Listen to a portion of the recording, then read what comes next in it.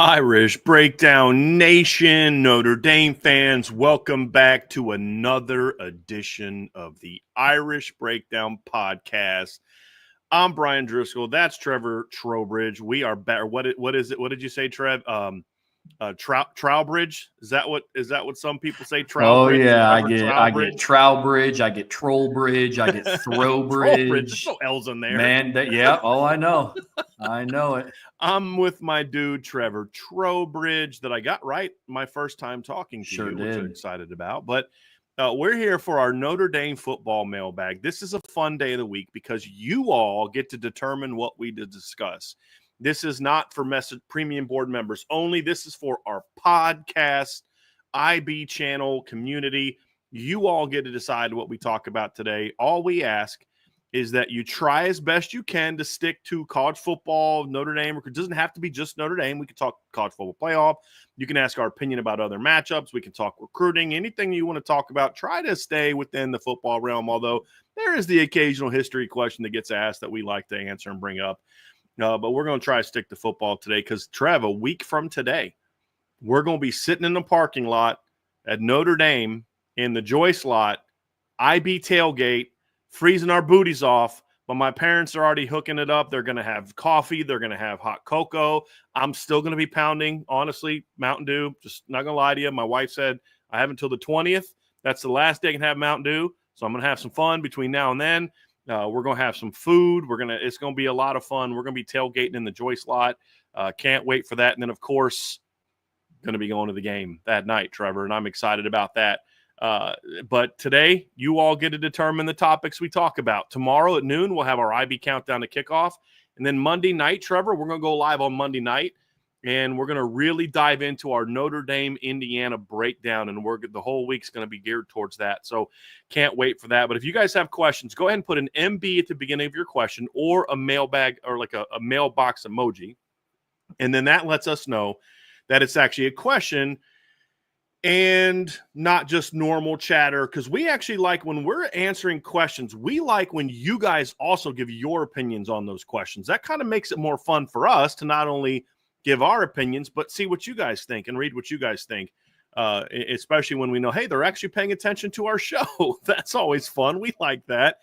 So go ahead and if you have some comments, go ahead and leave them. But that way if the MB or the mailbox emoji, we can know that you have a question. Also wanted to, before we got started, Trevor, I wanted to pass a note along. Our friend of the show and my friend in life, Ryan Roberts, reached out to me today. As you all know, Ryan lost his mother this week after a very long, hard-fought battle against cancer. And so, Ryan is really taking charge and getting things done and being there for his family. So obviously all of you, if you could continue to pray for Ryan and his family. Also, he had put something on the board. If you want to leave flowers or they have a thing where you can actually plant trees. That's what we decided to do to represent IB.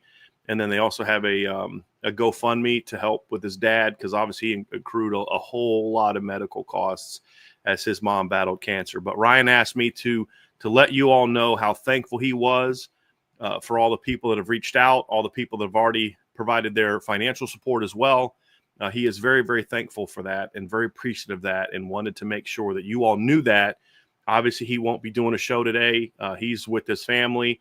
But within all that, with everything he's got going on, planning his mom's funeral, being, trying to explain to his young girls, where grandma is and all that kind of stuff, which is, I can't imagine how challenging that is. He still, reached out and said, hey, let everybody know I'm thankful for what they've done. So if you're a premium board member, if you go to boards.irishbreakdown.com, Ryan put a note on there, a thank you note on there that actually has the link to where you can give to help support his family. So you can go ahead and check that out. But and I think he also has tweeted it out as well. So if you go to his Twitter account, you'll be able to find that stuff. So I just wanted to pass that along. Obviously, it's a somber note, but my guy asked me to do it, and so I was glad to do it. And again, he just wanted to express his thanks to all of you who have reached out, not just with support, but financial support, but also the people that have let him know how important he is to them. So I want to thank y'all very, very much for that. So with that being said, Trev, I know we got a word from a friend of the program. Yeah, absolutely. So our friends over at MyBookie, they wanted you guys to know that even though football season's kind of coming to an end, there is still plenty of time to go sign up with our friends over at MyBookie. So if you are new and you are unfamiliar with MyBookie, make sure when you sign up with them, use promo code IRISH. That is IRISH. What that's going to do for you is it's going to double your deposit bonus, meaning if you put in $10, MyBookie is going to reward you with an additional $10 to bet with. Now, unfortunately, if you didn't already, the MyBookie Risk-Free Thursdays was yesterday in probably one of the more boring football games of the season against the 49ers and the Rams. It was a battle of field goals, but not to worry, that will be back again next week. So be sure to check out the MyBookie Risk-Free Thursdays found under the Bet Boosts tab. Now, basically all that means is if your bet hits, you cash out in a big way. If it doesn't hit, you get your money back, thus being risk-free. Also, make sure to enroll in their loyalty rewards program. That will give you extra cash and you'll earn rewards just for placing down some bets. If sports betting isn't for you, or you need to take a step away from it, which I have to from time to time, be sure to check out the MyBookie live casinos. You can chill out on your couch, play some blackjack, whatever you want to do. Some games that you can find in the casinos is right there available for you with our friends. So be sure to check out our friends over at MyBookie. Get signed up. You can bet anything, anytime, anywhere with our friends over at MyBookie. So, Trev, we're obviously thankful for the MyBookie folks for being with us this last month plus, and hopefully you all were able to take advantage of that and enjoy that. But we have some questions, Trevor, and obviously if you want to get moved to the top of the line as quickly as we see it, then obviously you can put a super chat in there, and we do actually have a couple of three super chats, Trev. To get started. So we'll get to the super chats and then we'll get back to the other questions. And we are going to have some fun today talking Notre Dame football, college football playoff, recruiting. Xavier Watts has been named a first-team All-American by Walter Camp yesterday. Today, the AFCA, the American Football Coaches Association, of which I used to be a member, never voted on All-American teams, but I was a member. Listed theirs, and those are important because like there's the others from like the Athletic also named the first team, but there's 5 that determine the consensus and unanimous All-Americans. It's Walter Camp, it is AFCA, which have already been done, it's the Associated Press, it's the Football Writers Association of America, and Sporting News. So there's 3 more left, and Xavier Watts obviously looking to be the latest. And actually what's interesting is in the release from Walter Camp last night, they had said that Xavier Watts is the first Notre Dame player since Aaron Taylor back in 1992-93 to be a back-to-back first-team All-American on Walter Camp. So clearly they haven't had back-to-back unanimous All-Americans since 92-93 with Aaron Taylor. If it puts any kind of context on what Xavier Watts has done, if he can be that, and he should, I'm confident he's going to be there at least on 2 more of them. Third of them, I don't know. I always get a little nervous about the football writers because those are a lot of times some of the people doing the AP voting and things like that. But we'll see how that goes. But tremendous honor for him. But any football related questions, folks, we'll want to get to those. But let's get to Trev, our first question, which is a super chat from Rob Osgood. Thank you for the super chat, Rob. I know this year, due to the Northern Illinois game, every game has been a win and you're in type feel. How does a coach keep the players on point for so long? The thing that has really helped Marcus Freeman during this time, Trevor, is what his mantra is, right? It's one play at a time, win the interval, one game, what do they say? It's like one play, one life, or whatever the case may be. I mean, Christian Gray talked about how that was instrumental in his pick 6 because he had to put all that other stuff behind him. And it's like, look, just go on the next play. And when you get into that type of moment, and look, I think the coaching staff did some things going into that Northern Illinois game that did not help them prepare for being in the moment. We've talked about that, where maybe they were looking past this team that they just thought they were going to roll the balls out for and run over. And I think that was a tremendous lesson learned because, look, every coach makes mistakes. We all made them. Nick Saban made them in his last year and every year before that. Every coach makes mistakes. It's about what do you do? How do you learn from them? And I think this coaching staff did a phenomenal job. And they realized, like, hey, we have to also make sure we're living in the moment and how we prepare also if we're going to ask them to do the same thing. And that's really what it comes down to. But the other part of it is it's not just about the coach. And this is what we said at the time. I mean, Marcus Freeman and his staff can only do so much for a football team. At some point in time, the leadership's got to step up and play. Marcus Freeman can't go out there and make stops at linebacker for the linebackers. Mike Mickens can't run out there and break up passes and cover guys for the defensive backs, right? Mike Denbrock can't can't go out there and block for the tight ends. Gino Guidugli can't go out there and throw for the quarterbacks, right? Like Joe Rudolph's not going out there and blocking for the offensive linemen. They got to make the plays. And at some point in time, and one thing that we really criticized this team for was in that game against Northern Illinois, outside of Xavier Watts, none of your stars stepped up and made plays. None of your stars were like, hey, I got this. You know, your captains were some of your problems in that game. You have the penalty from Riley Mills. You have Benjamin Morrison getting beat on some crucial plays. You had Riley Leonard throwing 2 interceptions in the game. You know, and say, okay, well, how are you going to bounce back from this? Because your leadership is what kind of failed you. And it was also then the leadership that said, hey, let's get this thing on track, right? It was Howard Cross and Riley Mills and Xavier Watts and Benjamin Morrison before his injury and Riley Leonard stepping up and saying, this isn't good enough. You know, Jack Kaiser saying, hey, we're going to have to play better. We're going to have to prepare differently. We can't have this mindset. We can have this mentality. And so, yeah, the coaches did a phenomenal job. Obviously not because the biggest mistake you can make as a head coach is to overreact to that kind of loss and just change everything. And we're starting over from scratch. Or you can say, hey, look, here's where we failed, but we got to stay on track for what our mission is and what our philosophy is, which is this. And we didn't live up to this standard. Like that's what he preached after that game. We didn't live up to the standard that we preach. It's time to live up to it as opposed to, hey, we lived up to it. It wasn't right. It didn't work. So let's change now. I think that was important. But at the end of the day, the changes in the locker room had to come from the players and the leadership. And they did not do that against Northern Illinois. They didn't do that at halftime against Northern Illinois. You guys saw here come the Irish thing. Marcus Freeman was not happy with his team at halftime of that game. Didn't change a thing. The speech didn't change a thing. The coaching didn't change a thing. They came out in the second half, did the exact same stuff they've been doing the whole game. And that's where accountability at the player level has to come into play.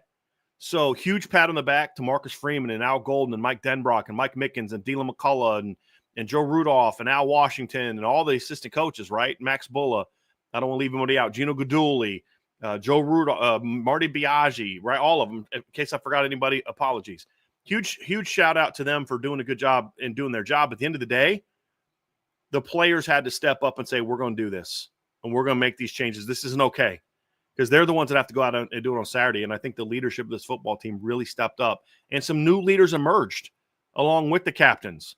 You know, you see kind of how Jeremiah Love conducts himself and how the players react to him.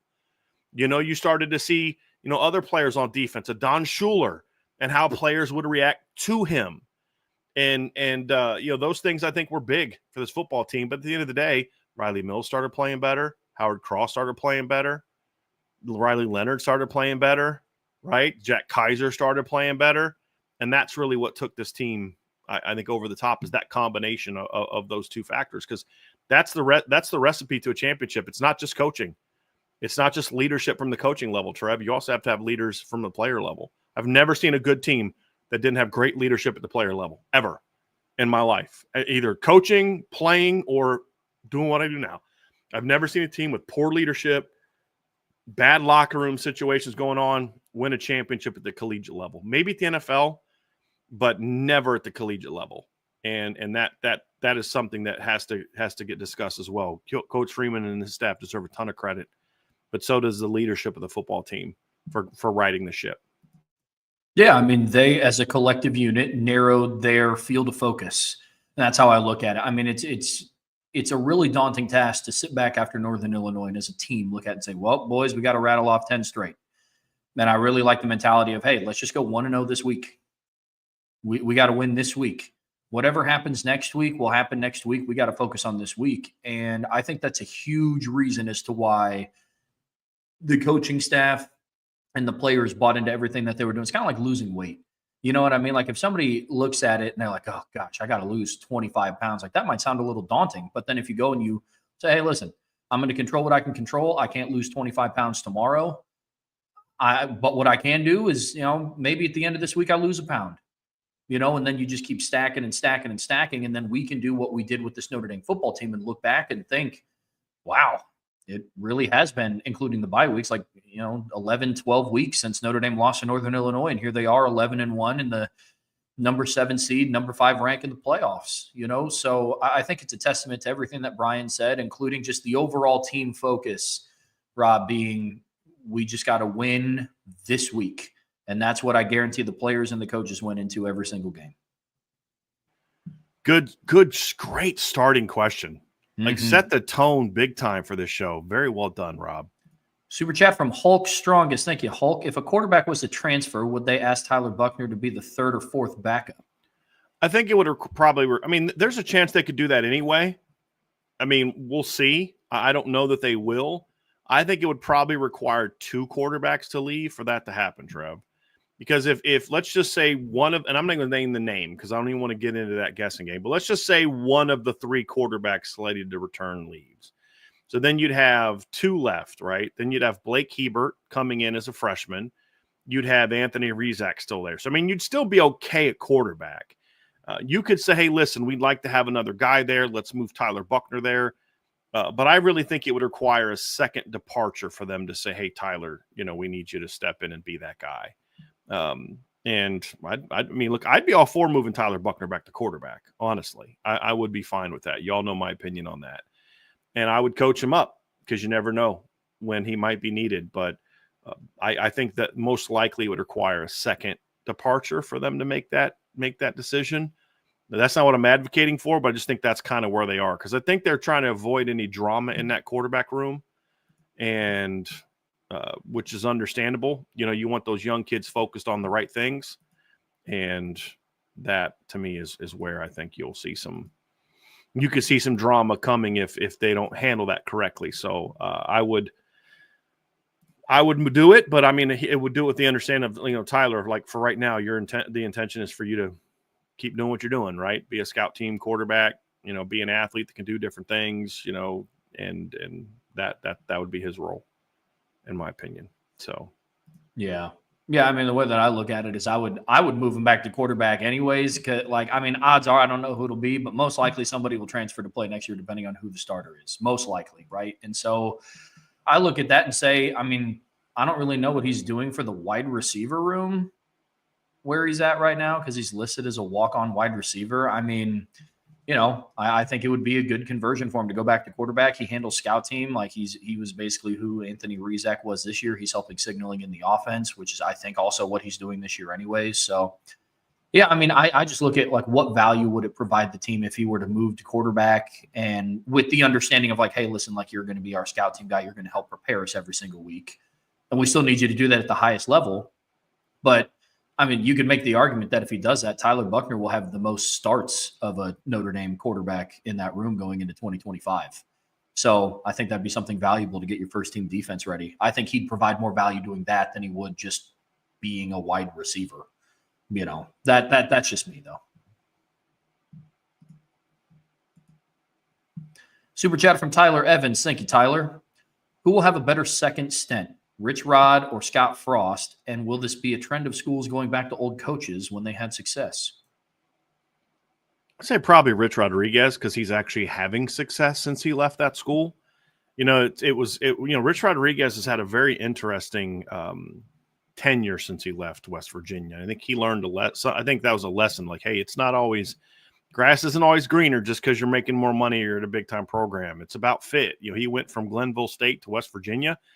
Actually went from Glenville State to being the offensive coordinator at Clemson. People forget he was that OC at Clemson that really helped get them things turned around after he was the OC for 2 years at Tulane. I believe he coached Sean King, but I could be wrong on that. And then he goes to West Virginia, has a great run at West Virginia.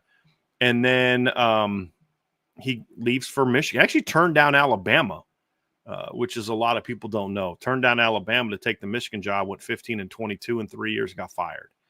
Goes to Arizona, does a nice job there, goes 43-35, but they fired him because the leadership at Arizona is dumb. And then he got out of coaching for a while, got into TV, and took the Jacksonville State job in 2022. Took over a team that was 5-6 the year before, was making a transition to FBS, so 2023. They were 2022, excuse me, his first year. They were still FBS. But then the last 2 years, they jumped into Conference USA, and he went 18-8 in 2 years, went 13-3 in conference. Has just done an outstanding job with that program. So remember, he also had Arizona in the first year of the college football playoff. He had Arizona in the Pac-12 championship against Oregon in a rematch where they actually gave Oregon their only loss of the regular season. People forget that Marcus Mariota team, the only game they lost in the regular season that year was at home to Rich Rod's Arizona team.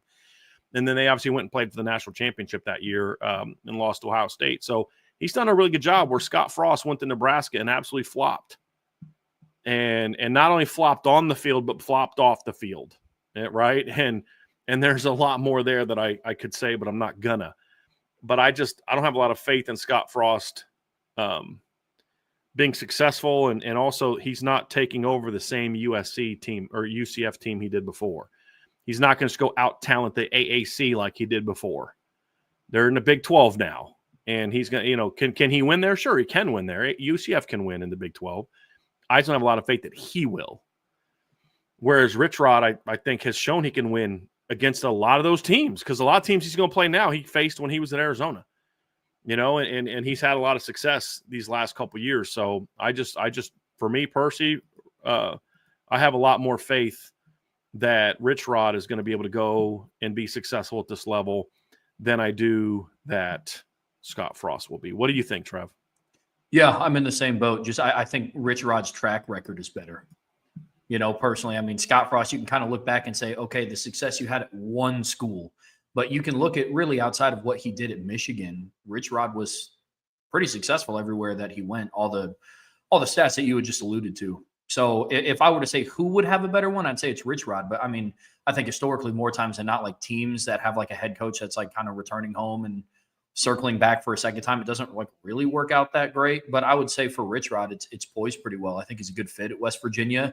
I think the style of recruiting is going to fit him better at West Virginia. So at least better than it did at Michigan. So yeah, I'd go Rich Rod. And the Big 12 is a better league for what he does offensively. It doesn't guarantee that he's going to win there. Sure. He's got to be able to recruit there, and he's going to have to make good hires and all the things that go into winning there. But, I think his system plays well there. And that's the big thing he learned at Michigan is how he likes to recruit, how he likes to run his program, the kind of system he likes to run. Didn't fit at Michigan. Mm-hmm.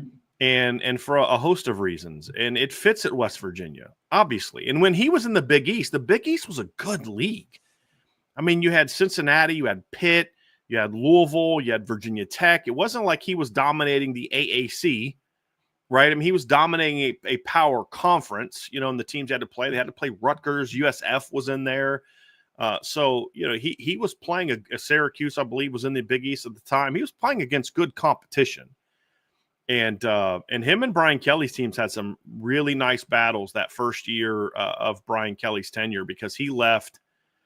I'm trying to think. He left, or he was there his last year there, I believe. Or no, was that Bill Stewart? I thought. Let me pull up Rich. I thought him and Kelly had 2 years there together. Yeah. It's 07. It was his last year there. So yes. So Brian Kelly and Rich Rod, I think, were 1 year crossovers. I'm getting Kelly's timeline a little bit mixed up. Yeah, they were there together 06 and 07 at Cincinnati together. And so, 07, they were there together. He took over for the bowl game in 07, but they were there for that together. So they had some really good battles. I think it just makes sense. Right? It just makes sense. The fit makes a lot of sense. Not that Scott Frost doesn't fit at UCF. I just think it's a completely different animal now that he's stepping into than what it was when there was nobody in that league that was on the same level of them outside of like Cincinnati. And even at that time, Cincinnati was down. He didn't face the Cincinnati that later teams in that league had to face with the Marcus Freeman and Mike Denbrock and Luke Fickell Cincinnati. When it finally got rolling. So sure. I'm going Rich Rod. Super chat from Kay Grant. Thank you for the super chat. Stepping in for a minute. Family's taking me out for my birthday. Brian, keep an eye out on stuff coming your way. I appreciate that. Appreciate that very much. Super chat from Iden Banami. Thank you, Iden. Do we know what the in-game experience will be like on Friday? No way Indiana stuff will be on the big screen, etc. Right? Don't sell your tickets. Run game, most important Friday. It'll be on the screen. I mean, look, this has been reported. This is a home playoff game, but it's run by college football. By the college football, it's playoff. It's run sort of by the committees and stuff. It's the same thing they do with other tournaments when the NCAA controls it. Even when it's on a home team's stadium, they still control things like the music and what's on the board and all that kind of stuff. It's not something to get worried about. If that's your biggest concern going into this game, then life's pretty good for you, right? So you will see IU stuff when they come out of the tunnel. They'll have something playing for them, whatever their walkout music is, so to speak. So you'll see that. And, so just prepare yourself for that. But I would hope that most people are kind of calm and rational enough to not be annoyed by it as you're singing and then move on. But yes, run game is you have to win these games, you have to do what you do best. That doesn't mean Notre Dame's got to run for 230 yards against Indiana, but they got to be able to run the ball and keep Indiana honest. And hopefully the other parts of the game will be able to perform well also. But it's going to be very important. Very, very important. Yeah. I mean, establishing the run in some capacity, it has to be effective, right? I'm not going to really pay attention to the overall numbers because it's going to be depending on what the game dictates, right? Mm-hmm. But you have to, when Notre Dame makes a decision to run the ball, it has to be effective. It has to be efficient. It can't just inside zone, running it into the teeth of the defense just to say, hey, don't worry, guys, we're still running the football.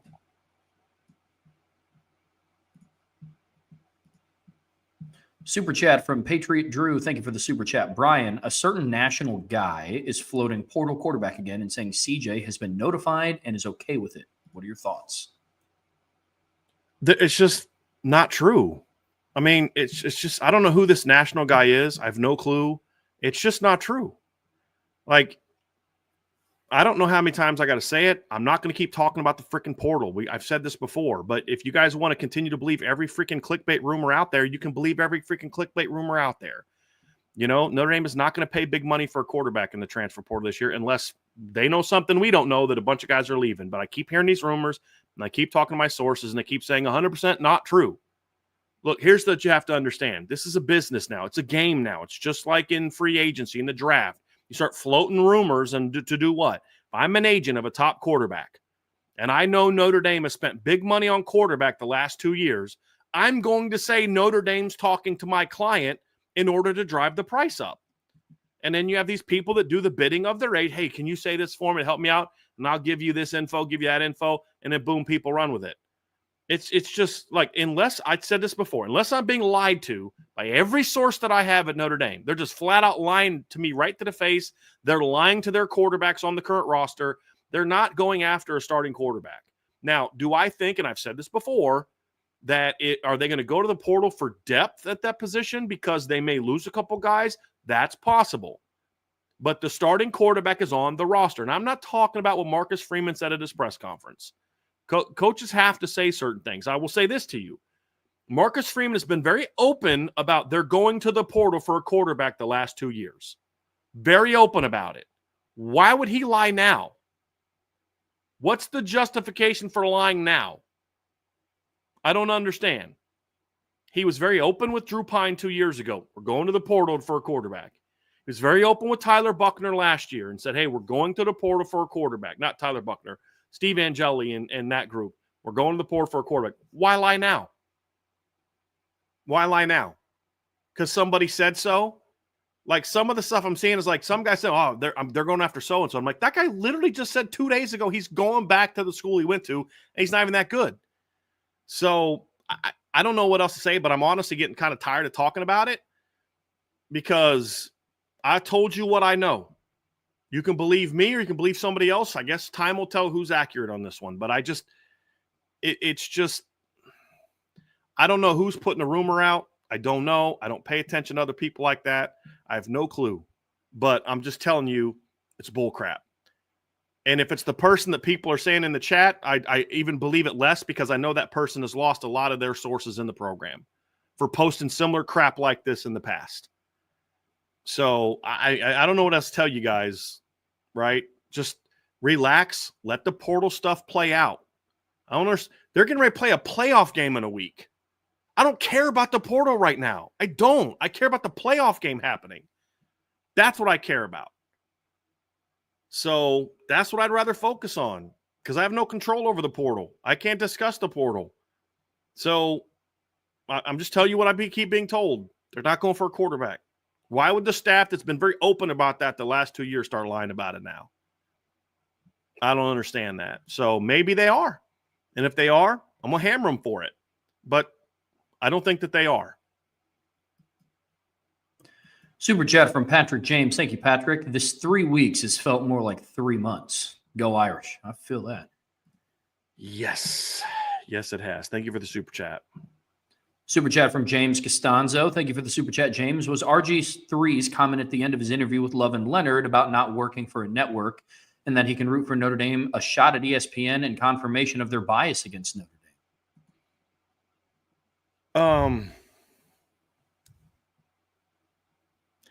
I don't know what Robert Griffin, what was behind that comment, but I did find it kind of, I mean, look, I took it the same way you did, James. I'm not going to lie. I did. I can't say that it is confirmation because he may have just been like, maybe he was, I mean, it may have been where they just say, hey, you guys can't take a rooting interest in anything. You have to be completely objective. And so he could kind of say, hey, I have to root for this or root for that. It could have been that. Or it could have been, hey, you can't be positive towards Notre Dame. And I don't know. I don't know what was behind his heart. There's other rational justifications for his comment. It could simply be you can't root for anybody. You have to be 100% completely objective. But now he can say, I can root for this team and that team because I like their coaches or I like their stories or whatever else. I can root for Baylor all I want. Now, I can root for Marcus Freeman and Notre Dame all I want because I like him. And there's nothing you can do about that. It could be that, Trev. It could be that. But I'm not going to lie to you. When he said that, I had kind of the same initial reaction that James had. It's like, see? But I had to kind of talk myself down. Like, hold on, that may not have been of what he meant. But I'm not going to lie. I did kind of get the same type of feeling. There's no doubt about it. Yeah, I tried to look at it as objectively as I could. I think the first part of this is more true than I have no idea if ESPN has a bias against Notre Dame. Well, that's another conversation for another day. I can't confirm nor deny that I believe that they do, but I do think that RG3 personally was taking that shot at ESPN just because they fired him. So, but then there is a part of me that thinks, what if he was sitting down and interviewing, Will Howard and Emeka Egbuka? Like, do I think that RG3 would have said, hey, man, we're pulling for you in the playoffs? Maybe. Like, maybe it was just because it was Notre Dame guys. I don't know. But I'm happy it was Notre Dame guys. It's cool to see. But thank you for the super chat, James. Absolutely. Super chat from G. Thank you, G. Am I crazy to think Notre Dame can beat Georgia by a few scores? And I'm equally crazy to think Penn State may be the more difficult matchup, maybe because of the physicality that Georgia brings. Thanks. Love the show. I still think Georgia's the best team that they would have to face between now and the championship game. No offense to Penn State. You could argue that Penn State has more skilled talent in the backfield and their tight ends better. But Georgia's still Georgia, right? And as we've seen this year, when Georgia plays focused football, they're still really good. They're still a really good football team. And they're still the team that has the most experience doing this of all the teams in the playoff right now. You know what I mean? Like, there's still players on this team that have been on championship football teams. There's not a lot of other guys out there. Most of the guys from Michigan's roster last year in the National Football League now. You know what I mean? Like, there weren't a lot of dudes that played on that football team. And there weren't a lot of guys that left that football team to go somewhere else. So Georgia's still that. Like, look, I think Notre Dame can beat Georgia. No, you're not crazy that they can beat them by a few scores. But Georgia could also beat Notre Dame by double digits if Notre Dame doesn't play their football game. If they come out, turn the ball over, and play as passively as Texas played. Yeah, they could get beat that way too. That's what I say about a lot of these games, Trev. I think Notre Dame can smash Indiana. I think Notre Dame can lose to Indiana as well. There's no team that I'm like, that team is just going to get destroyed in the first round and they have no shot of beating anyone.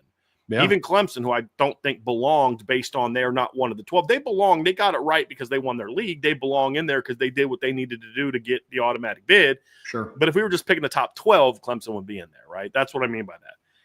I won't be shocked if they beat Texas. It'll be definitely be an upset. There's no doubt. It won't be like, oh my gosh, did you guys see like that this team that had no chance, they were a 20-something point underdog, beat Texas?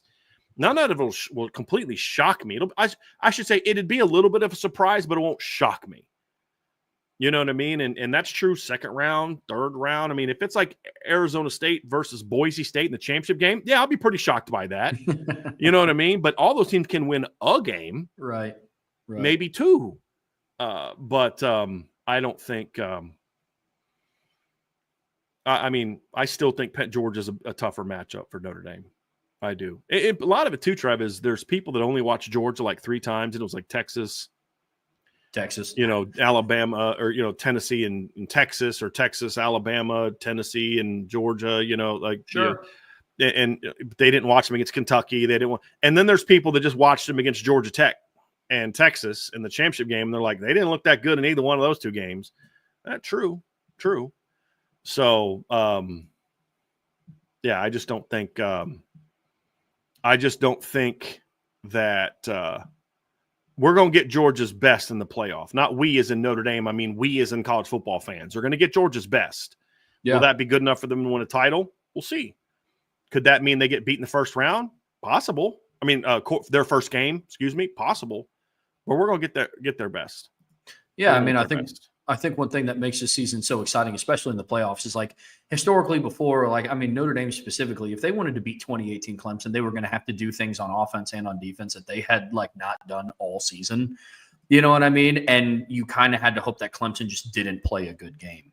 This year, it's more of, and this is with every team, if a team gets upset, it's not like if Clemson goes in and beats Texas, it's not like Clemson is shades of the 2018 version of themselves and Texas just played the worst game that they played all season. It's pretty evenly matched across the board for the most part, in my opinion.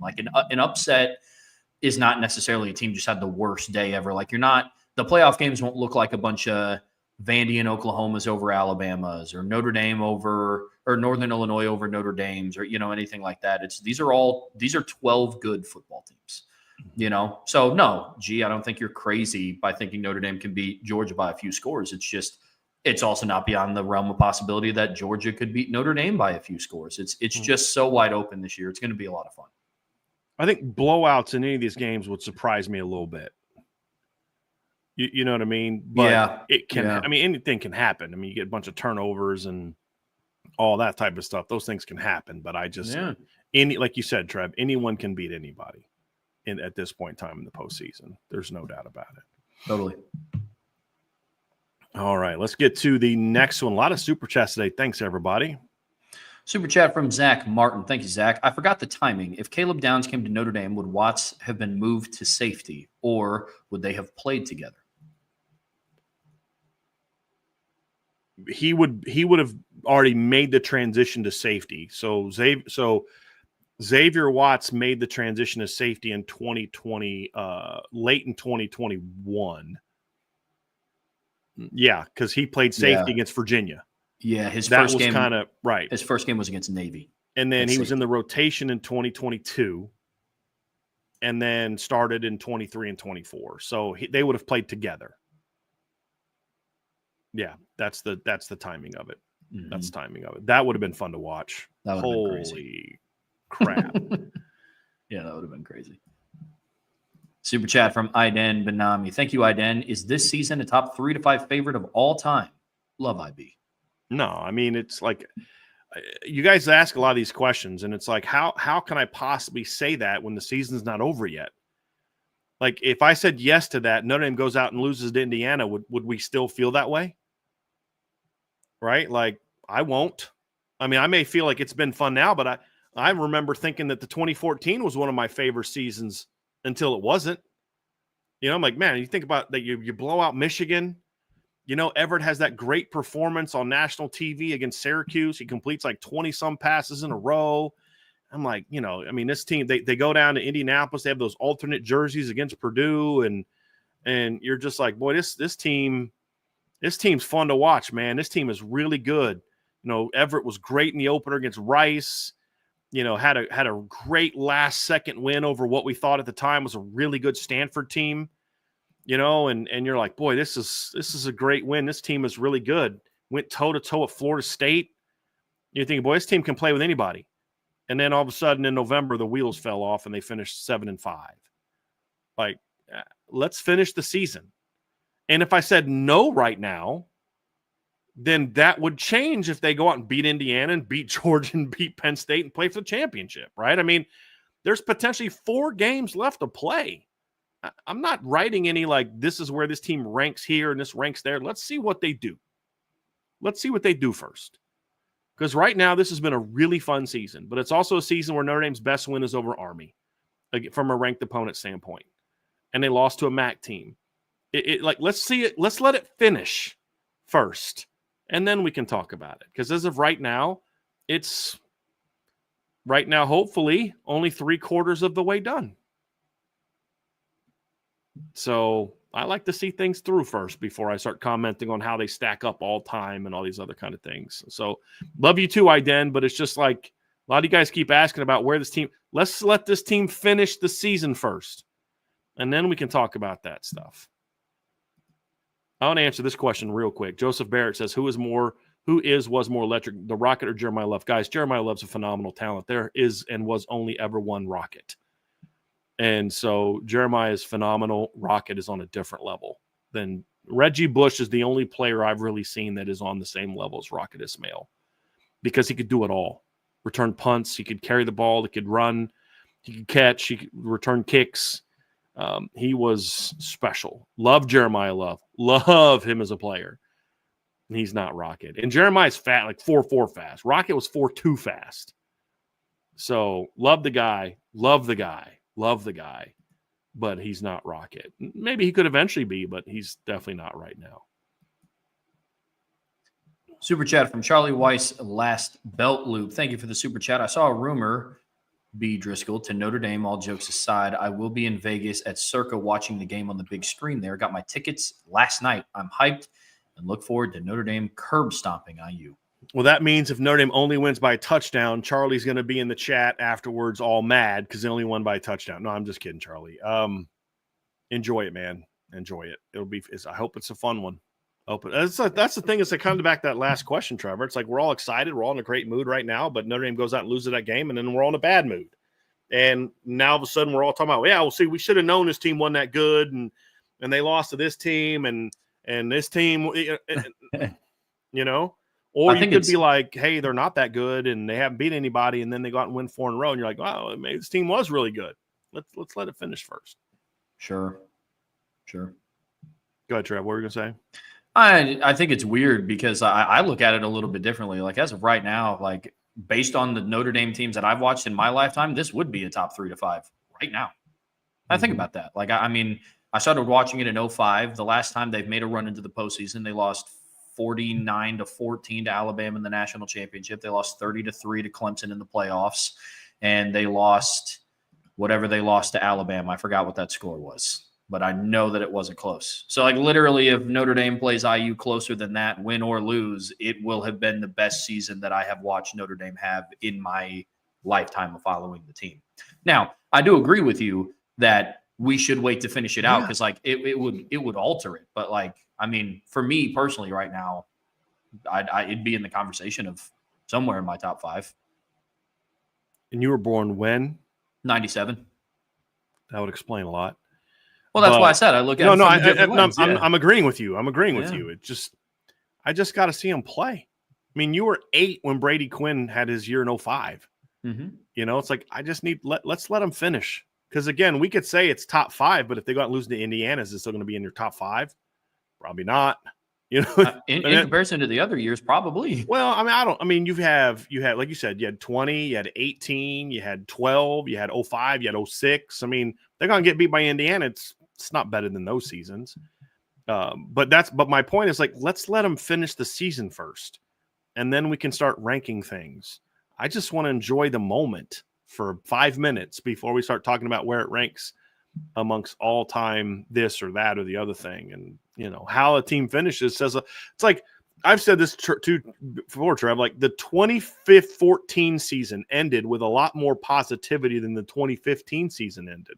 I look back at 2014 a lot more favorable than I do 2015. Why? How you say that, Brian? 2014, they went 8-5, got beat by Northwestern. Louisville got killed by USC. 2015, they went 10-3 at some big, because in 2015, they lost their last 2 games. I'm sorry. They lost their last 2 games of 2015. And 2014, you know what I remember about that season? Like what the first memory I have of 2014, when people say, what is your first thing you think of when I think of 2014? I think of the LSU bowl game. I think of Malik going off on LSU. I think of CJ Prosice's jet sweep. I think of Kyle Brinza hitting that game-winning field goal. That's the first thing I think of because that's how it ended. What's the first thing I think of in 2015? Watching Ohio State embarrass Notre Dame in the Fiesta Bowl once again. Like that's just, I think of Clemson, right? Because how you end, it says a lot about how you feel about a season, right? Are we talking a lot about the 1988 season if they lose to West Virginia? Probably not. Probably not. We'd be talking about the 89 season a lot more. So that's my thing is like, I just want to see it end. Let me just see how it ends.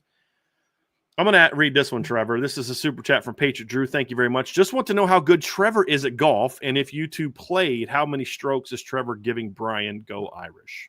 Well, I don't know if Brian golfs. From what I've heard of his comments, I haven't golfed since my bachelor party. I got married when Trevor was a teenager. Actually, you were born in 97? You were barely 10. You weren't even a teenager. So it's been a minute since I golfed. I'm okay. I'm all right out on the golf course. So strokes, I don't know. Maybe we'd scramble. Maybe that's what we would do. Yeah. All right. I think that is the end of the super chats. Did we get to that one? Yes, we did. All right. Let's get back up top to MT41. Let's do it. Is there anything you can say about the CJ Carr injury? Some of the stuff I've heard about CJ's setback, opening the door for a portal quarterback is scary. No, I don't. Still don't. Didn't have anything to say about last week. Don't have anything to say about this week. No. He's throwing now. No, I don't. Patrick James, what's your opinion on J. Michael Sturdivant? I haven't watched a lot of him, but he seems pretty good. Do you think Freeman will pursue him? So for some of you who have not heard me say this, I'm not going to comment on the portal right now.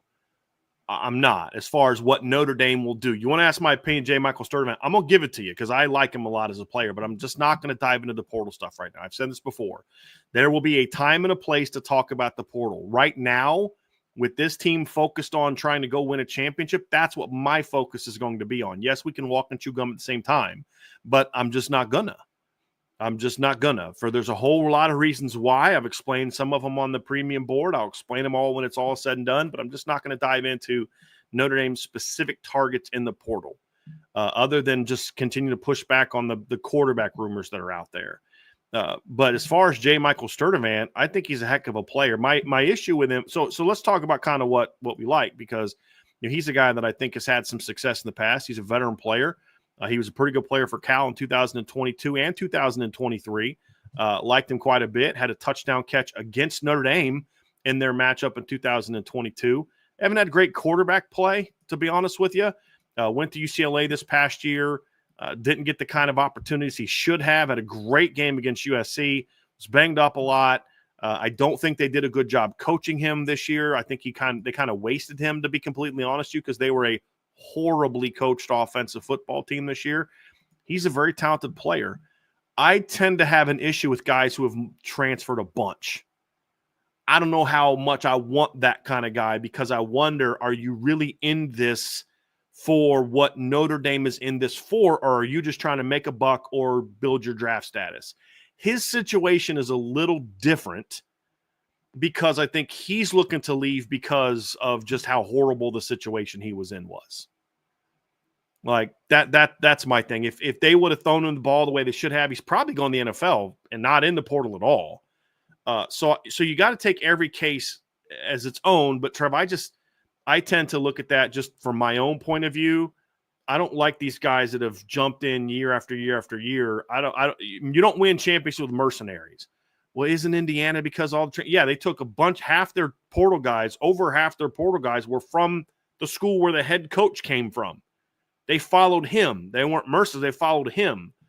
That's kind of my stance. But guys that have transferred a bunch concerns me. Now with J. Michael Sturdivant, he transferred as a veteran, like, you know what I mean? Like senior and all that. So, I mean, if I would certainly look at him more than I would like Kevin Coleman, who's been at like 3 Jacksonville State, Louisville, and Mississippi State. Hard pass. He's talented. Don't care. Hard pass. I don't want guys to keep transferring. CJ Daniels, who went from, Liberty or South Alabama. No, he was at Liberty. The Colin Lacey was at South Alabama. CJ Daniels kid to transfer from Liberty. Now he's leaving LSU. I don't want those guys. It's just I don't. I want guys that yes, I'm fine. You want to get paid, you want to go to the NFL, that's all fine. But I need to know that your number one priority is still winning a championship. And even if that means that you're not the guy, you know what I mean? The mercenary types tend to focus on getting mine. And that would be my hesitancy with some of those guys that have jumped around a bunch. Why? Why do you keep jumping around a bunch? Why are you not this? Why are you not that? Sometimes it's for good reason. Sometimes it's not. Those kind of guys just would make me a little bit nervous, just in general. But he's a talented player. As long as he's healthy, he's a talented player. Yeah, I'm with that. I agree with that. MT41, is there a chance the O-line can look like this next year? Will Black, Charles Jagasaw, Ashton Craig, Billy Schrouth, Kirby Lambert. To me, that's the offensive line combo with the highest upside. You don't win with upside. You win with who you are now. And there are times when you can say, hey, look, we need to give this guy some early season snaps because by November he's going to be an elite player. That's totally fine. But I don't know. I mean, look, I've said my piece about Anthony Knapp being the left tackle next year. I don't think he should be. But what I've always said is that kid needs to be starting somewhere next year because what he is really good at is run. He might be your best run blocker right now. I think it's at least up for debate, Trev. Do you disagree? No, I'd say him or Schrouth. Right. I mean, and Schrouth is, when he's healthy, I would say those are the two. Yeah. Rocco's been pretty solid as a run blocker, but Knapp is an athletic and he's a mover. I'm not just relegating him to the bench, and I don't think him on the bench is necessarily your highest upside group. I don't think he's a left tackle. I think it could be an outstanding interior player, which is why I gave him a 4.5-star upside grade, which is the same one I gave Billy Schrouth. That's the same one that I gave Ashton Craig. And I also think it's, you could talk about Emil and Lambert. That's fine. I understand that one, but I don't see any scenario where both of those guys are on the bench next year unless it's injury related. I just don't. I mean, one of them maybe. Hard pressed to see both of them there. I really would. But at the same time, Trevor, if that's who beats out and wins jobs, then that's who wins jobs. Yeah. As long as I said this year, as long as it's a fair competition, I don't care who wins it. Just let it be a fair competition and make sure you're putting the right people in position. Because a fair competition means you are playing the people that are the best for those particular jobs. Yeah. Yeah, absolutely. I mean, I've said it all this season. I'm going to say it all from, really the end of the playoffs until next fall is Notre Dame is going to have a lot of champagne problems at offensive line. And there's going to be no excuse to not have the best 5 guys out there. Mm-hmm. I'll just leave it at that. We can speculate all we want to, but for me, MT41, regardless of what the combination is, no matter who Joe Rudolph and Mike Denbrock and Coach Freeman decide to march out there, it better be the best 5 offensive linemen on that entire team because there's no excuse for it to not be, barring injury. Mm-hmm. A. Reagan, what's the most positive thing that has come from this season?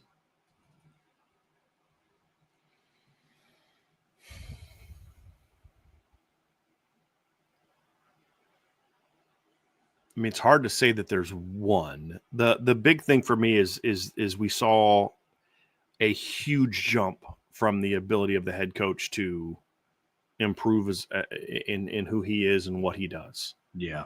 And for the first time, whether it's this year or down the road, for the first time, you started to see evidence of Marcus Freeman being a championship caliber coach. Trev, we would talk about how we think he has the tools to be a championship coach, right? But it's more, it's like with a player, we're talking about, I've always said, when you're talking about a player's potential, it means he's not playing to the level you need him to play yet. He's still about potential. You want to be talking about production. We're not talking about Jeremiah Love's potential. In July and August, we were talking about the potential of this backfield to be one of the best, right? Because that's all we could go off of was potential. Production wasn't there yet. So we said, I think this group can be one of the best. I think this backfield's going to make some noise. I think this, I think that. I project this, I project that. Now we're sitting here on December 13th saying this is one of the best backfields in college football, if not the best backfield in college football. Based on what? Based on what they've done. And with Marcus Freeman coming into this year, it was, I think he's this. I think he can be that. I think he can be this. Now we have a lot more answers of who he is. Does that mean he's a championship coach? We won't know that till he wins one. But do I have a lot more faith now that Marcus Freeman has what it takes to get this team to that level now than I did 4 months ago? Absolutely. Absolutely. Especially 2 months ago because we're 2 months in a week, almost 2 months in a week removed from the Northern Illinois fiasco. And not a lot of people are thinking he's a championship coach. Game's gonna prove it. You know what I mean? But this is the thing he needed. Like Lou Holtz needed his 1987 team to absolutely collapse at the end of the year and get embarrassed in the bowl game for him to say, you know what? I'm going to make sure this never happens again. And then that led to the changes he made that offseason that then led to the 1988 title team and led a run there of 6 years where Notre Dame was arguably the best program in college football along with Miami. You know, and sometimes those things are the fuel to that success. And that's not my opinion. That's what Lou Holtz has said, is walk in that locker room after that embarrassing 35-10 loss to Texas A&M was like, no, this is never going to happen again.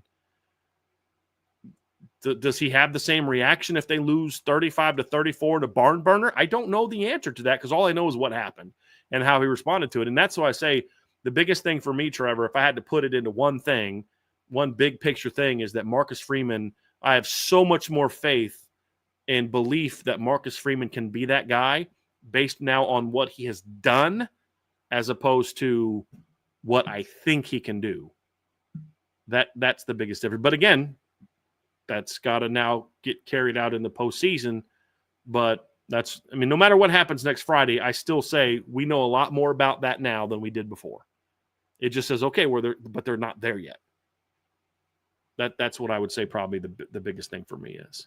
Yeah, it's Marcus Freeman's growth, and I don't know if there's really that close of a second. Like, there's other things, but it kind of involved players that aren't coming back. You know, some of them do. Like the emergence of Leonard Moore was awesome this year. That's a positive. But the most positive is definitely the growth of Marcus Freeman, because if there's one thing that we know that's going to be consistent that I can say pretty positively with the age of the transfer portal and people opting in or out of the draft, and who knows what coordinators and other coaches will be here next year. I mean, I do believe that Marcus Freeman will be the head coach of Notre Dame in 2025, kind of beyond a shadow of a doubt. So for me, it's just, I wanted to make sure that the person leading this program was the right guy for the job. And after September 7th, a lot of questions. A lot of questions, man. So some of it will have to do with what happens in this playoff run. But if history tells us anything, Marcus Freeman gets his team up for these kind of games. So this is going to be a really good benchmarking tool to see where Notre Dame is at compared to the rest of the country. We just watched them rattle off 10 straight. And you don't do that unless you have a really good person at the helm of your football program.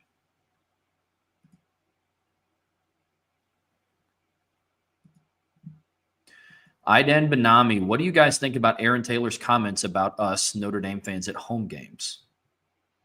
I was asked about this on a show yesterday, and I think it's a fair comment. Notre Dame fans are not a consistently raucous bunch. They tend to be more that way for the bigger games, the bigger moments. I thought this crowd was very loud at the beginning of the Florida State game, and then got pretty quiet as they realized Florida State sucked. They were – Trev, you were at the Ohio State game last year. That crowd, especially early in the game, was nuts. The USC game, I don't know if you were there last year for that game. That crowd was nuts in that game. Because Vince and I were outside for most of the first quarter. And especially from the moment, I mean, they were pretty hyped when the game started. And then when Xavier picks off Caleb Williams, I mean, from that moment on, that crowd was intense. We've seen it before, 15 against Texas, 14 against Michigan, 17 against USC. I've been in that stadium sometimes when it is loud and rocking. They're just not going to be that way for Northern Illinois. They're not going to be that way for Miami of Ohio. They're going to be that way somewhat for Louisville, but they tend to just be, it for the big moments. But part of it too is Notre Dame does this to themselves. When you charge as much, when you make tickets as hard to acquire as they do, people say, well, season tickets aren't that much. They're only, and I'm like, yeah, but unless you've gone through the process, you don't realize about the donation you're forced to pay if you get season tickets. That's 5 figures. Well, I can't afford that. I'm a business owner and I can't afford to go get season tickets. I can't afford to pay that kind of thing. So when you do that, you're getting a different type of audience, because then those people like somebody said to me, and I'm not faulting this person, but this is the reality of it. Hey, I got 2 of my season tickets. I had to pay for 4 of them, and I'm going to sell 2 of them, and I'm going to try to sell them to kind of make back what I had to pay for this. And that's how all of a sudden, people that I know that would love to go to this game, that are middle-class people like me, are like, dude, I'd love to go to this game, but I can't pay $500 for a ticket. I got kids to take care of. I got mortgage to pay. I got bills to pay. Well, that's kind of what happens when the way that Notre Dame does things. So there's things Notre Dame can do to do that, and get rid of the DJ, play the band more. I mean, there's things that Notre Dame could do to help with that, but a big part of it is the Notre Dame fans. You got to take more accountability, say we're going to be loud. In this whole, you got to stand up. You do not have to stand up to be loud. The crowd could be absolutely insanely loud and sit down. I mean, this notion that you have to stand up for 3 hours is just, I mean, okay, yeah, some places do that, but you don't have to be. You can be loud from where you're sitting. So no, it's not the loudest crowd in the world, especially when, I don't know, a third of the crowd is the other team's fans. You know what I mean? So there's some truth to that, Trevor, but I don't think at the end of the day, I don't care about that kind of stuff. I really don't. You know what places are toughest to play?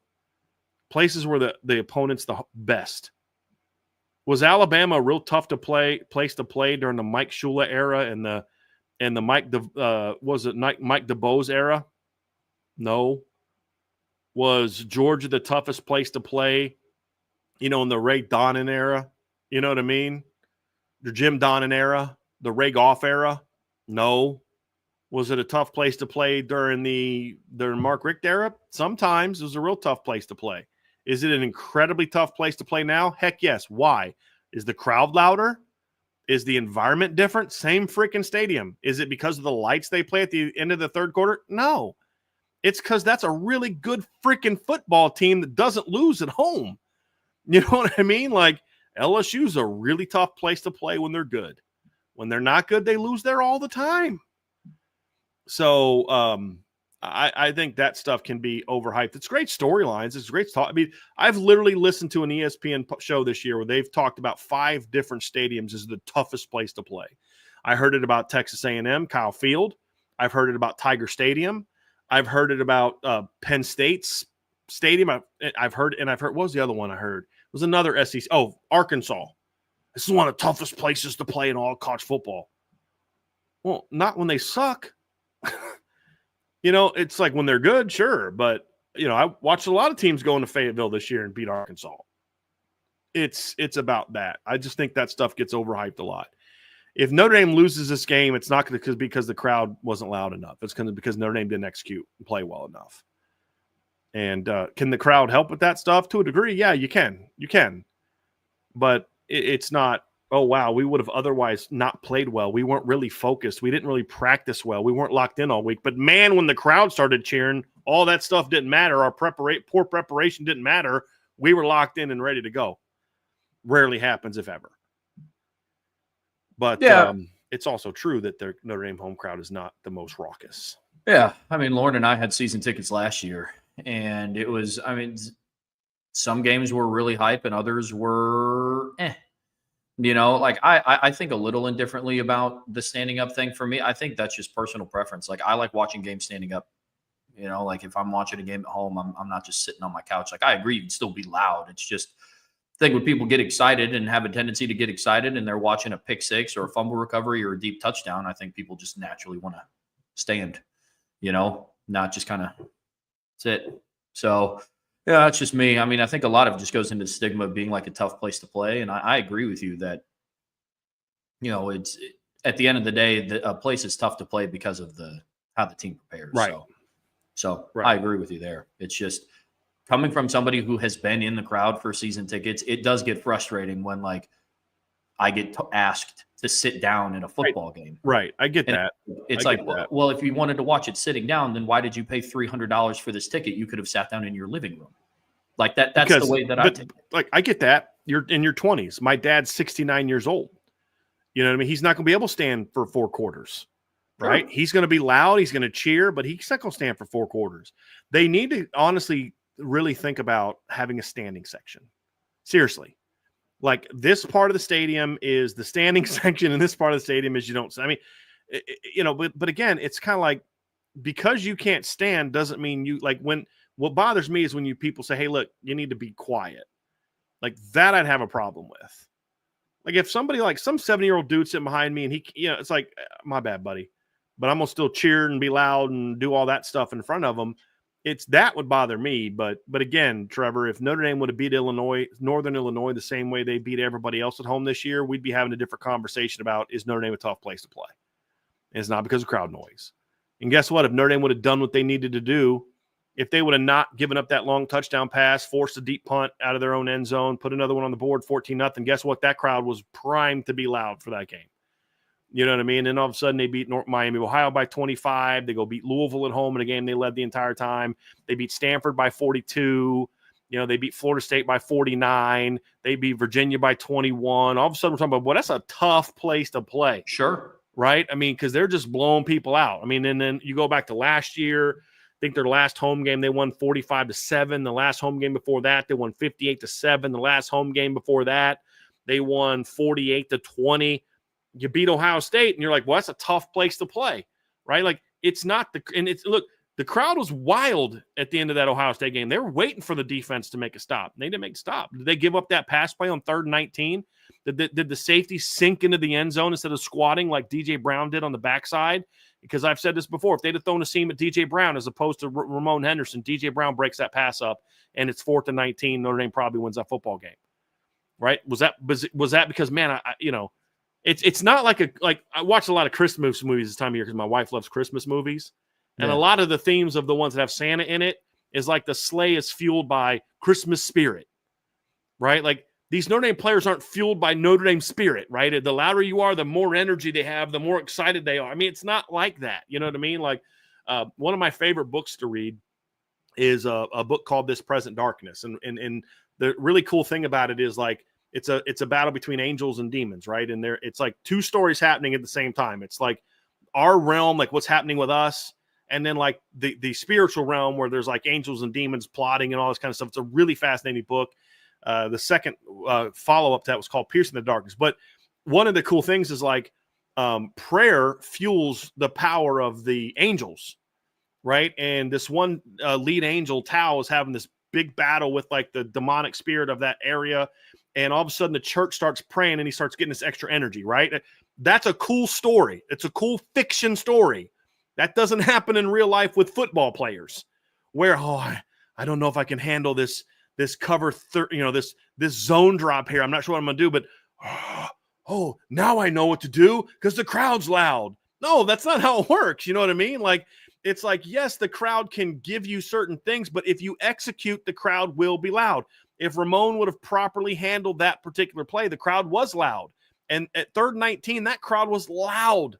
And then you give up a long completion, and guess what? They're going to get quiet, right? If you play the game, you realize that like players get pretty good at drowning that stuff out after a while. And the focus is on doing your job. And when you do your job, the crowd gets loud. When you don't, the crowd's not. That's why I was so annoyed by the Notre Dame players after Northern Illinois game acting as if like the crowd was part of the reason that they played the way they did. Bullcrap. You know what I mean? No, it wasn't. So I love the crowd. I think it's good to have a loud crowd. But at the end of the day, if you're a really good football team, you're going to be a really good football team, no matter where you play. I mean, Trev, Notre Dame's rushing offense this year has been way better on the road and away from home than it has been at home. Right? Well, they don't have loud crowds there, right? I mean, yeah, I agree. Like, I'm not saying the end-all, be-all is a loud crowd. I just think it plays more of a factor than nothing. I mean, like, it plays a factor like communication and stuff like that, but like your home team is not going to make a better play on a 3rd and 19 play because the crowd was loud. And the example we're giving is the crowd was loud. Yeah. The crowd was loud in that moment, and he still screwed up and gave up the completion. So you can't say, well, they did this poorly because the crowd wasn't loud, because we could point to examples when the crowd was loud. I mean, you're telling me the crowd wasn't loud on Boston College's last drive of the 1993 game? Of course they were. I watched it. They were very loud because they had just taken a lead. They didn't stop the defense from giving up a touchdown. Yeah. You know, that's my point is like, does the environment play a factor? It can. It certainly can. And for lesser teams, a place like Kyle Field is going to be tougher. But when you're a team like Notre Dame, dude, it's not going to stop us from doing what we do. That's my point, Trevor, right? But it's just we spend a lot of time blaming the crowd for things that are more about, well, hey, how about you come up with a better home schedule? You know what I mean? True. Like, hey, maybe last year, this year your home schedule's like, well, it's not the greatest home schedule. What was it, 2021? It's a pretty lame home schedule. It's like, how about you come up with a better home schedule, and then maybe people will be more fired up about games instead of asking people to get excited about playing Northwestern and Central Michigan and Tennessee State and Pitt and Wake Forest, and you know what I mean? Sure. You gave them one good home, really two good home games last year, USC and Ohio State. The rest were like, who the flipping heck are these guys? You know what I mean? So that's part of it too. So, yeah. It's a good discussion because I know that I'm not the only. My view is not the only view on this. I do recognize that. I do. Yeah, no, I mean, like I said, it's a fair argument. Like the crowd noise has nothing to do with execution. I just think it plays a bigger factor than what some might think that it does. Yeah. Because if that's the case, then just don't go to games. Like if the noise doesn't affect it, then like just play in front of nobody. Like. You know what I'm saying? But the being there is not for the team. It's for you to enjoy and cheer on your team and things along those lines. I don't think it necessarily impacts the game as much as people say it does. That's my point. I'm not saying it has zero impact. We saw that during the COVID year, right? We saw how things were impacted by not having a crowd. But Notre Dame, last I checked, won all their home games that year with nobody in the crowd except students for the Clemson game. It was like everyone there stormed the field at the end of the game. You know what I mean? Yeah. Which is kind of cool. But that's my whole thing is if you're a 7-5 team, you're not going to be 12-0 because you have a great crowd. That's my point. But your crowd, because you cheer and you get loud and you go to the games because it's what brings you joy. That's kind of my thing. It's a fun discussion. I like it when you and I don't have this agree on something because it makes for more fun conversation. Yeah, no, I agree. Super chat from Irish Per Life 99. Thank you for the super chat. I want to be able to say at the end of the game, who's your daddy? Nice. I love it. I love it. That's awesome. I hope you're able to say that too. Me too, especially, buddy. Dude, I have never seen a more irrelevant, obnoxious group of fans in my life than Indiana fans right now. I'm like, it's going to be cool. They're not going to be bad. They're going to just be happy to be here. Oh my gosh, I was so wrong on that, Trevor. So I thought they were literally just going to be happy to be here. Hey, it's just a great experience. And, we hope our team competes and we think we can beat Notre Dame, but this is going to be a great game between two great teams. And I'm just thinking that's what they're going to be like. And nope, I was dead wrong. I know you brought up a couple of times, like, Trev and Vince live in Indiana, so they kind of have a beef with IU. This is it. This is why. This is it. Like and I don't want to say that I'm glad you're getting an experience of this. I'm just happy that you are now seeing. You can be glad because man, like it's funny because there's a lot of IU fans that want to take on their personality of their coach who's coming in and Michigan sucks and Purdue sucks and Ohio State sucks and we're going to run the Big Ten. Mm-hmm. But then if something doesn't go their way, it's we're not even supposed to be here, guys. Remember, we're the Cinderella story. Mm-hmm. And then they go out and beat Purdue by 66. And Now why didn't we get a home game? Right. But it just that's it. Like that is living in Indiana. Like that is living in Indiana with the Hoosiers who have been, I mean, you could make the argument outside of their women's basketball team has been pretty irrelevant for a while. And but that's it. I mean, that's the reality of living here. So, yep. That's funny. They're so annoying. Dude. It's so annoying. Oh my goodness. Super chat from Chris Basker. Thank you, Chris. If Riley Leonard transfers to Notre Dame as a junior instead of Sam, what does last year's and this year's look like? I feel national champ contender last year and champs this year. I don't know if I would say that about last year's team. I think last year's team had a lot more problems than that. I think last year's offensive line was a problem, especially early in the year. I think that there were still some issues with the way the receivers were coached on a daily basis that I don't think changes because Riley Leonard is here. I do think that they would have won at least one of the 3 games they lost, maybe 2. I mean, I think they could have gone 11-1 if Riley Leonard would have transferred here last year. Now, keep in mind, you're assuming he transfers here and doesn't get hurt because he did get hurt against Notre Dame and he played really well early. I mean, we watched him beat Clemson by 21 at home. I could throw him in a backfield with Audric Estime and Jeremiah Love. And, yeah, that could have been fun to watch, with Mitchell Evans doing his thing. But I just don't know that last year's team was necessarily one capable of necessarily getting into that Final Four and winning it all, or getting in at all. I'd have to kind of think through more to that. I think they would have been better than they were. I do. Because I think they needed a quarterback who could exactly what we talked about all year, Trev. He would have better handled the offensive line issues than did Sam Hartman. Because he's just built for that. He's just built differently for that. I think that I'll say this. I feel very confident they would have beat Ohio State with Riley Leonard quarterback last year. Couldn't agree more. I don't know that they'd have beat Louisville because the whole team just laid an egg. So unless you could have said him being there meant they would have been better prepared for the game, which you can't quantify that. We don't know that. We also watched his team lose to Northern Illinois. I don't know how you can quantify that. I don't know if having him would have been enough to beat Clemson because there was a lot of other issues going on against Clemson. He's not Sam Hartman's not the reason Chris Tyree fumbled a ball and gave them a short field. He's not the reason you had a shank punt that gave them another short field. You know what I mean? Like maybe he would have had an impact in that game, perhaps, but he beat Duke. Or he beat Clemson. I watched that Duke team play a lot better against Clemson than Notre Dame played as a team against Clemson. But they'd at least been one game better, if not 2.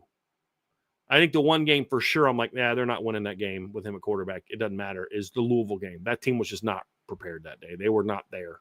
That wasn't a good situation. It was a bad situation all around. So I'll say maybe on the first one. The second one, I feel a lot more confident in Trevor. I do think if he was a second-year player on this year's team, this team would be even more of a championship contender than they are now. Because, I think they're a championship contender now, Trev. So, I'm not going to say no. Second-year Riley Leonard wouldn't have been as good as first-year Riley Leonard coming off an injury he suffered against Notre Dame. Sure. My uncertainty is more about how good will last year's team have been. I have no doubt that this year's team would be the 5 seed and arguably the favorite to win it all if Riley Leonard was going to do a second year in the program. Yeah, because like a lot of the passing kinks that Leonard worked out the first 4 games of this year would have been worked out in the first 4 games of last season. And instead of having to work those out against Texas A&M and Louisville, he would have worked it out against Navy in Ireland and Tennessee State at home and NC State on the road and Central Michigan at home, So I don't think Notre Dame loses to Ohio State with a mobile quarterback. I don't think they lose to Clemson in that game. But, yeah, I'm with you. I think Notre Dame goes 11-1. I don't know if the score is as lopsided against Louisville. I just don't think they win either way. I just don't know if it's as big of a victory, but I have no idea. No clue. I remember they showed a statistic about like what Sam Hartman did like historically against Louisville, and it was just always bad. Like, I think like the last 3 years that he played Louisville, he combined for like 7 interceptions against them and then threw 3 the night that he played them. So like it could just be something like that, but the team as a whole played really bad. So I'm with you that I don't think Riley Leonard comes in and then they end up going to overtime. I just don't know if it's, 33 to whatever the heck it was. I don't know. 33-20, but they scored last. Notre Dame scored last. Yeah, that's right. You know it was what I mean? 33 to 13. I remember that. Yeah. Mm-hmm. Mm. Yeah. Yeah. Yeah, that was bad. Super chat from Connor Grant. Thank you, Connor. Thoughts on Todd McShay ranking Riley Leonard 8th of college football playoff quarterbacks? I don't know who he had as the first 7. So I'd have to go back and look. All I know is Todd McShay, based on a show I watched him do the other day, still thinks that Ashton Craig is their starting center. So, I don't look, guys. I don't have a very high opinion of Todd McShay. I've never hidden that fact. Yeah, I'd have to look at his list and justification for the list. I mean, he's Todd McShay. I don't put any weight into it if you want my short answer. I mean, Todd McShay looks at everything through an NFL lens.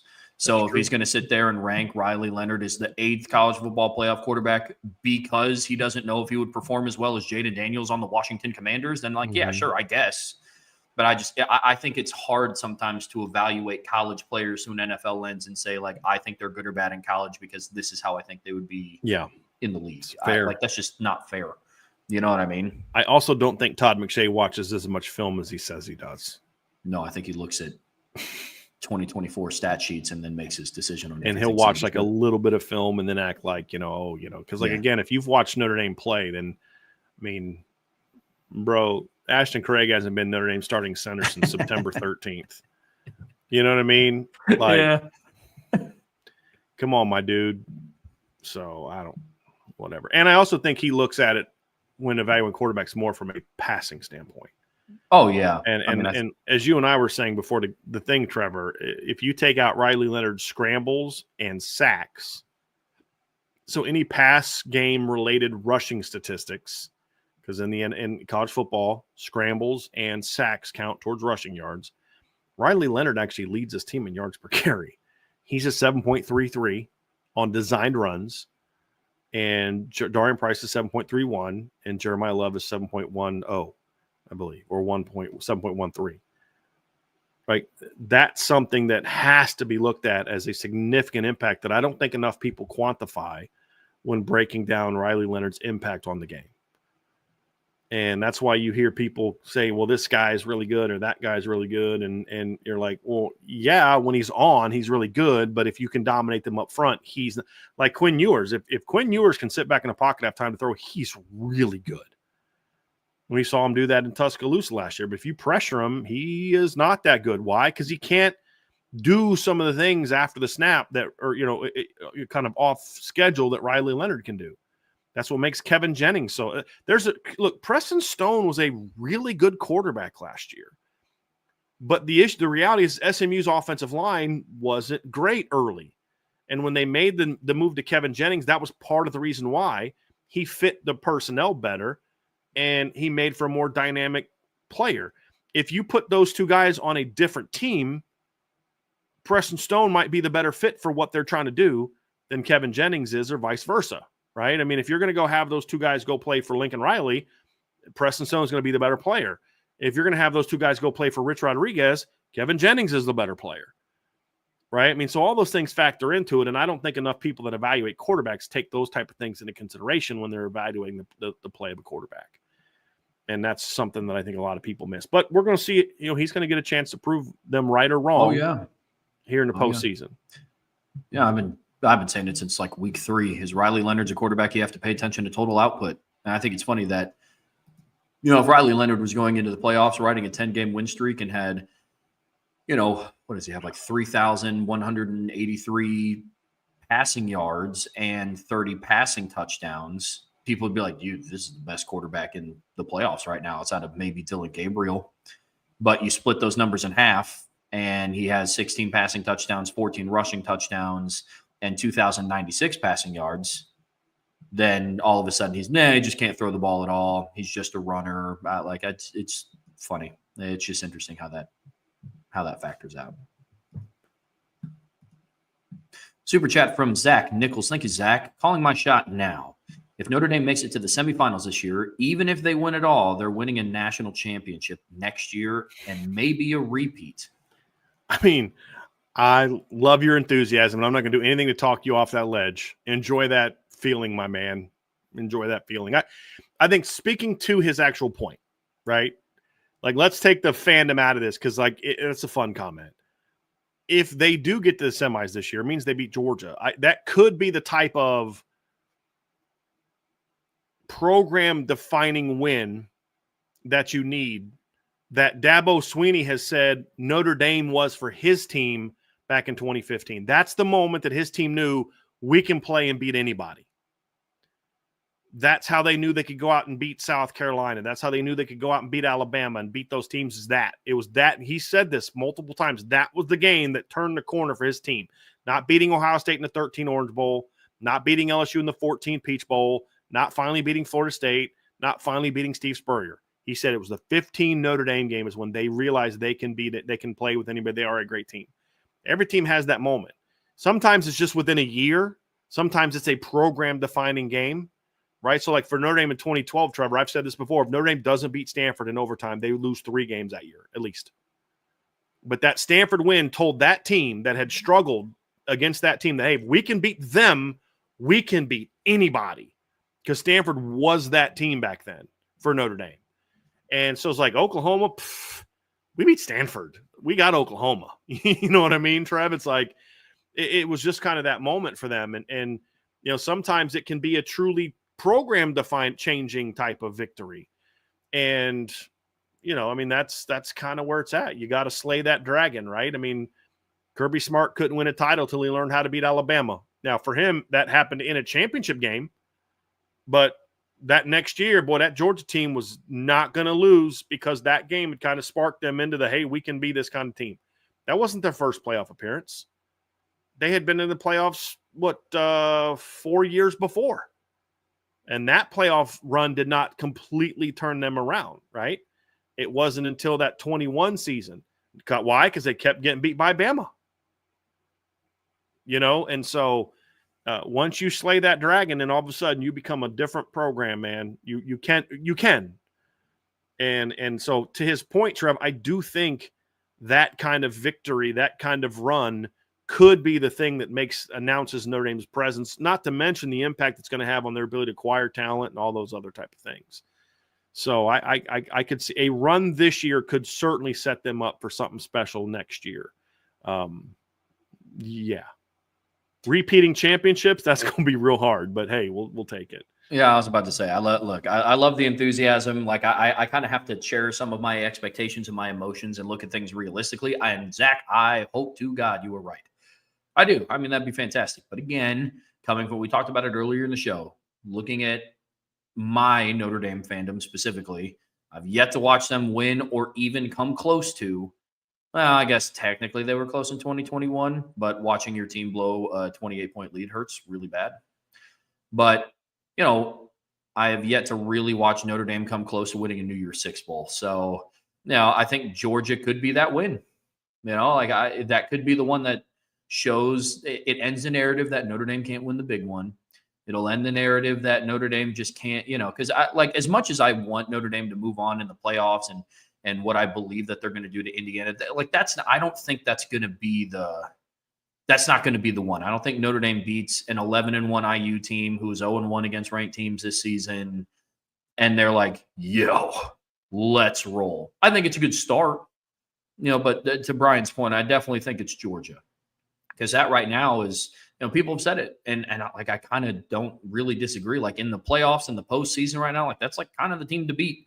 You know, like that's historically over the last 3-4 years, like Georgia's now the team to beat. So if Notre Dame's able to do that, I think it could be a program defining, you know, hey, let's go on a run. Trev, you and I could talk all we want about ESPN's SEC bias, and that's a real thing. Yeah. but not everybody's that way. And why are some of the people that aren't that way still hyping up Georgia? Because they've watched college football the last 4 years, and Georgia has earned that. Absolutely. Like, think about this. Let's say that our guy Zach is right. Notre Dame wins the title this year, wins the title next year. And then year 3, so 2026, they're in it till the last game of the year. They lose the last game of the year and don't make the playoffs. And then go out the next year, play the toughest schedule in college football, go 10-2, do something that's the equivalent of an SEC title and goes into the playoffs as the number 2 seed. You'd be like, heck yeah, we deserve the right to be considered the favorites because of what we've done. Right? And they're the dog, they're the king of the mountain, right? Michigan's not the king of the mountain. They had that one nice year. Just like LSU wasn't king of the mountain. They were there for 19, but Bama was still the king of the mountain. We're talking as a program. Well, right now, Georgia's, right? Yeah. They're the king on the top of the mountain. You want to become the king, you got to take that one down. You know? And that's pretty much what Notre Dame would have to accomplish in that type of situation. So I have no problem with people thinking Georgia's still a favorite to win this thing because they're the only team in the playoff right now that has shown the ability to win a championship, and there are players on this team that played in and played on their last championship team. Yeah, nobody else has that at the school they're at now. There's some people that have like guys that played on championship teams that are, but some guys that transferred here. That's like saying if USC had Bear Alexander, so well, they got a guy that won a championship on their team. Okay.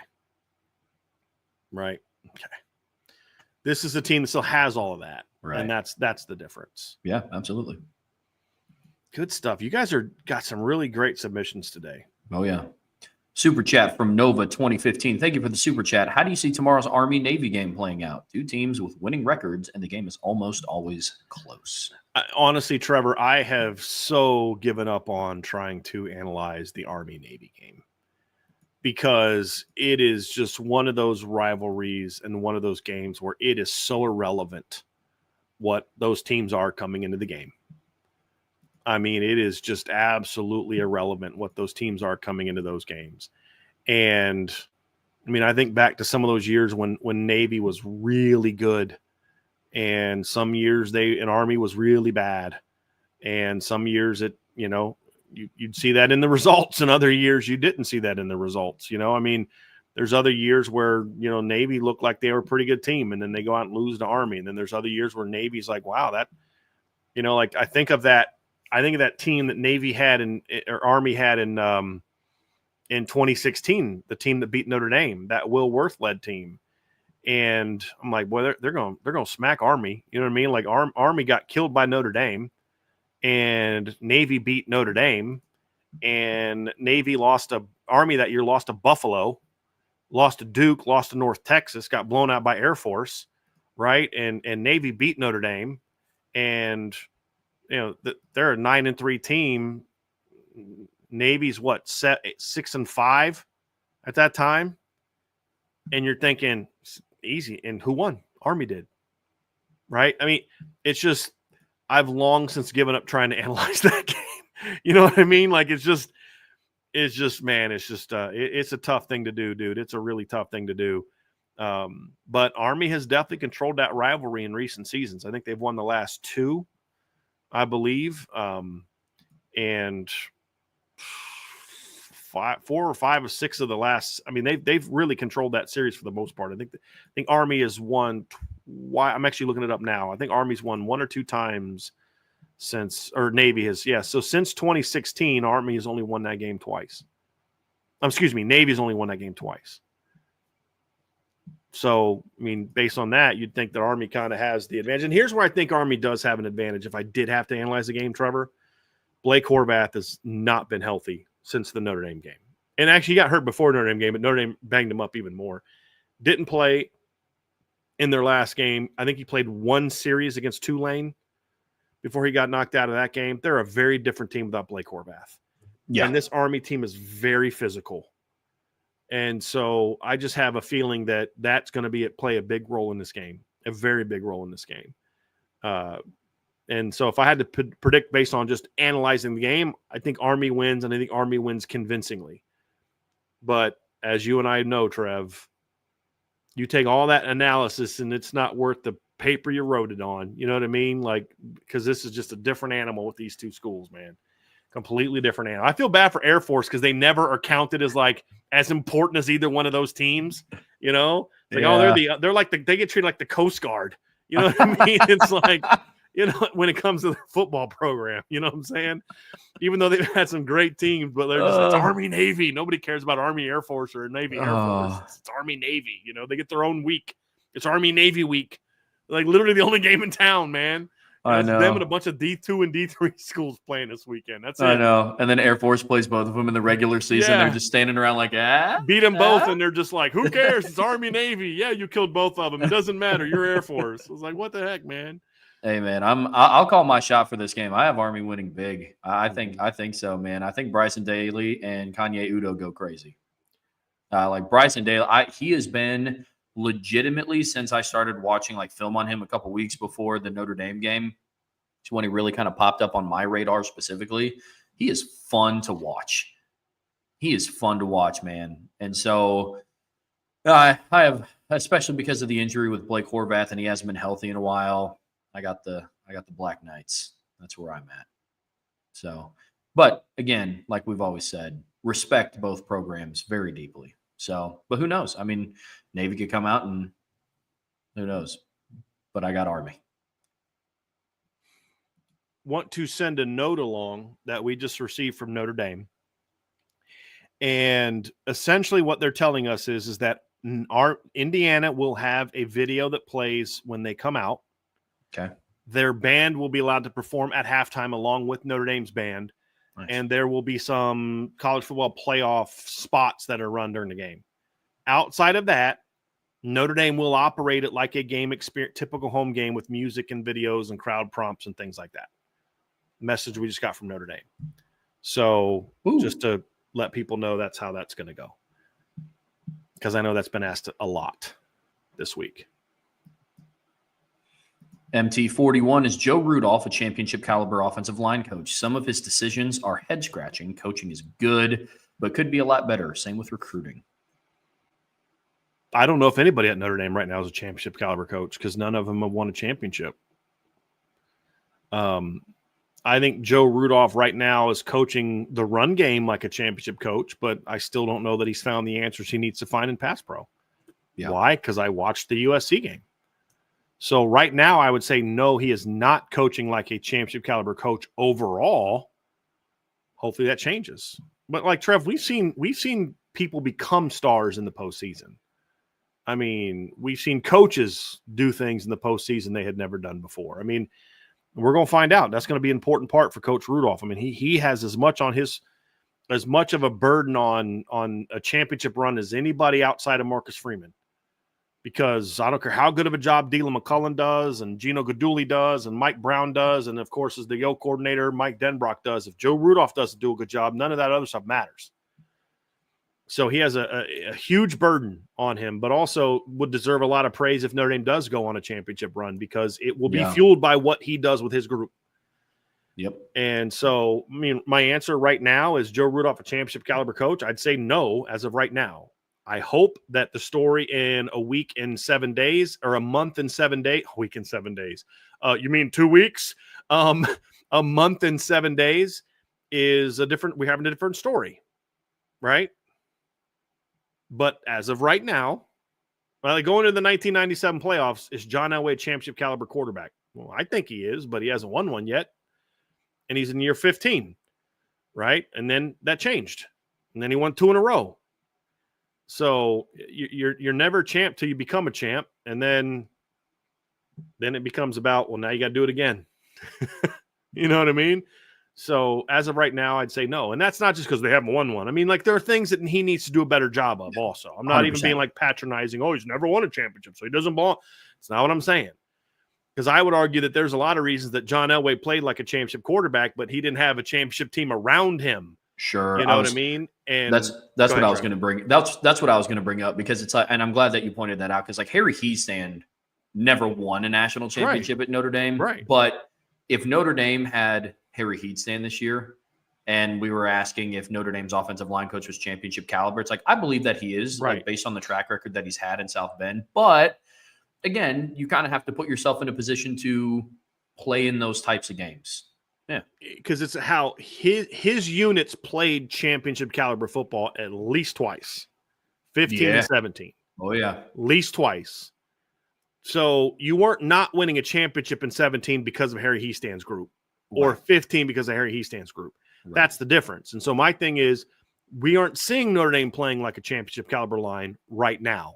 Mm-hmm. That doesn't mean they won't over the next month in 7 days. Mm-hmm. Right? Because he is still, I mean, this line is still, when was Billy Strauss' first game back? It was Navy, correct? So you had Navy, Florida State, Virginia, Army, and USC. So you're now going into where Billy Strauss is basically going into the midway point of his season as the left guard, as a starter. Yeah. Does that mean now is the time he takes off? Right? I mean, those are all questions that we don't have answers to. Right now, they're not playing like a championship caliber line. In 17, that line was playing like that. In 15, that line was playing like that. That doesn't mean that it won't, though. And they are ascending in a lot of areas. He's got to shore up the pass pro. That's the big thing. They've got to shore up pass pro.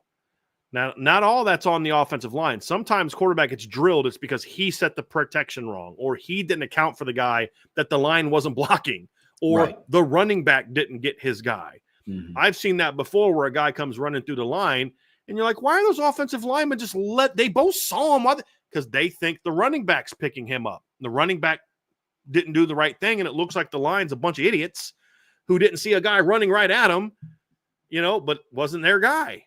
And if they'd have picked him up, then their guy would have been able to run through, right? I mean, you've got to block your guy. It's not always on the line, but there are a lot of issues in the pass pro that the line has to shore up. And if they can shore that stuff up, and it's all correctable stuff within a season, if they can shore some of that stuff up, they're going to be all right. Like the play that they gave up against USC where Jaden Harrison, it was a line game. It was a twist. And Rocco didn't execute it correctly. And I don't think Pat necessarily executed it correctly. And it got the quarterback hit. It's a correctable mistake. Got to correct it. And if coach can get that stuff cleaned up during this time off, then like I'll say this, he's not coaching a championship caliber level right now. But with what we saw the last few games, they're not that far off from it. They're a lot closer now than they were in September and even early October. I will say that because the offensive line was a liability in September and early October. Oh, yeah. It's not a liability. Like, they're not out there running for over 200 yards in 6 of the last 7 games in spite of the offensive line. They were actually kind of doing that a little bit early in the season, Trevor. You know what I mean? But they're not now. They're not now. Yeah. No, I mean, it's a lot closer than what some people might think. That's kind of my last little – I mean, they're knocking on the door of a playoff game. They play in the first round of the playoffs on, I mean, really 7 days from today, 7 days and 4 hours from now. And they have arguably the best rushing attack in the Power 5 level this year. Power 4 level. Yeah. And you're not doing that if your offensive line coach sucks. Right. I don't care how good your running backs are. You know what I mean? Right. I don't care how good your skill players are. Dr. Felonius McGee, does Notre Dame have a better wide receiver core than other teams IU has played other than Ohio State? I'm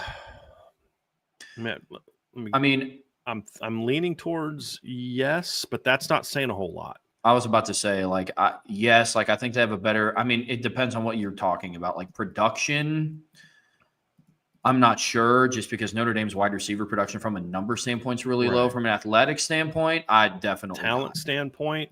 Yeah. I know – I mean, look, as a unit, I'd take him over Maryland's group, although they have a couple good players. With the Felton kid had 1,000 yards this year. Northwestern, absolutely. Nebraska, that one's close because I actually like Nebraska's receiving core. They got Jamal Banks from Wake Forest. They got the Isaiah Nayer kid from he was originally at Wyoming, I believe, right? And then transferred to Texas, and then he's battled some injuries and things like that. I actually like that kid. They're in the conversation, I think, at least.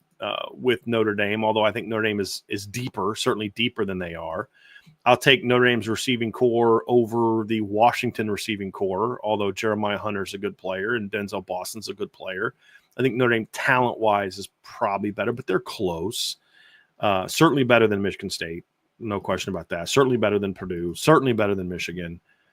So they're one of talent-wise, but this receiving core also hasn't played to their potential in the last several games either, because you're getting too many drops and you're just having some of those mistakes. So they're not playing as well as Washington's crew did and at times, and Nebraska's crew did at times. So we're going to have to play better. But talent-wise, I would say, yes, they're better than it. And there's a big gap between their group and the Ohio State group. Oh, yeah. I mean, sometimes it's unfortunate to look back at, and I do believe that the ceiling for Notre Dame's wide receiver core is high, but we're kind of at we're past the 12-game mark, and it's like, well, if you haven't played to your potential yet, is this just kind of what the receivers are outside of the obvious drops? Like, I do think stuff like that can get cleaned up, but that is something that I think going into the playoffs is going to be huge with the wide receiving core. It's like, can you maximize out your potential? Because we've seen it in spurts. Yeah. Which leaves me a little bit of promise. Like, it's not like they've sucked all season, right? Like, it's not like that. But similar to what we said coming out of Notre Dame's bye week of like, hey, if this is just what this team is after the bye, this is kind of just who they are. And now we're 12 games through, and the receivers are having similar problems than they did in week 2. And it's like, and it's been different people. Right. That's the frustrating thing. Here's why I think it's possible for them to get better, other than just they miraculously improve. Sure. Jordan Faison has not been healthy all year. He got hurt in the opening game, came back, got hurt again. He just hasn't been 100%. Yeah. This time off could be the thing that helps him get 100%, helps him and Riley Leonard maybe get on the same page a little bit more. You think that this time off could be something where Bo Collins kind of gets out of his own head and starts catching the ball better. Mm-hmm. You can scheme more ways to get Jaden Greathouse the ball, because Jaden Greathouse has been pretty good when he's targeted. Right. I mean, so there's things like that you can improve. Chris Mitchell say, oh, look, because like what we saw from Denbrock after the first bye, it was his first chance to really sit back and we talk about what's the biggest thing during a bye week. It's self-scouting. For coaches, it's self-scouting. Yeah. And that team was very different coming out of the bye. Not that they were playing better and that's the only change. They were designed and schemed differently coming out of the bye, because he could spend that time and say, we got to figure out how we can get this part of our game going. We've seen at different times this year, they've been very intentional about getting certain players going in a game. And those are different things that you can kind of look at and say, hey, we've got to do a better job of this, right? And so when I look at like Chris Mitchell and, they're completing 58.1% of the passes where they target him, and Bo Collins is 61.8. Jaden Greathouse is 74.4. Jaden Harrison is 85% when they target him, 17 out of 20. It's like, okay, you look at those numbers during a self-scout, say, we've got to do more to get that guy the ball, because when he gets the ball, he's very productive with it. It's a high success rate.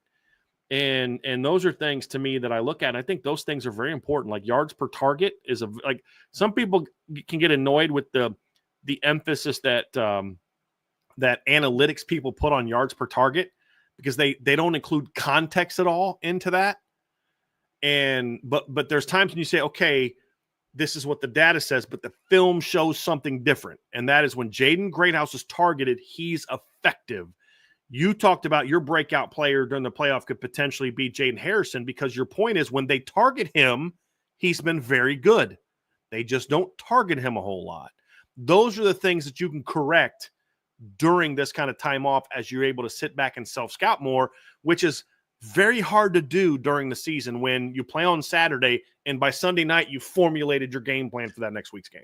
Totally. Because Monday you're getting back out there in meetings and installing and those type of things. Yeah. So that's why there's optimism that things can change, because it's not Bo Collins needs to grow 2 inches and take 2/10 off of his 40 time during the bye. 100%. You know what I mean? Like a kid who hasn't gotten separation all year needs to somehow learn to get separation. Those things aren't changing. Hey, we're asking Chris Mitchell to do this. He's not good at it, but he is good at these things in practice. Let's maybe lean into that in these playoffs. Or, boy, when we do go at Jaden Greathouse, he's here. Maybe let's target him a little bit more. You look at it and say, boy, Eli Raridan's 80% when targeted, and Mitchell Evans is 74.4% when they're targeted. They're both over 9 yards per reception, but their yard per target numbers are pretty high. Maybe we need to lean more into them a little bit. And then how does that take the prep? There's all types of things that can happen when you self-scout that don't require guys to play better. It's you putting them in different positions. And those are things that I think are more realistic than just this guy who's not playing well is all of a sudden going to start playing well. It's some guys need to get healthy, and then you tailor things a little bit different to play to guys' skill sets based on what you've evaluated. I think those are more realistic reasons for improvement. And I think those are very realistic things, Trevor, when you study the film. And that's exactly why, and I'm saying this because you brought this very point up on Wednesday when we talked about what potential breakout player could have the biggest impact in the postseason. It's exactly why you said Jaden Harris. Like, look, they don't target this guy much, but when they do, it's big plays. Yeah. It's big time plays. And, maybe you target him 2-3 more times a game. Maybe and that's where things could change in the postseason. Yeah, absolutely. I'm not saying that there's nothing that can be done. It's just, the coach can put Bo Collins in as good of a spot as all get out. But like we said earlier in the show, Mike Brown can't go out and make Bo Collins catch it. He can't catch it for him. Gotta get things cleaned up for sure. But I don't want to say like all hope is lost. It's just there's some people that think that Notre Dame's gonna have 3 receivers over 100 yards on Saturday or on Friday when they play. And like that's just not. I mean, if it happens, please, for the love of God, prove me wrong. But it's just I think within a reasonable doubt, I think things can get better for sure. And I think it involves targeting Jaden Harrison and getting Chris Mitchell more involved. But I think a realistic look at this receiving core, it's like you kind of have to kind of gauge where they're at and what potential you can have. And now to your point, I think having an additional 3 weeks to look at that is extremely helpful. Definitely more time than in the season. Absolutely. I hope they take a big jump. I think they will improve. I don't know if it's going to be as big as what some people think, but I don't know if it's going to be as low as what others think. Kind of living in the middle. Look at you riding the fence. Here's one from Muhammad Abdi. Brian, do you think Bill Belichick hiring at UNC will affect the recruiting success Notre Dame have had in past few years? And can he succeed in recruiting like Weiss? I have no idea. I mean, I don't know that anyone would have predicted Weiss having the success he had recruiting, but let's also be smart about something.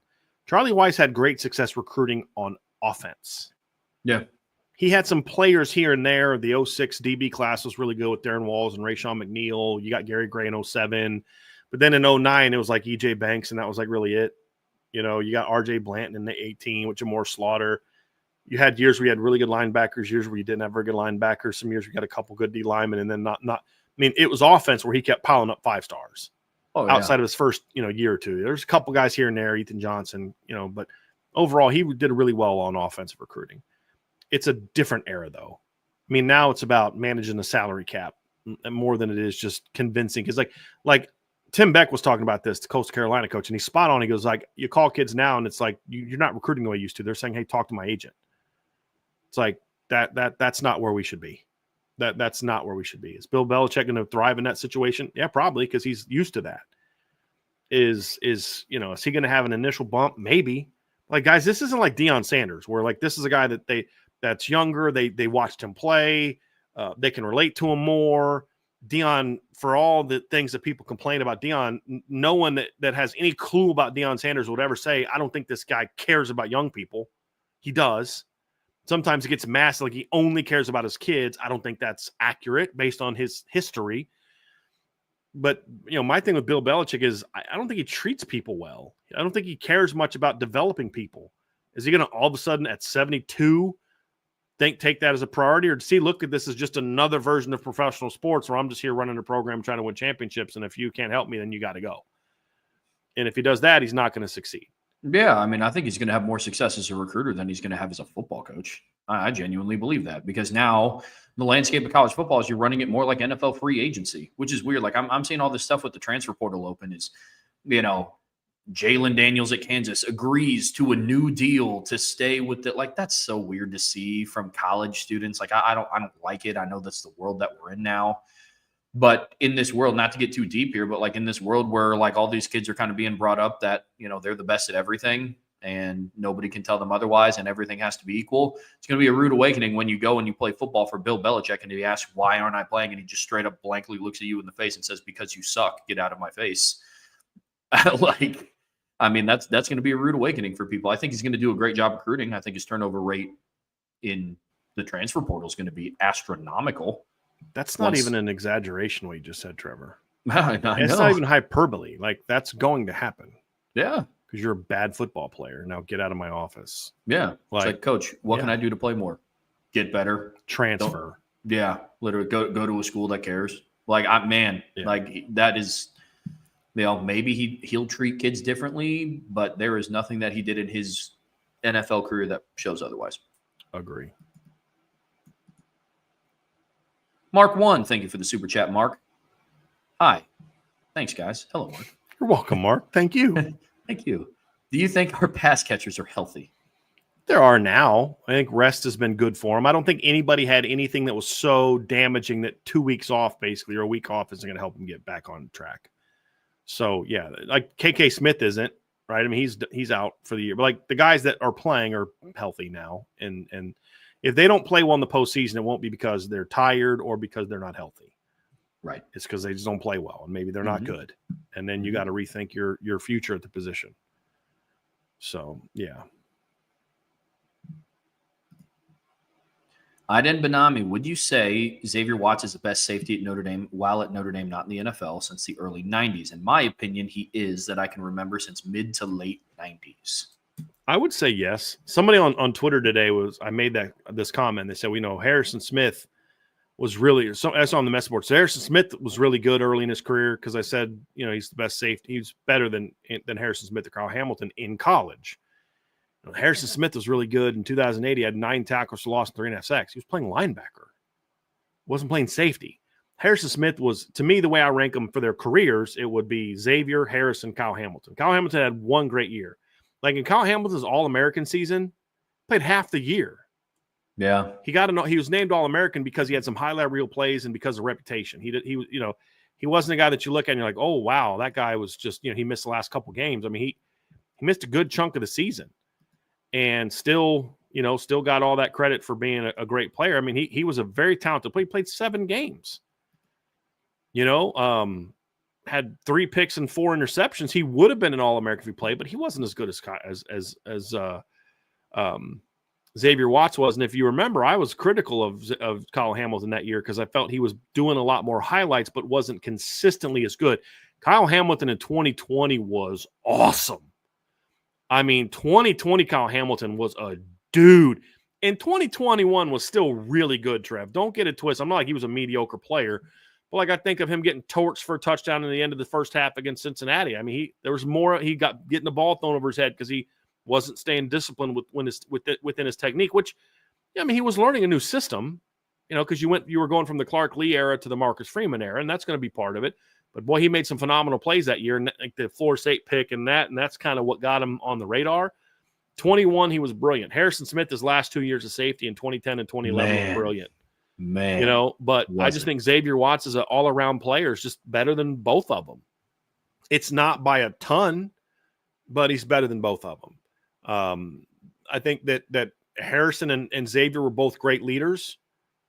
Kyle was still young and still just learning to be a great player. I don't fault him for not being a great leader. He was young. Harrison was a 5th-year senior in 2011 and 7, 8, 9, 10. Yeah, 5th-year senior in 11. And Xavier's a 5th-year senior now. I mean, it's a different situation for him. But I do. And then there's other safeties I'm going to throw into the mix. I mean, obviously I was a big Jerome Sapp and Glenn Earl fan. That tandem that they had back in 2002 was really, really good. I mean, Kyle McCarthy had some really productive years at Notre Dame, a lot of tackles. And Dukeway was decent. What's that?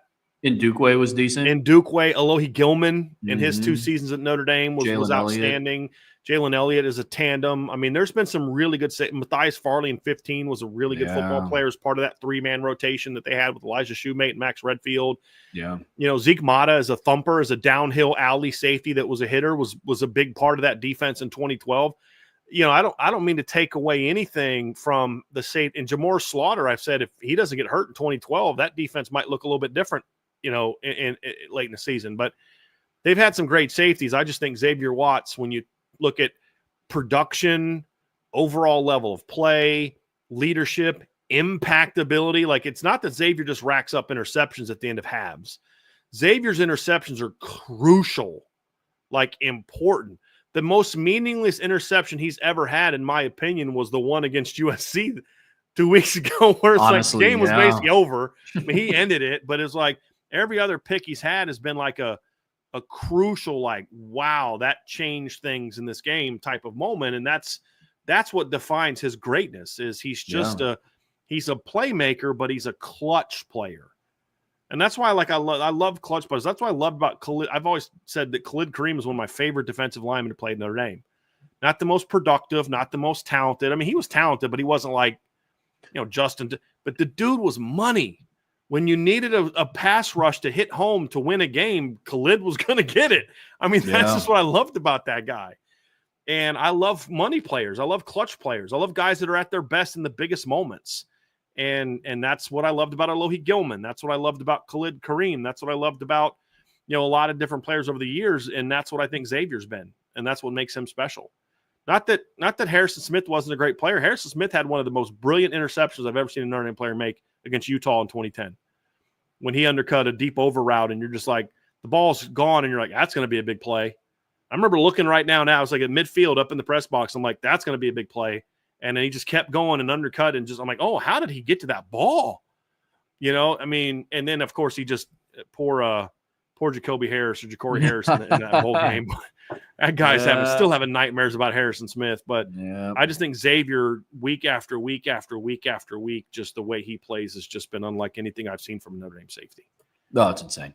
Yeah, Xavier's, I think, is the best safety of my lifetime at Notre Dame. And that's not, I don't want to exaggerate, because to your point, there's been a lot of great safeties.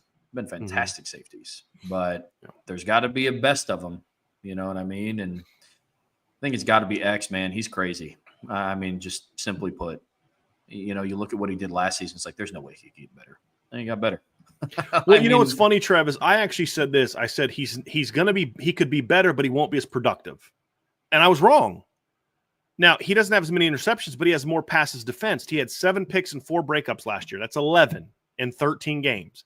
This year, he only has 5 picks, but he's got 9 pass breakups. So he's actually got 14 passes defensed in 12 games, and he averages more tackles per game. Yeah. He doubled his pressures on the court. He's literally been not only a better player, but a more productive player. That I'd have said, I don't know if that's possible. I don't know that people are going to throw at him enough for him to be that productive. And fortunately for him, the rest of the secondary played well enough to where you couldn't just avoid him. That's so great. They tried early in the year and still didn't work.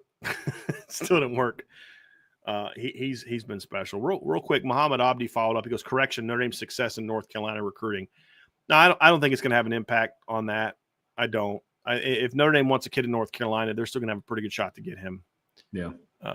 That's not going to, if that guy likes Notre Dame and they like him, they're still going to get more often than not get those kids that they want out of there.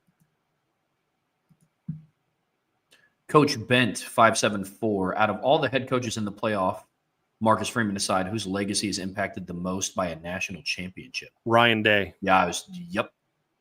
Explain why. Since we're on the same page, explain why. Because I know we're on this. I know we're going to give the same reasons. Go ahead, Trev. Yeah, I mean, Ryan Day is the only head coach in the playoffs. You could make the argument that gets talked about every single year, like a championship caliber coach, and he has Ohio State, and he's trying to put this narrative to bed that he was born on third base and hit a triple, and all. He has the most at stake, and his legacy is the most impacted because, simply put, he hasn't won. He hasn't done it. The closest that he got was that 2020 beatdown at Clemson, I think, in the semifinals, and then they went on and got absolutely waxed by Alabama in the national championship. Now, mind you, everybody did. Like, that Alabama team was crazy.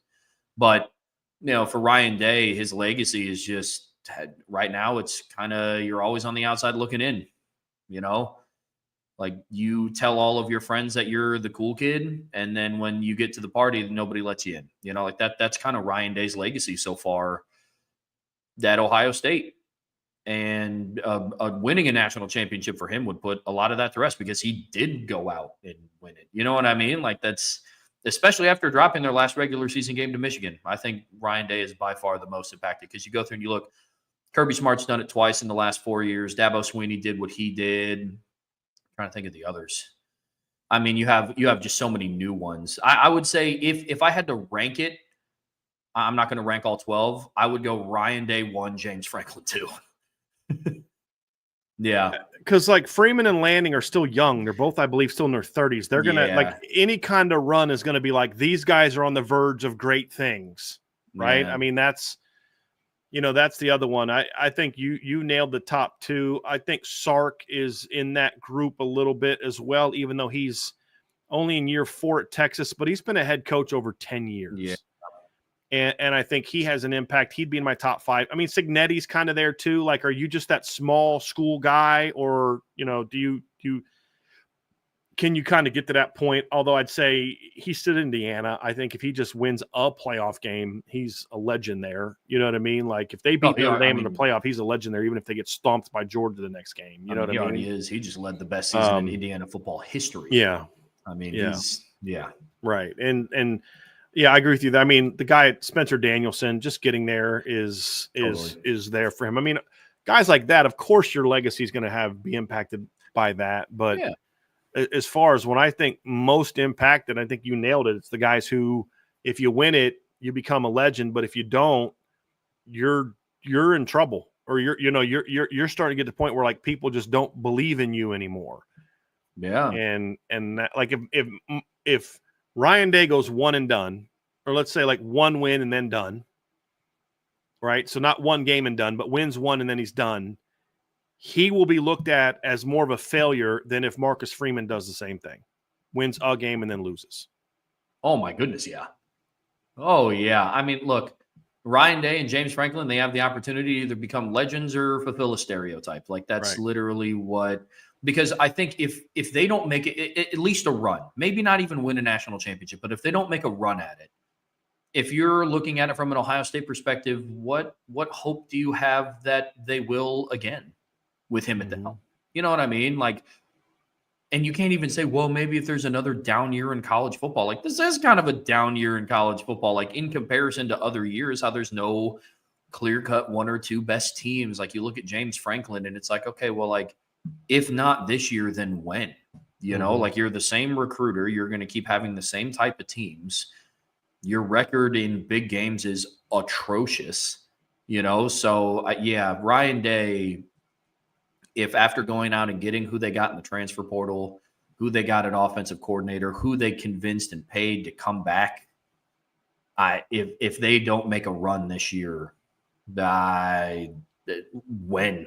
You know what I mean? Like, what more can you ask short of asking Justin Fields to come back another year, asking the Bosa brothers to come back and play for another year? Like, literally. 20-something, right. 20-something-year-old NFL vets. Yeah, exactly. Like, that's about the only chance that they have, because if it's not going to be done with this team, like, I mean, man. So, yeah, that's a good question, man. That's a really fun question.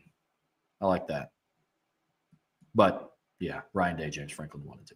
I mean, you nailed it, Trev. I don't need to add more. You nailed it.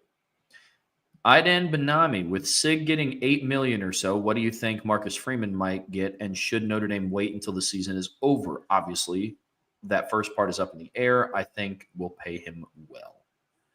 Well, I mean, I would argue that it's in Notre Dame's best interest now to sign Marcus Freeman now. Like, it was not in their best interest to sign to give him an extension early in the year, because he still had a lot to prove. Now that you're here, it's in your best interest to give him the contract now before he leads Notre Dame on a 4-game run, right? I mean, that's the reality of it, right? But it's a little bit of now it's in Marcus Freeman's potential. Both of them are kind of betting on themselves. Marcus Freeman, if he says no right now, hey, I just want to go coach this, and he's kind of I don't know if this is happening. I'm making just a discussion for argument's sake, right? If Marcus Freeman wanted to really bet on himself, he could say, hey, listen, I'm not going to talk about my contract till after the playoffs are done.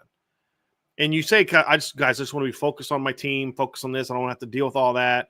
Let's just deal with this afterwards. He's kind of betting on himself because if they get knocked out in the first round, his value won't be as high as if he wins 2-3 games. Right. But that's kind of betting on you could bet on yourself a little bit. What I hope happens is Notre Dame says, hey, look, here's the baseline for a deal. We've agreed in principle. If you take them to the second round, we'll raise it this. If you beat Georgia, we'll raise it this. If you know what I mean? And then if you win it all, then when we sign the contract, it escalates to this as your annual salary. Right. And he's going to have things built into his current contract for those. But I'm talking about let's say Notre Dame was like, hey, we'll match the $8 million that Cignetti got. Right. He just did the same thing you did, 11-1 and college football playoff. So I would say his salary would be probably a little higher than that, but it's going to be in the ballpark. 8 to 10 would probably be where I think Freeman would be right now, probably closer to 8. But you win a game or two, now all of a sudden you're in the 10s. They could do something like that, like, hey, listen, right now we've agreed in principle to a baseline of this, but if I do this, this, this, and this, then the baseline becomes 9, 9.5, 10, whatever. And if I win it, like I'd even say if I'm Freeman's agent, like, listen, we'll agree in principle to 8, 8.5. Okay. He needs to be the highest paid college football coach in Indiana. Okay. 8.5. Cool. All right. Deal. If he wins it all, then he needs to be the highest paid coach in college football. And you know what? If they did win it all, he'd be worth every penny. Well, yeah. Yeah. I mean,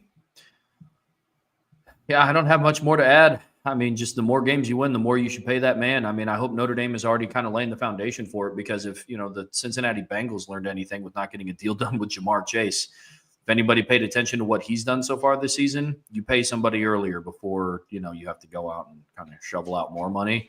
But if Marcus Freeman goes and wins a national championship, like I'll help pay for his salary. I don't care, man. We'll do an IB fundraiser. You know what I mean? Man. We'll raise a couple grand. We'll put towards it.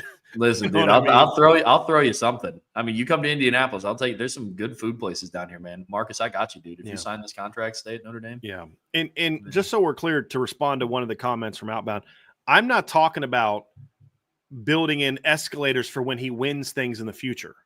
That's already going to be in there. If you win the national championship, you get X number bonus. If you make the playoffs, you get X number bonus. I'm talking about his baseline yearly annual salary. I've agreed to let's say a 5-year extension at 8.5 a year. Okay. But if I get to the semifinals, it's 9.5. If I win the championship, it's 11, something like that as my annual. And then of course the other escalators are already built in.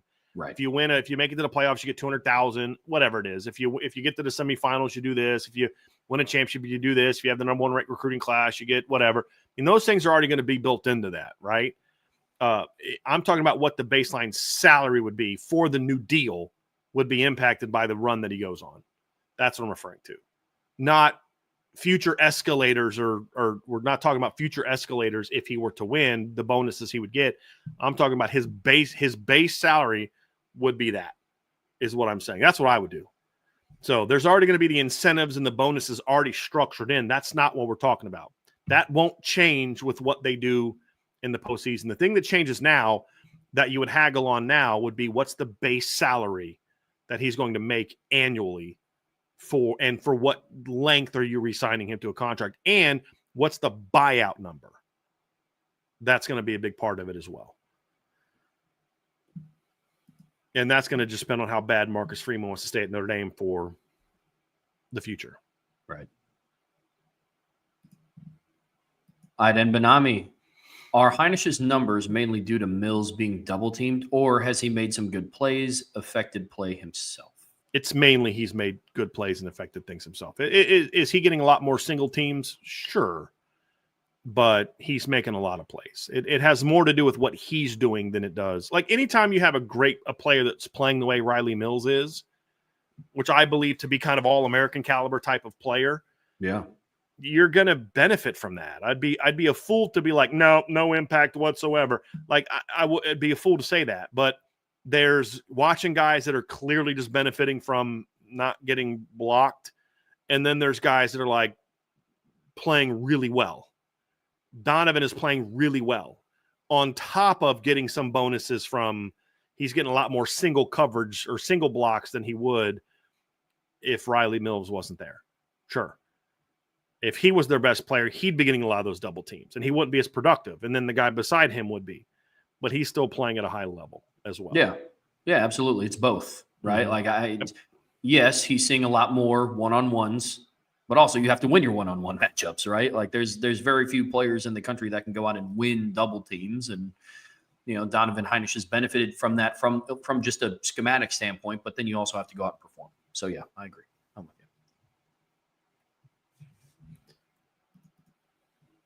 you. Super chat from Zach Nichols. Thank you, Zach. This is a follow-up from earlier. This team feels a year early, and beating Georgia would be what y'all said. But they win, they'd be the favorites to repeat with a youngish team. The question would be how they handle success.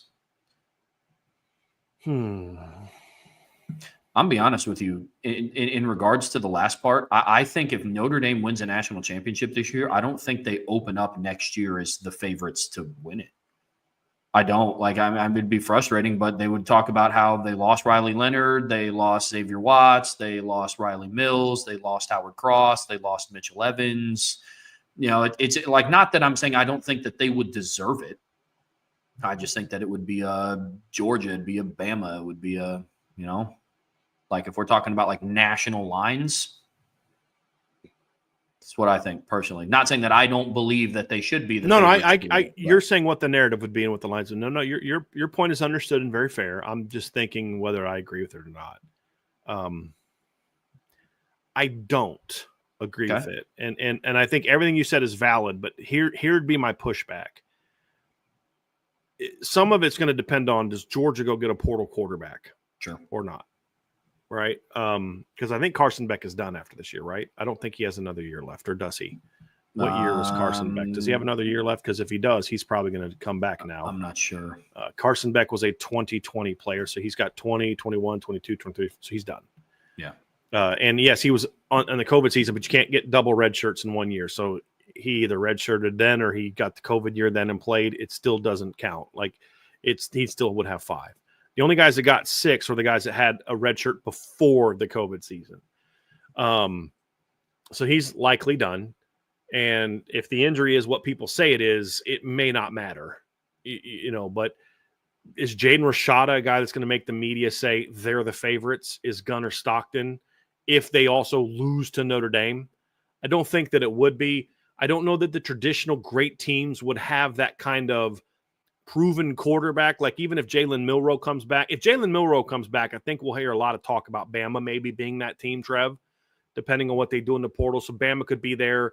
Who does Ohio State get to put? Like, I'm looking at the portal quarterbacks, and I'm like, I don't know that anyone's going to go anywhere, and all of a sudden they're like, wow, you're a favorite to go there because of this guy. I don't think there's no Cam Ward in my opinion. There's no Riley Leonard in my opinion in this portal class so far. Now, of course, we know there's a lot of guys that aren't in the portal yet that are negotiating deals, and they will jump in the portal when those deals are negotiated. Right, you know what I mean? But But even then, I don't know if there's any quarterbacks in college football that would move the needle like that for me, for some of those teams that aren't already on their rosters. So like if Ohio State, I don't know that they should go to the portal. Like coach up Julian Sand, coach up Aaron Nolan, get one of those two guys ready to go, just like Notre Dame needs to do with CJ Carr. So I don't know if there's sort of that needle moving portal quarterback that would be there. And I don't know that like an Ole Miss or a Tennessee, maybe if Tennessee beats Ohio State and wins a couple games, maybe them with Nico coming back, maybe. But here's why I think that Notre Dame would be considered the favorite. There's a football reason, and then there's a economic reason. The football reason would be, yes, they would lose Riley Leonard, but they would have and Xavier Watts, but they'd have a lot coming back. If Notre Dame goes on a run, and because the premise, I believe, of this conversation, Trevor, was if they won it all, would they be the favorite to win it again? If they win it all, a lot of guys that are going to be back are going to be the drivers of that, right? Like Christian Gray, Leonard Moore, Don Schuler, Drake Bowen, Jaden Alsbury, Bryce Young, Jeremiah Love, Jadarian Price, Great House, Faison, right? Guys like that we've talked about. Your line's going to be coming back intact, except for 2 guys who are going to leave because there's better guys that are going to replace them, right? And Rocco and Coogan. So yeah, there's Cross is gone, but I think Cross and Mills aren't getting necessarily the love that they should. I think Donovan Heinish's performance without Cross is going to kind of like, well, so I think there's a lot of reasons why football wise, and then CJ Carr and all this other kind of stuff, that hype. But the other reason, Trev, is I think financially it benefits these entities to say, here's what I've learned in my years, Trevor, as a Notre Dame fan, is they are going to enjoy hammering you when you're down. But when you're good, they're going to milk it for every dollar they can.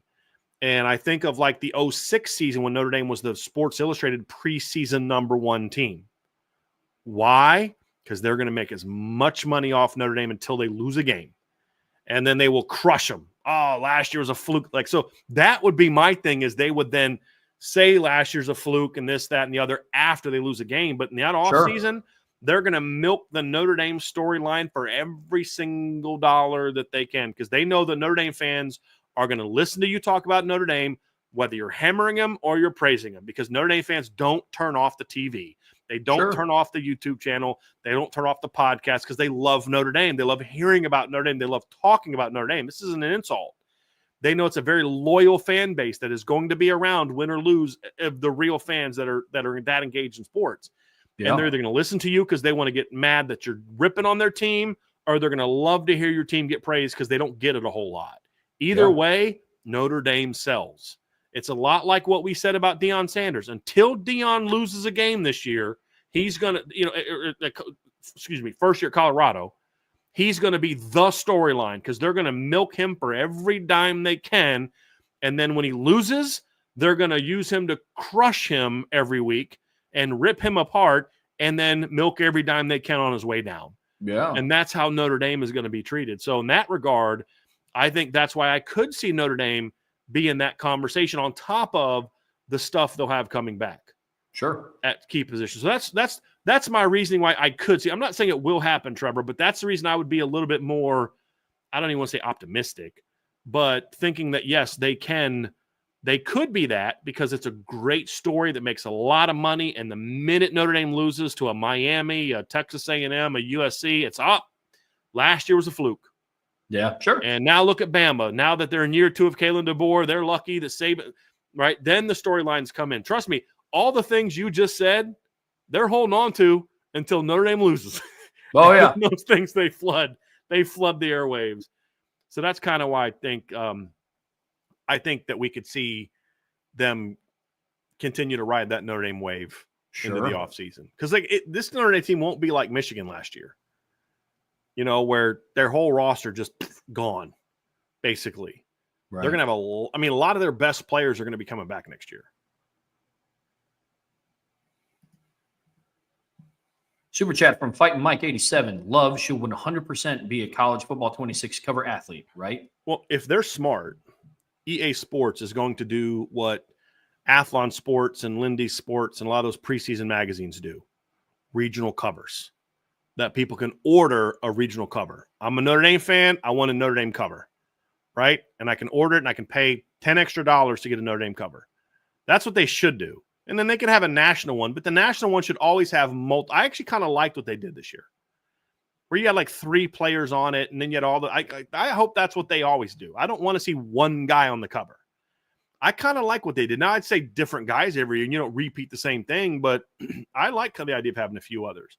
But then also have all these other players that you do, so you can have regional or team covers, and I think that would be a great idea, because like magazines have that, right, Trev? So like if you buy your preseason Athlon or preseason Lindy's magazine in Indianapolis, it's going to have a different cover on it than the one that I bought when I was vacationing down in Florida.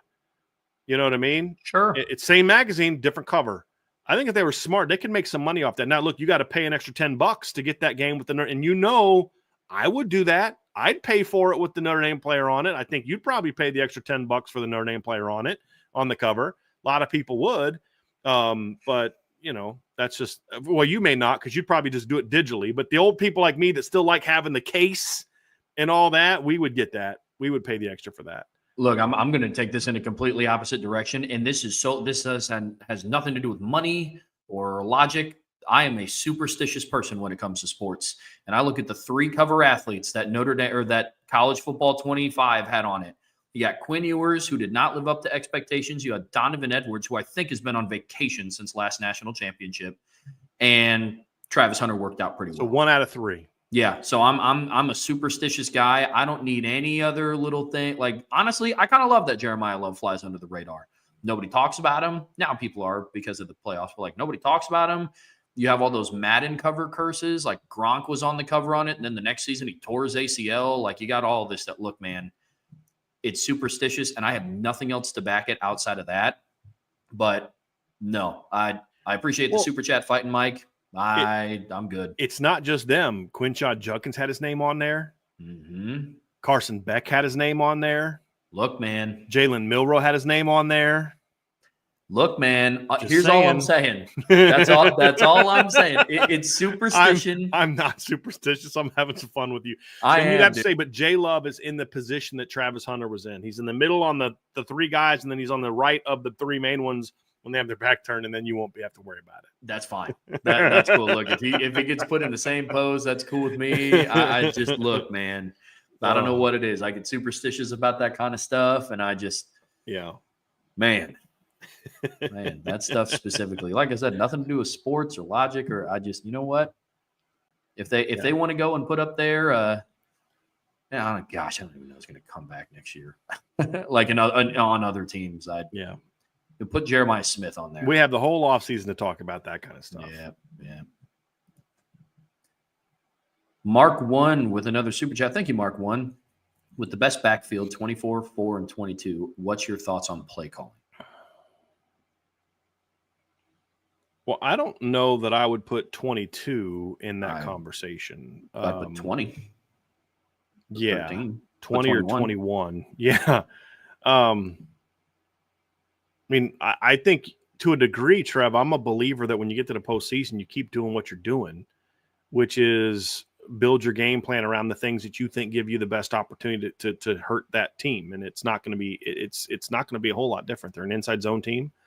They're going to run some sort of misdirection. They're going to run some duo at times, and they're going to run some outside zone at times. I mean, that's who they are. What's going to change is going to be more so the structure of how they get to those things. The motion may change. They may go overload this time. They may want to do split flow zone against Indiana. They may want to run right at Indiana with more of an attached type of deal to better handle those defensive ends, which are really good edge players. They may say, hey, listen, we don't want to split flow zone Malik Kamara because he's really like hard to block when you got to try to, he's 6'1", you got to try to root him out. So what we're going to do instead is we're going to, block back with our backside tackle and then, bring the tight end inside and block it that way. Because a lot of times if you're blocking inside zone on the backside, so you're going to have the tight end and your tackle backside, and you're going to work a double team up to that linebacker. What some teams will do as a wrinkle is if that backside end is just a butt kicker and he's just washing that sucker down, and you will then base block your backside defensive end and then fold your tight end upside, and he'll lead basically up in on the linebacker. It looks like a lead play, but it's still zone, right? You're just blocking the backside a little bit differently. Something like that. I mean, those are the wrinkles you do, but they're not going to all of a sudden look like a different team. They're, the play calling is not going to be a whole lot different. I think, look, those are 2 of your best playmakers. Get them the ball. The only thing that I could see changing a little bit in the postseason, Trev, is potentially seeing a little bit more of Jeremiah Love in the pass game. Like that I could maybe see as a little bit of a wrinkle in the postseason. Well, the only thing that I'm going to add here, Brian, I agree everything with what you just said. There's been a lot of people that I've seen speculate around the usage of Jadarian Price and Jeremiah Love. And I've seen a lot of, hey, now that it's the playoffs, you give them 30 touches a game. It's like, hey, listen, like just do what got you here. Like that offense works right now. If it comes down to it where, you know what, maybe Riley Leonard just doesn't have it next Friday and they have to, then you do it, right? Like and you would have done the same thing if that was the case against USC or if that was the case against Army. Right, exactly, Trev. 100%. But like, don't don't just now that it's like, all right, playoffs, like, all right, Jeremiah Love, like now I hope you're ready to touch the ball 45 times today because now it's the playoffs. It's like, no, just run your offense. Do what got you here. Get really good at what you've been running all year. That's what I'm about. So I agree. Thank you for the super chat. Yes. Got another one from Brian B. Super chat from Brian B. Thank you, Brian. Just joining the chat. Sorry if this was already asked, but with this being a playoff game, what game day differences should we expect versus a regular home game? Well, we read that earlier, and essentially what you're going to see is you're going to see an Indiana video when they come out of their locker room. You're going to see a couple of video spots that are going to have some Indiana stuff on it, perhaps, but then there's going to be some little videos about the college football playoff. As far as the other things is there's going to be things where like your logos, your own advertising, if you have some on the field. And I don't know that Notre Dame does have any advertising around the field. I don't think that they do. And so, but like a lot of teams do, like those pads at the back of the end zone with like advertising on them and things like that they'll so like, I think Louisville has some of that. That has to get covered up, and only college football playoff sponsors can be back there. But I don't think Notre Dame has that. And outside of that, what we're being told by Notre Dame is everything else, the music, the pumping up the crowd, all that stuff is going to be like a normal Notre Dame home game. And that's what we were told today. So the actual gameplay of how the experience is during the game is going to be exactly the same from what it's been is my understanding of reading that. All right, let's go back up top. We got a lot more to get through. We'll do our best to try to get to all of these. Irish Gordian Knot. If you could magically heal one player during the playoffs, would you use it on a currently injured player or save it in case of a critical injury down the stretch? That's a good question. It is a great question, but I would actually use it on a currently injured player. Yeah. And as I love Benjamin Morrison, guys, y'all know that. I've been on that kid since he was a sophomore. He was going to be a dude. He's going to be this. He's going to be. Love Benjamin Morrison. I'm not one of those people to bite. He wasn't playing that well this year. I wish he was healthy. But if I could only have one guy, it's Boubacar.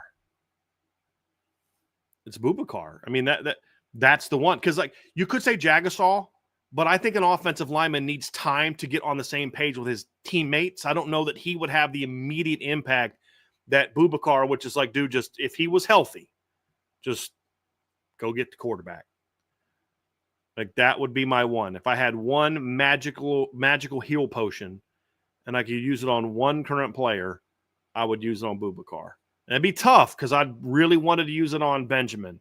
I'd really want to consider using it on Ashton Craig. I'd really want to consider using it on Charles Jagasol. I'd really want to consider using it on, Jordan Patelho and Howard Cross even to make sure he's 100%. Like there's a lot of them I'd want to consider using. I'd want to consider using it on Mitchell Evans to make sure he's back to 100%. But I think the guy who could have the biggest impact when you look at what's the biggest weakness we talked about on this team potentially, it's the lack of edge rush. And he was on the verge of exploding as an edge rusher. And I think he'd have the biggest impact. So, and I hate to say that because it's going to seem like I'm down on Benjamin. I am not. Benjamin is a dude. They'd be a better team today if Benjamin Morris was playing with him. I'm simply looking at it as what is their biggest weakness or potential weakness. It's that right there. It's rushing the quarterback off the edge, and Boubacar brings that. If we were talking about they weren't very good defending the run with the edge, I'd then say Patelho because he was defending the run at a high level before his injury. But I believe the biggest issue is the inability to really have an impact edge rush, 4-man edge rush. And I think Boubacar could have a big impact on that. A big impact on it. I mean, he played 4.5 games, and he had 5 sacks or hits on the quarterback and 8 pressures in 5 games. Like, dude was good. And a pick 6. Dude was good. Yeah. Yeah. Yeah, mine was going to be Boubacar. Because I think the secondary in the hands of, at least the cornerback room in the hands of Leonard Moore and Christian Gray are in better hands than where the edge rushers are without Boubacar and Jordan Patello. Yep. I love this response here from Stymie Smurdley. He goes, if it doesn't get used, the magic potion, could you send it over to Coach Shrewsbury for Marcus Burton? Facts. Man. Facts. Man. They're such a different team without him. They really are. They really are. I mean, it's crazy. I mean, it's their last game. Tay Davis, Matt Alaco, and Braden Shrewsbury combined for 58 points, and it was still like a 10-point game at the end of the game. I mean, it's just Stymie. I agree. Yeah. Mark won with another super chat. I think 24 should be returning all kicks. What's your opinion? I don't think it matters. They're just not going to kick to him. I mean, look, Jaden Harrison was a first-team All-American kick returner last year. He's only returned 13 kicks all season. Now, part of that's because they don't give up a lot of touchdowns. I'm sorry, I take that back. He's only returned 8. The team as a whole has only returned 13. He's a returned 8 because they're not kicking to him. So they put Jadarian Price back there, and guess what? They're not going to kick to him either. You know what I mean? And I think Jadarian was actually back there against USC. He was. It was him and Harrison. It was. And they still kicked it out of bounds. Yeah, I mean, I think the only person they could put back there that they would allow return it would be Max Roman if they put him back deep on kickoff. Like, I genuinely think that. They might, yes, kick it to him and let him return it. Yes, it does. If it's Jadarian or Harrison, they're not going to let those guys return a kick. And if they do, please, Marty, have something ready. Yeah. Yeah. One of my favorite plays he ran this year was one that got called back. It was that reverse against Northern Illinois. Yeah. That was a sweet play. Yep. It's a sweet play. All right. Let's get the good one, Mark. I appreciate that, man.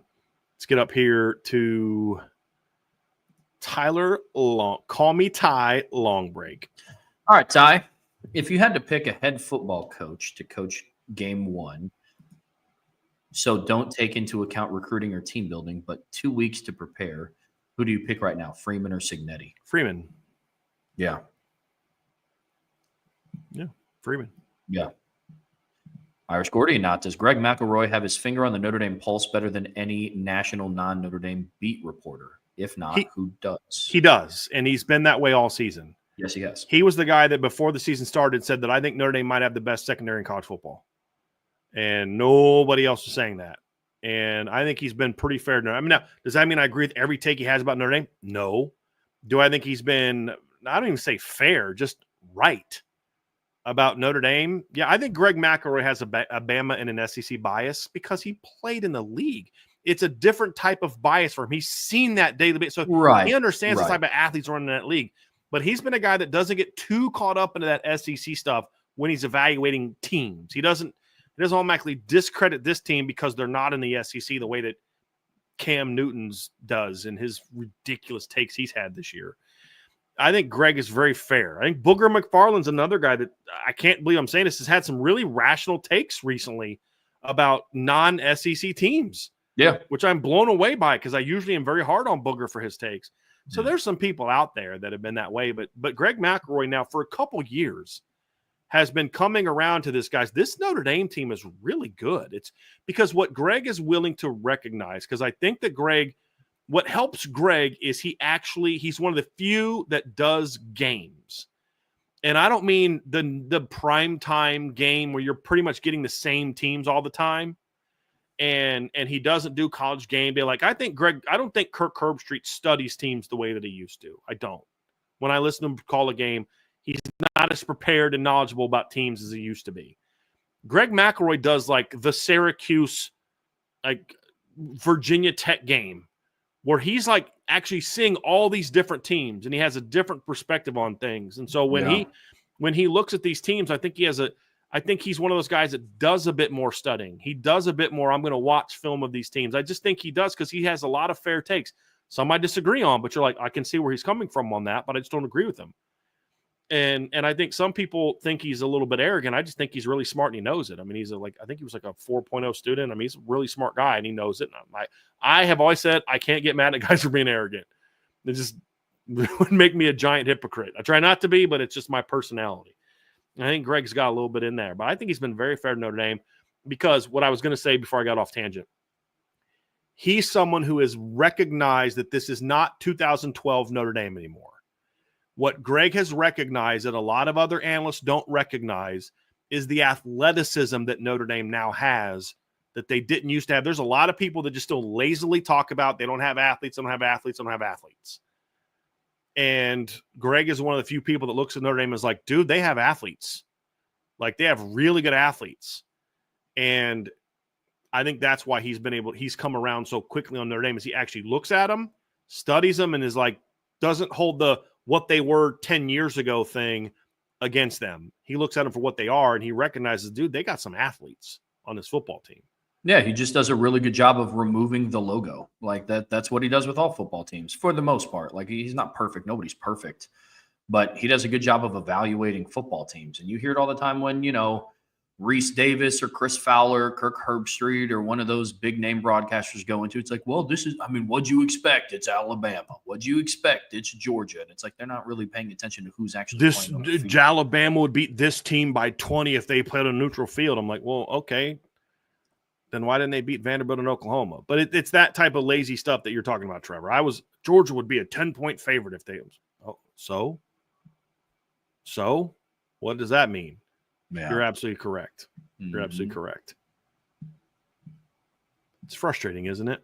Ugh. But it also makes guys like Greg McElroy a breath of fresh air. Oh, yeah. Because you can actually engage with them. David Pollock's another one. It's like he talked about, I was watching a show with him and Todd McShay, and I didn't even know it was Todd McShay at first because he looked so different. He's got like scruffy beard, he had a hoodie on and a hat. I did not recognize him at first. I really didn't. And that's not a bad thing, because that's what look, it's not a criticism. If I was doing his show, I'd have a hoodie and a hat and I'd have my beard on. Hello, but I'm saying I didn't recognize him. And he was like almost incredulous when he was like responding, like, you really think they have a chance to win it all? Because David Pollock said, I think this Notre Dame team is one of the teams that has a legitimate shot to win it all. Because you can tell David Pollock now that he's not at ESPN anymore. And that's not an insult to ESPN. It's like when you're at ESPN, there's so much that goes into a broadcast that, makeup and dress and this and that and prep and all, that you don't have time to study the game the way that you'd like to. Where when you're doing this podcast stuff, dude, as you and I know, Trev, like, you don't need a whole lot of time to get ready for the podcast. All the work you do is the prep for the show. There's nothing to the production aspect of it. And so he can just study the games. And McShay was like, you really think? And you could tell McShay McShay starts talking about the offensive line. Oh, how good they are. And 54 is this and 70 is this.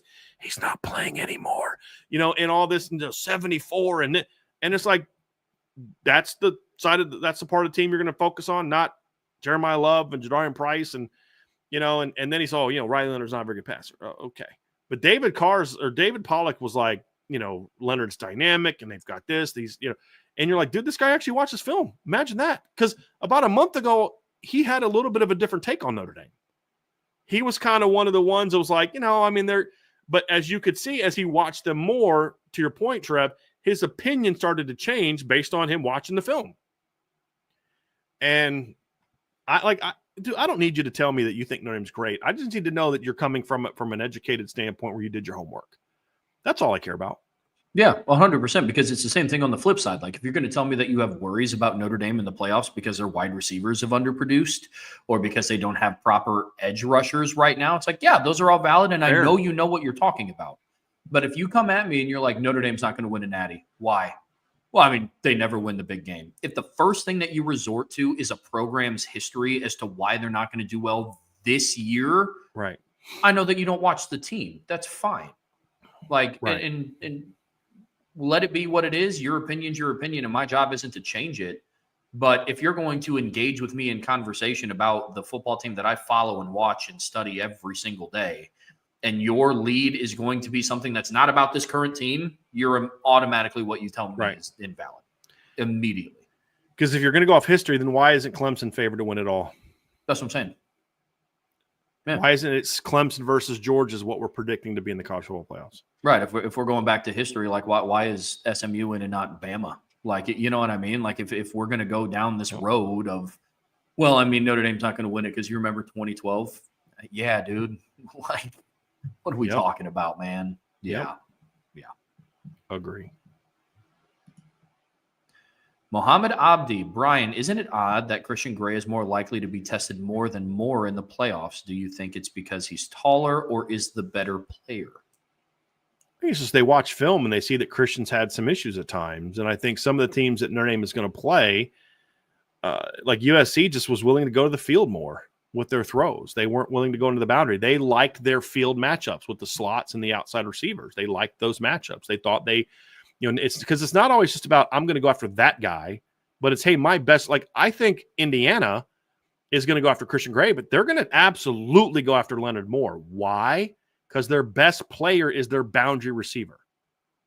They're not going to just say, well, Elijah Surratt can't beat Leonard Moore, so we're not going to throw at him all game. They're going to go at Leonard Moore, just like Louisville did. And that's a little bit of a different circumstance because Louisville didn't know anything about Leonard Moore. But I just think it's a lot of its matchups. I mean, that's if you look at the USC LSU game, that was a lot of where they went was their field stuff because that's who their better players are. And so I think part of that's just the makeup of their team. And you look at the production from Indiana's Z receivers, their outside receivers, they are very productive. I think, Trev, I had them over about 60 catches, over 800 yards and 10 touchdowns. I don't care if Benjamin Morrison was still playing and he was playing the field cornerback position. They're going to go there, because that's a very productive position in this offense. And so I think part of it's that as well. I think some of it's this guy struggling. Like, I think during the USC game, they started going after Christian Gray more because they could see he was struggling. I don't think the game plan was let's throw it 29 all day. No, they very clearly early on, USC was just kind of testing both and just seeing who kind of faltered first. Because when Notre Dame's defense is set up the way that it is, you have to. Because nobody's really going to show glaring weaknesses of hey, we can get something on this guy. Christian Gray showed it a little bit more. The caveat is Christian Gray showed it a little bit more, but Leonard Moore doesn't have as much on film. Right? He started in, later in the season, halfway through. And 2 of his 6 games that he played were against triple option teams, so it's who do you go after? The guy with less snaps or the guy that has shown liability throughout? Hey, let's go after both of them and see which one kind of falters first. Leonard Moore was locked down against USC and Christian Gray wasn't. So he just had a bad day. That's where I look at it. So, to this, Muhammad, I think they're going to test Christian because in the most recent sample size that he put out, he struggled a little bit, but they're going to go after both. Yeah. I really think they would have done it no matter what. Just look, watch Indiana play. They don't avoid people. Nope. Their slots have combined for a bunch of yards and catches. I mean, they're a very balanced offense when it comes to the touches for their X, their Z's, and their slots. Yeah. Very balanced. I mean, so again, I'm gonna pull this up here real quick because I looked this up earlier and it was a really it speaks to what makes them a difficult team to prepare for. So their number 1 receiver is Elijah Surratt, who had 49 catches for 890 yards. He's their number 1 receiver by a lot. Their number 2 guy at that position is a kid named Anderson Kobe, and those 2 players combined for 52 catches for 960 yards and 9 touchdowns. Okay. Their 2 Z's who play a lot. Actually, Miles Cross starts, and Omar Cooper is not the starter usually, but he is the more productive player. Those 2 guys have combined for 53 catches and 904 yards and 10 touchdowns. Very similar production. Then you look at their 2 slots, Miles Price and Keyshawn Williams. They have combined for 67 catches and 813 yards and 7 touchdowns. That's very balanced production between their X, their Z, and their slot. Yeah. And so that's why I say that is why I am confident they're going to go after Christian Gray because of that matchup. And I do think there's something to the notion that Leonard Moore is a really long player, that there's some throws that you just maybe would have gone against some other guys that you're just not going to test against a 6'2" guy who can run like that. Then you find other things. So they're not going to be afraid of anybody. And to your point, Trev, they're going to start kind of going at different things and see who is the weak spot in this game. Maybe it's the nickel. Maybe it's Christian. Maybe it's Leonard. Maybe it's nobody. And they're like, well, we're just going to have to figure something out and hope guys can go make plays. Yeah. Right? Because there is no weak spot. So we got to make more plays than they make. And I think that's going to be more likely of how this game is going to go. It's going to be 2 good teams playing good football, and who's going to make the most plays is going to win the day. USMA 87. Comment on a college football playoff long game by SEC Big Ten. Expand to 16 teams with guaranteed 3 each for those 2 conferences. No more conference championship game. Now they have 2 play-on games to replace them. No auto buys. I'm just not a big fan of expanding to that many teams. Like, I mean, my thing is, Trev, there's not 12 teams capable of winning a title this year. There's 12 teams in the playoffs, but Clemson's not winning the title. Of course, as soon as I say that, Dabo's going to make me look like an idiot. But Boise's not winning the title. Arizona State's not winning the title. Indiana's not winning the title. You know, it just expanded 16 teams. Why? Well, that's what I'm saying. Like, the way that I look at it is like I appreciated it being expanded to 12. Or at least the expansion in general. I thought 12 was a little bit too much because I think you can have the argument that, you know, teams 5 and 6, especially you go and look at last year, you know, I think Georgia and Florida State absolutely could have competed for a national championship. Mm-hmm. But then you start looking, it's like, well, when you go to 12 teams, of course, teams 13 and 14 believe that they could have too. Sure. You go to 16, teams 17 and 18 are going to believe that they could compete for one. And then you go to 35. Teams 36 and 37 are going to believe that they should be in. Like, it's just, you got to draw the line somewhere. And I think it should be at 12. I think 12 is perfect. Yeah. I mean, if we had gone to 16 this year and not had the conference championship games, and guess who's getting in? Iowa State over Clemson. I don't want that. Nobody wants that. And so, like, honestly, the expansion should have been probably to 8. It's where it should have been, if we're being honest. I don't have a problem with automatic buys. I don't. Because I don't want to get to 16 in order to do that. I mean, I get the 14 thing will give the top 2 teams buys or whatever. I just, you know, I've said what my favorite system is, Trevor. I would have gone back to the old bowl tie-ins and then picked my 4 after the bowl games. That's what I'd have done. But, you know, that's just not where we're going to be. There's a lot of different things you could do. I just don't want to have to appease those teams because there's going to be some years where the Big Ten deserves 3 teams. Some years they don't. And what's the point of expanding teams if we're just going to guarantee, like, why isn't, like, and giving an automatic bye to a conference champion is a way better proposition for me than guaranteeing that your third best team is going to get in a lot of years where your third best team isn't really a championship contender. You know, if anything, I'd say nothing is automatic. We're taking the 16 best teams. Simple as that. That's not going to happen because there's no, but here's the thing. There's no perfect system, guys. We spend so much time complaining about the system sucks. And they didn't like the voting system. It sucked, and it did suck in a lot of ways. So let's go to the BCS. It sucked. How can you not have Miami in there? How can you have Oklahoma in the title game when they got blown out by Colorado or Kansas State in the Big 12 title game? You know, how can you have, you know, Florida State over Miami when Miami beat Florida State? Or, I mean, we had every year we were bitching about the BCS system. Yeah. And then the playoff comes, and it's the 4. Well, I don't like the 14 playoff because Iowa State got screwed. They should have been in, or TCU got screwed in 14. They should have been in 2. And so you just immediately go to the 14 playoff. It's whining and crying, and you need expanding. Now you expand to 12, and it's like it's whining and crying. It needs to be more. There's no perfect system. So, you know, they're going to expand. They are. And I have a feeling that the give that the other conferences in the Kimmy are going to do for the Big Ten and the SEC is I actually think it will be this. We're not going to give you guaranteed teams in a 14-team playoff. We will give you guaranteed teams in a 16-team playoff. And we'll give you minimum 3 or something. You know what I mean? Like, I think that'll be the give.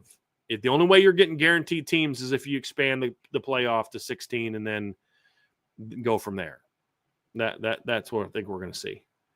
But I don't think it's going to mean no more conference championship games because it's, again, there's only one reason they started them, and there's only one reason they have them now. It's money. Mm-hmm. That's it. Why do you think the Big Ten eventually gave in and added a basketball playoff? Because remember, the Big Ten and the Pac-12 for a long time didn't have conference tournaments in college basketball for a long time. And it's within your lifetime they started doing it. Yeah. Trevor. Yeah. Actually, I'm gonna look that up real quick. No, Why did they start doing it? I forgot about that. Yeah. So it's because of money. That's what they started doing it for. It's just because of money. They realized it was a big money maker and they couldn't afford to pass it up. So I'm actually 1998 was the first time they played. So like right before you were born or right after? When you say you were 97 is when you were born? Yeah.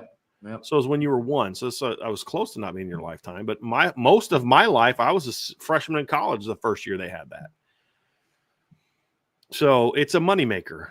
And I don't think they're going to get rid of that. Now, if they were smart, they would have some fun with that. They would, I've said this before, SEC stay at 8 games in your conference, have 3 non-conference games, move your rivalry games up a week. And then last week of the regular season, your 1 plays 4, your 2 plays 3. If you want to go to 4 divisions of 4, the pods, that's fine. You can take your pods, whatever. And then have 1 plays 4, 2 plays 3, and then everybody outside the top 4 gets pitted in some sort of matchup that doesn't have rematches, but kind of, pits teams against each other, right? And that's how you have your last week of the season. And then the winners of those 2 games, they play in championship weekend for the automatic bid and a bye. That's now if you really want to make money, let's just go all in and do it that way. If we don't care about kids and how many games they play and all the then let's just go all in and make as much money as we can, because you know what? In that scenario, the kids get more money too. Right? So that's kind of where I'm at. Sure. So yeah. Super chat or super sticker from Patrick Duffy. Patrick, thank you so much for that, man. I really, really appreciate that very, very much. Very, very much. All right, let's get to some more here, Trev. All right, man. Mark Avalone, what are your impressions of the first year use of the helmet radio comms on offense and defense? Seems like there was still a lot of players getting signals from sidelines. Well, I said that, Trevor, this summer. I told people that was going to be the case this summer. A lot of college football doesn't huddle. And if you don't huddle, your quarterback can't get the play call to all other 10 guys. It's not possible. So you have to signal. You still have to signal. If you're going to play tempo, your quarterback can't get the call. Like, if you're going no huddle and you don't huddle, how's the boundary receiver supposed to get the play call? So you give it to the quarterback, and then the quarterback's got to somehow signal to him? Or do you just tell the quarterback the play, start talking to him about it as you're signaling in the formation and the routes to the other guys?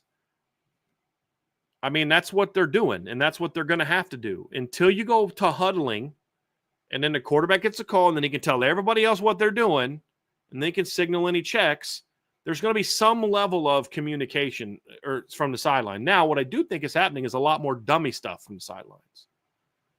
You know what I mean? And the quarterback's making certain – you see what some teams – like, you can see the quarterback's kind of telling guys what to do as the sideline people are going nuts. And so you're distracting them when really it's the quarterback that's telling people what to do. And sometimes it's the opposite. So it's just one more. But I think overall, Trev, I like it. I think it's been good. I think it helps quarterbacks kind of have a clue what they're doing. It helps them. It helps with the flow of the game. I didn't see as many of the operational issues that I thought we'd maybe see with it. I thought it was fine. I think it works. But you're still going to need NFL teams still signal. It's just unless you're going to huddle, I mean. Yeah, you see D coordinators in the NFL now, Ryan or Trev, still audibling and doing things to get calls, and you're still going to signal. Yeah, I mean, I think it's a net positive for sure. I mean, I like it. I didn't really ever think that I was going to dislike it or anything. So no, I mean, I'm first impressions of it. It's cool. I think I'm sure that there's things that like I just don't know or don't see that make it really beneficial. Things that before there's 15 seconds left on the play clock that. Mike Denbrock or whoever, Gino Gadula, who's ever talking with Riley Leonard, for example, might be able to pick some things out real time for him. It's like, hey, keep an eye out on this, whatever. So, like in that sense, I'm sure it's a big net positive. But yeah, I mean, they're going to have to signal, barring teams just huddling every play, like Brian said. Yeah. Jacob Sweat. I have been watching games from 2005 and 2006. Who is an underrated player that you guys enjoyed the most? I always enjoyed Maurice Crum Jr. Love the show. Thank you, Jacob. I'd probably stick with a similar position. I'd probably go Derek Curry. I don't know what it was about Derek Curry. Played linebacker, I think under Davey and Ty, but I just liked watching him play, man. Big number 49, I think is what his number was. Just a tough, hard-nosed football player. I liked Derek Curry. I don't know why. I just thought he was not that I had illusions of who he was as a player, like, oh, he should have been an All-American. I just liked watching him play. It just seemed like a fun guy to watch, just I don't know what it was, but Derek Curry would be one for me. I have two. First one, I mean, personally for me, there's probably a little bit of bias because it was the first year that I started watching this team. But everybody always talks about Brady Quinn and Darius Walker and Jeff Samardzija. I loved Mo Stovall in 2005. Yeah. He was so fun to watch, man. And that's when I grew up, that's just what I thought wide receivers should have been like. Yeah. Literally. 2,000-yard guys. Yeah. This is what you do in Notre Dame. Yeah. That's just what I assumed, but I loved watching Maurice Stovall. And then this is a deep cut. One of my favorite people to watch was on special teams in 2008. His name was Mike Anello. Oh, yeah. He was a lot of fun, man. I think maybe it was just because it was, he was a walk-on and he kind of had that Rudy feel to him, but he was recovering fumbles. He was forcing fumbles. He was a lot of fun, man. Most underrated because obviously I loved watching Golden Tate and Michael Floyd, but 05 Mo Stovall and number 37 Mike Anello on that 2018. I remember him. So yeah, off the top, can't remember many others that were underrated. But yeah, those. I really liked Vontez Duff. He was another guy that I really liked as a player as well. Mm. Yeah, he was another guy that I really liked as a player as well. All right, let's get to some more here, Trev. All right, man. God, country, Notre Dame, and barbecue. How many Indiana players would start for Notre Dame, offensively and defensively? There's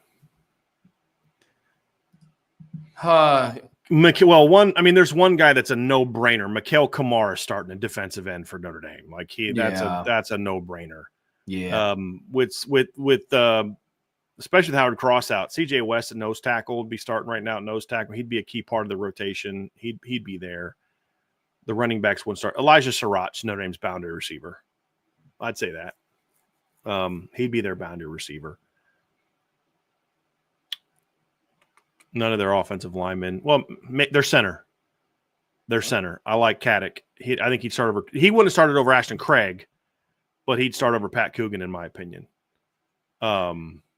I think D'Angelo Pons in the nickel, I think, could have given Jordan Clark a run for his money. I like that, Trev. So not as a starting corner outside, but in the slot. I like that. I like that. I'm high on D'Angelo Pons. I like him. Yeah, he's a good first player. team All Big Ten kid. He's a good player. Does not let for being their boundary field corner, does not let being 5'9" inhibit his playmaking ability. So him in the nickel would be fun. That'd be interesting. But outside of that, it's probably it, I would say. There's guys that would play for him. Oh, yeah. Right? Yeah. For sure. But no, not a ton. Not a ton. Yeah. PA Irish guy. What's the most intriguing position matchup in the playoff? Doesn't have to be a Notre Dame Indiana matchup. Oh boy. Player matchup. Or just position. Matchup. I think in the first round, Trevor. Well, let me hear yours and see if it's the same as mine. I was going to say Ohio State's offensive line versus Tennessee's defensive line. That's going to be massive. If Tennessee's defensive line can go to town on unfortunately, just a beat up offensive line for Ohio State, that game could get ugly, legitimately. Similar to what Bill Trocchi was talking about yesterday. Tennessee is put together very similarly to Michigan, but they have better athletes there outside of probably Mason Graham. Yeah. And so that could get really interesting. That would be mine. Is Ohio State's offensive line versus Tennessee's defensive line. Outside of that,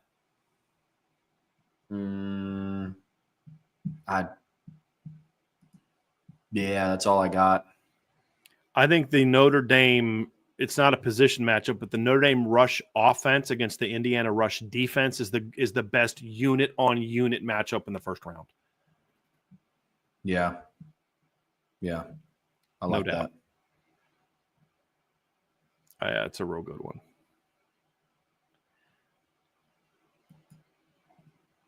James Mertz.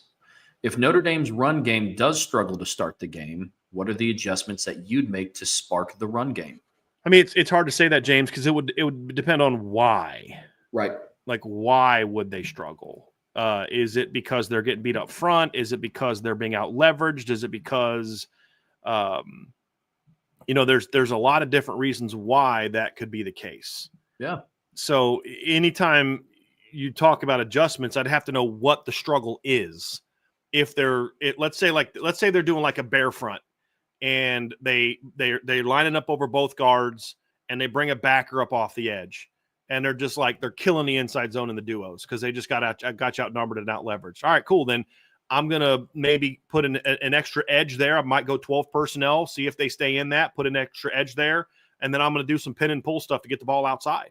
I'm gonna run outside zone to get the ball outside. I'm gonna maybe run some power read stuff to try to get some angles. Your gap stuff might be a little bit more effective. Your off tackle gap stuff might be more effective in that instance. It just depends on why you're struggling.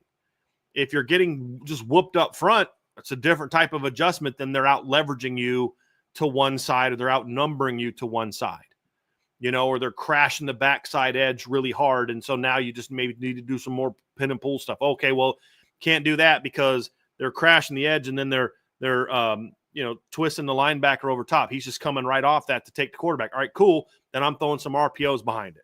I mean, there's just, okay, but then they're bringing the safety. But that's the chess match of college football, right? Okay, then I'm going to throw a post route behind it on my RPO. There's all those type of different things that you do to adjust, but I need to know specifically why they're struggling to run the ball to kind of talk about why. And sometimes it's like, guys, they're playing hard, we're playing hard, just keep hammering because eventually you're going to break one. Sometimes it is that. Sometimes the adjustment is not adjusting. It's there. Block it. Don't miss on the backside cutoff. I mean, sometimes it's like the adjustment is, dude, I need you to get that guy. Sometimes the adjustment's as simple as you reduce your split by 3x. But or something like, I need you to reduce your split backside by 2 inches. He's probably not going to recognize it the first couple times. That 2 inches allows you to reach that guy, and you're cutting that sucker back for a big gain. Now, you can't do that for a whole lot of carries because eventually they're going to look at the film like, hey, they reduced that backside guard on this split, and they're getting inside of your 3 technique who's lining up and crashing across the guard's face. There's all types of things that you can do, right? I mean, so it just depends on why you're struggling. That's the only reason that I could, I can't give you specifics. It's just, it comes down to you got to either change your scheme based on what they're doing. You got to change your alignment to create extra gaps or extra spaces or to out leverage them. You've got to change your directional emphasis. They're overloading you to the right or the left. They may be overloading you to the field. You got to go more boundary or vice versa.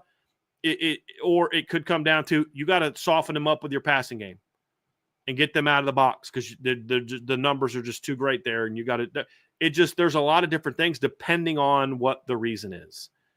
And that would be why. Agreed. Don't have much more to add there. Super chat from Mark 1. Thank you again, Mark. I think 88-4 will be the standouts in this game with Indiana. What's your pick?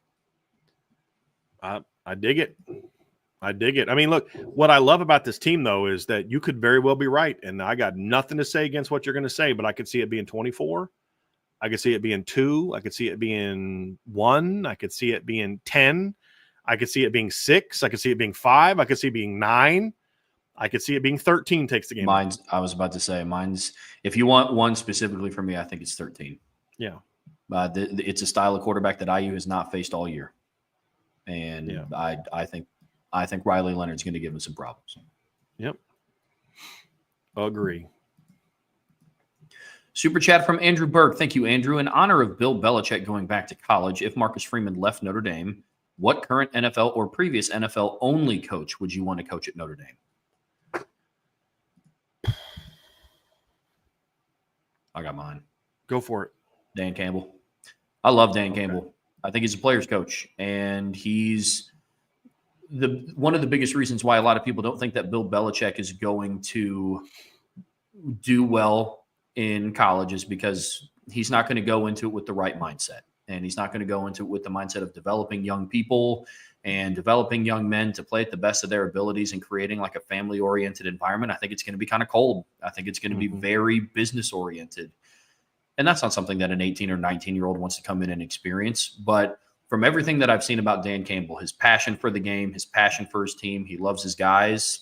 As goofy as he is sometimes, I would really like for Dan Campbell to come to college. I think that'd be cool. I'd like for in his prime Mike Shanahan. Not the Indiana one, but the Denver Bronco one. That's who I would want. Very underrated coach. Brilliant offensive mind. People forget he won Super Bowls without John Elway. He was the OC for the Niners when they won it in 94. He was also the offensive coordinator for the Broncos when they went to their first 2 Super Bowls. Very, very smart guy.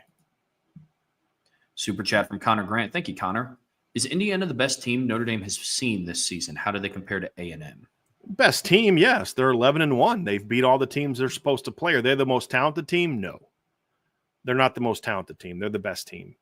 I mean, you win your games, right? Would they have the same record as A&M if they had the same schedule? I don't know because they didn't have the same record. But what I know is they won all but one of their games. I think from a talent standpoint, we were asked this the other day, Trevor. From a talent standpoint, they're somewhere in the same zone as Louisville and Georgia Tech. They're, I think, a little better coached than those teams in certain areas, especially on defense. They're way better. Like if Louisville had a defensive coordinator, if Ron English wasn't terrible this year, I think Louisville might be a 10-win football team. Yeah. I think they'd have beat Miami for sure. I think they'd have beat Stanford for sure. Like, I think they still lose to SMU, and I think they still lose to Notre Dame. But they don't lose to Miami. I don't know what the heck he was doing in that game.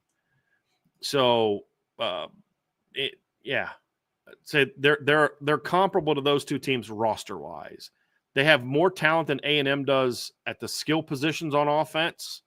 They're not as good up front as the A&M team was on offense. So better at quarterback, better at receiver, similar tight ends. Production-wise, they're better. Talent-wise, maybe not quite. Better at quarterback, production-wise, not talent-wise. I think A&M has better running backs. And I think A&M has a better line.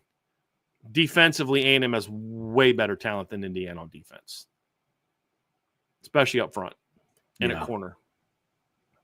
Yeah. Well, one corner spot. I think Will Lee is better than the Johnson kid at that spot. So that's where I'm at on that. Yeah. Yeah, I agree. I mean, like they have the best record of anybody that they face. Like team, I think you have to include that because like you went 11-1 as a team. Right. But I mean, like put together from like an athletic standpoint, I don't know. Like I don't even know if Kurt Cignetti is the best coach that they faced all season. So who would you say is? I'm not arguing with you. This is an interesting comment to make. Who would you say is? I would put Jeff Brom up there, but I'm really high on Brom. Mm-hmm. At this level, it's so tough. Like I would think about Mike Elko, but he has some stuff that he's got to figure out. Yeah. I think the best coach they faced all year just is building a team right there, Jeff Monken. Yeah. And what he did at Georgia Southern, what he's done at Army. Yeah. Best coach of a traditional team, Jeff Brom. Yeah. I mean, but look, like say what you want about Indiana's schedule. They didn't lose to a 3-9 Stanford team like Louisville did.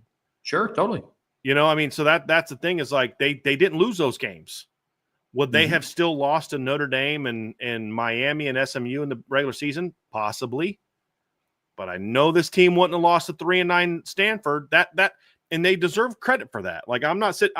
I get frustrated by they haven't played anybody. Guys, this is Indiana. We're not talking about Iowa going 11-1 against a terrible schedule we've seen them do. This is Indiana. 3-9 last year. Terrible Indiana. They deserve a lot of credit for that, especially when we've seen, look, they beat teams better than Oklahoma. They beat teams that were better than Vanderbilt. Sure. They beat teams that were better than Kentucky. I'm naming, they beat teams better than Northern Illinois. right? Like, so they deserve a lot of credit for their wins. And that's what we're saying here. Trevor and I are both saying here is the best team. Yes. The most talented team. No. But honestly, I'd rather face the better talented team that's not coached as well or not developed or built as well as the team that's really coached well and isn't quite on that other team's level talent-wise. Because this Indiana team is not Army-Navy talent-wise either. No. They're kind of in between those two things talent-wise, and that's what makes them dangerous. Mm-hmm.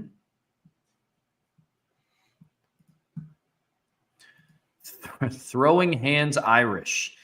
Did Bowen recognize and call out that run play on 3rd and medium against USC because of the helmet communication, do y'all think?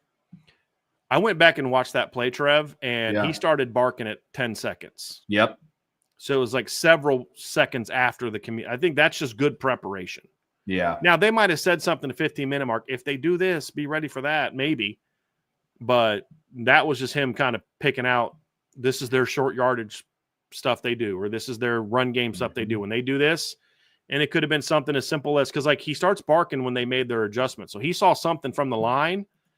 And when that back moved over, it's like it was very clear that counter was coming, right? Yep. Because like when they line up, they've got a tight end to him in a trips alignment. When they move the back over and put him in a back alignment, that is their power. That is their misdirection, their power. I don't know if it's power or counter. That's what they're bringing. And that's as soon as he saw the back motion, he immediately went to, they're going there. That's good. That's good preparation. That's high IQ football right there. No, the growth that Drake Bowen has had this season has been so fun to watch, man. That was a very underrated play and not a play that enough people talk about. You know, I mean, rightfully so. The offense scored 35 points in 3 quarters, and there's back-to-back 99 and 101-yard pick sixes to end the game. I get it, but from just like, if you appreciate watching good football, that was so fun to see. You know, going from that to like moments in the Texas A&M game where he didn't even know where to line up. Right. Like, man, it makes you appreciate the journey that young man went on. It was awesome. Yep. Agree. Sean G. Why does everyone seem to have a problem with Notre Dame being an independent school? Sounds more like jealousy than anything, but that's just my opinion. Would love to get your thoughts. Jealousy is one reason. Groupthink is another. Yeah. It's totally. Really that simple. There's very few good arguments to make for Notre Dame. Like the same Big Ten people that whined for years about Notre Dame doesn't play a tough schedule, blah, blah, blah, blah, blah, are the same ones crying about having to go from coast to coast in the same month. And Notre Dame's like, dude, we do that every November. You know what I mean? Like, what are you talking about? It's jealousy and groupthink. And people who don't know football. Like, there's this one Twitter page, and they just put out like clickbaity type of things, but they're like, you know, best running back of all time. And it's like, there's not a single guy on there that's got a 1.9 in front of his year he played. Not one. Like, not a single running back is in the top all time. Like, let's be honest. If there's a list of running backs all time, there's not many that are going to have 2 at the beginning of when they played. There's going to be a bunch of 1.9s, and there's going to be a bunch of 1.98s. You know what I'm saying?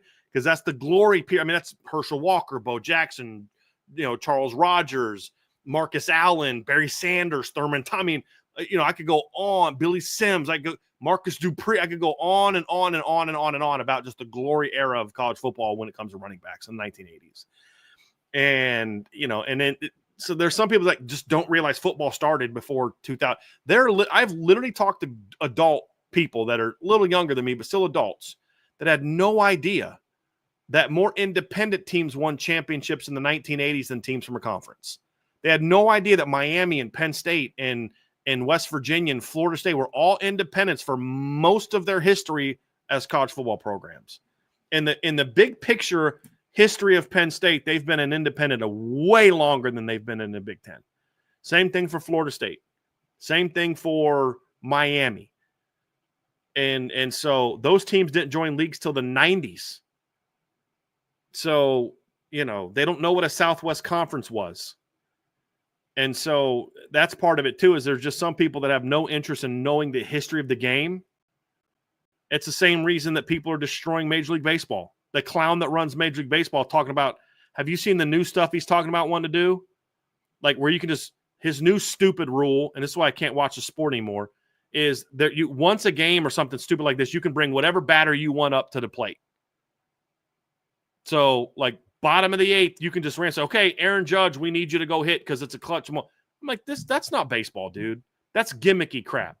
That's what that banana team does. Like, it's literally the name, the banana team. Like, I'd rather go watch those guys than what you're doing to Major League Baseball. Sure. And it's like the NBA, these courts. I'm like, what the heck am I watching right now in the NBA? They're like, why is viewership down? Because people can't look at that court. Yeah. It's distracting as heck. I can't, like, my buddy Jake tweeted out something from the Rockets the other night. I was like, are you playing that game at the gates of hell? Like, what is going on right now? Yeah. You know, it's like, it's all gimmicks. This isn't basketball. This isn't about the game. This is about the show. That's why you've lost. When it becomes about the show and not the game, you lose. You know why I love watching women's basketball? It's still the most pure form of basketball there is. It's about passing. It's about sets. It's about angles. It's about footwork. It's about the game. It's about getting off. I mean, watching Leah Tu King just popping mid-range after mid-range against UConn last night I was like, this is beautiful. It's about the purity of the game. It's not just about I can dunk over everyone. You know what I mean? And it's not about all this craziness that is overtaken, unfortunately, the NBA, which makes it unwatchable for me. And that's a lot of people, but a lot of people don't understand this is where the game came from because they don't know beyond 5 minutes ago. And I think ignorance is so moral story, jealousy, groupthink, and ignorance are the primary reasons why some people think that Notre Dame, they have a problem with Notre Dame being an independent. Yeah, I agree. I think it's majority groupthink. It's because they heard somebody on Twitter or they heard one of their buddies say, it's BS that Notre Dame doesn't play in a conference. And then that just becomes their mentality. I rip some guy to shreds who he's a buddy. It's like, you know, Notre Dame has an advantage not playing in a conference. Okay, why? Just anybody that comes up with those people, like, just ask them questions. It's groupthink. They don't know. Because they don't know. He heard someone else say it. Yeah. It's exactly right. It's groupthink. Yeah, well, it's all everybody else I know says it. And like, well, I'm a fan of a team in a conference. And Notre Dame's not in a conference. Right. That's BS. And it's like, why? Right. Well, because it's easier. In what way? Well, they don't have to play a conference schedule. I know they don't. They're not in a conference. But what about it makes it easier? Right. Like IU was in a conference. Yeah, they won 11-1 in the Big Ten. It's like, well, there was 8 winning teams in the Big Ten. They played 2 of them, lost to one by 23. So, like, beat the other by 5. Yeah, at home. Right. Like, right. So, like, what about that schedule was hard? Well, they could have played in a conference championship. So it's harder because they could have and didn't? Like, you know what I mean? It's just all like, you really want to blow their minds? Remind them that the 1 year Notre Dame did play in the conference, they went undefeated. Yeah. Yeah. Like, it is what it is, man. Like, it's just yeah. But man, if there's one thing, I said it to somebody, a Penn State fan, the other day. Penn State hates Notre Dame because they can't be Notre Dame. They're not independent because they can't thrive as an independent. Financially, they cannot thrive as an independent. Notre Dame can, and that bothers them. It's jealousy. It's jealousy. Well, yeah.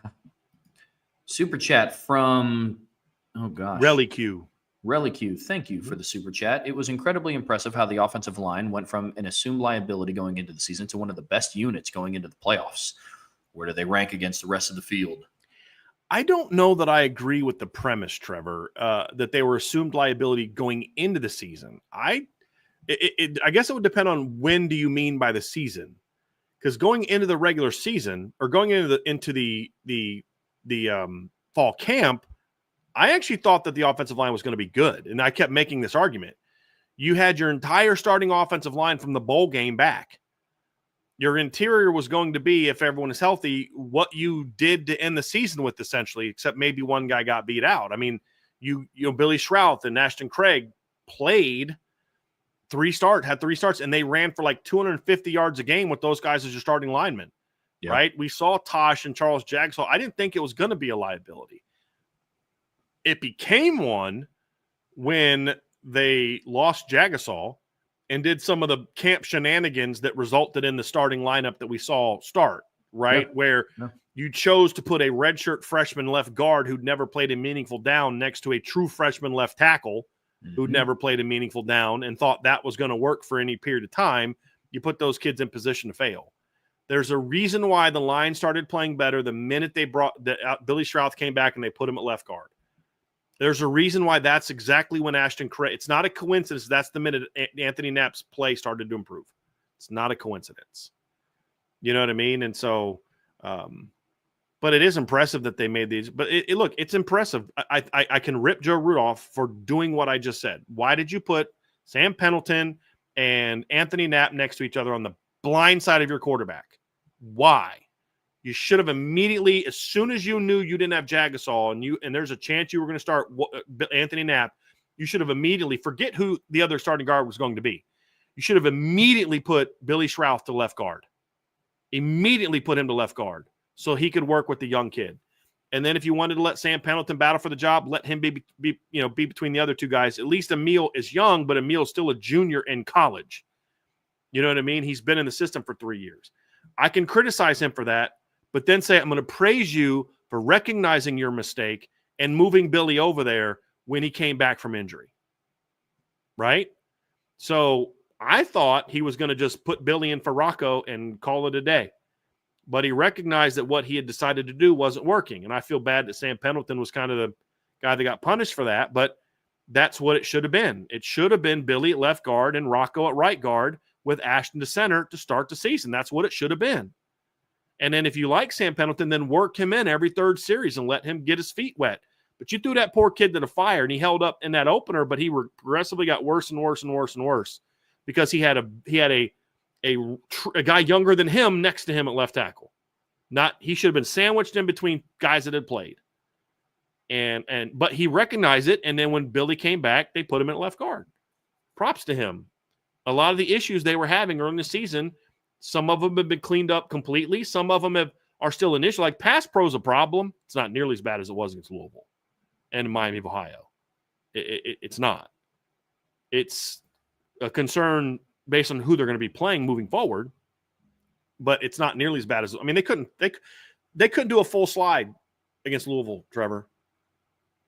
That's like stuff that JV teams are doing, and they were giving up run-throughs on quick game.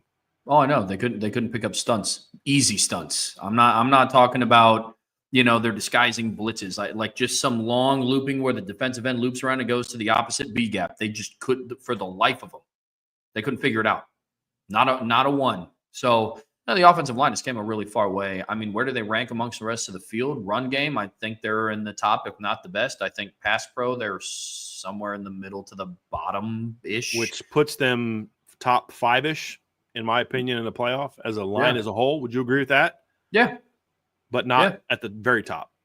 Yeah, agreed. When Kelvin Banks comes back, Texas has a better offensive line than Notre Dame does right now. Mm-hmm. Oregon has a better offensive line than Notre Dame has right now. Yeah. All encompassing. And as far as like the liability going into the season, they were more of a liability from Purdue to Navy than they were from Texas A&M to Purdue. Agree. I mean, like that's, you lose your starting center, who's basically the anchor of your offensive line, and talented. Yep. You lose Billy Strouth, who was probably your most gifted offensive lineman at that point in time, and was most consistent early. Yeah. Mm-hmm. Agree. Christopher Galloway, coach, would you use a jumbo package on the goal line if you were the OC? At times, against certain looks, sure. Against Indiana, to a degree, at times, yeah. I'm still someone who doesn't believe you always have to go jumbo package at the goal line. And Notre Dame's had a lot of success spreading people out, because you can get an edge, you can get leverage on the outside. They have to take at least one or two guys out of the box. There's some advantages to that when you have a quarterback that can run. Yeah. Because you have that extra gap because you can use one of your running backs to lead block, which means you don't have to use a lineman or a tight end to lead block. So it would be part of my package, but I still think there's benefits to having some stuff where you put a couple guys outside and do some of those things as well. I do.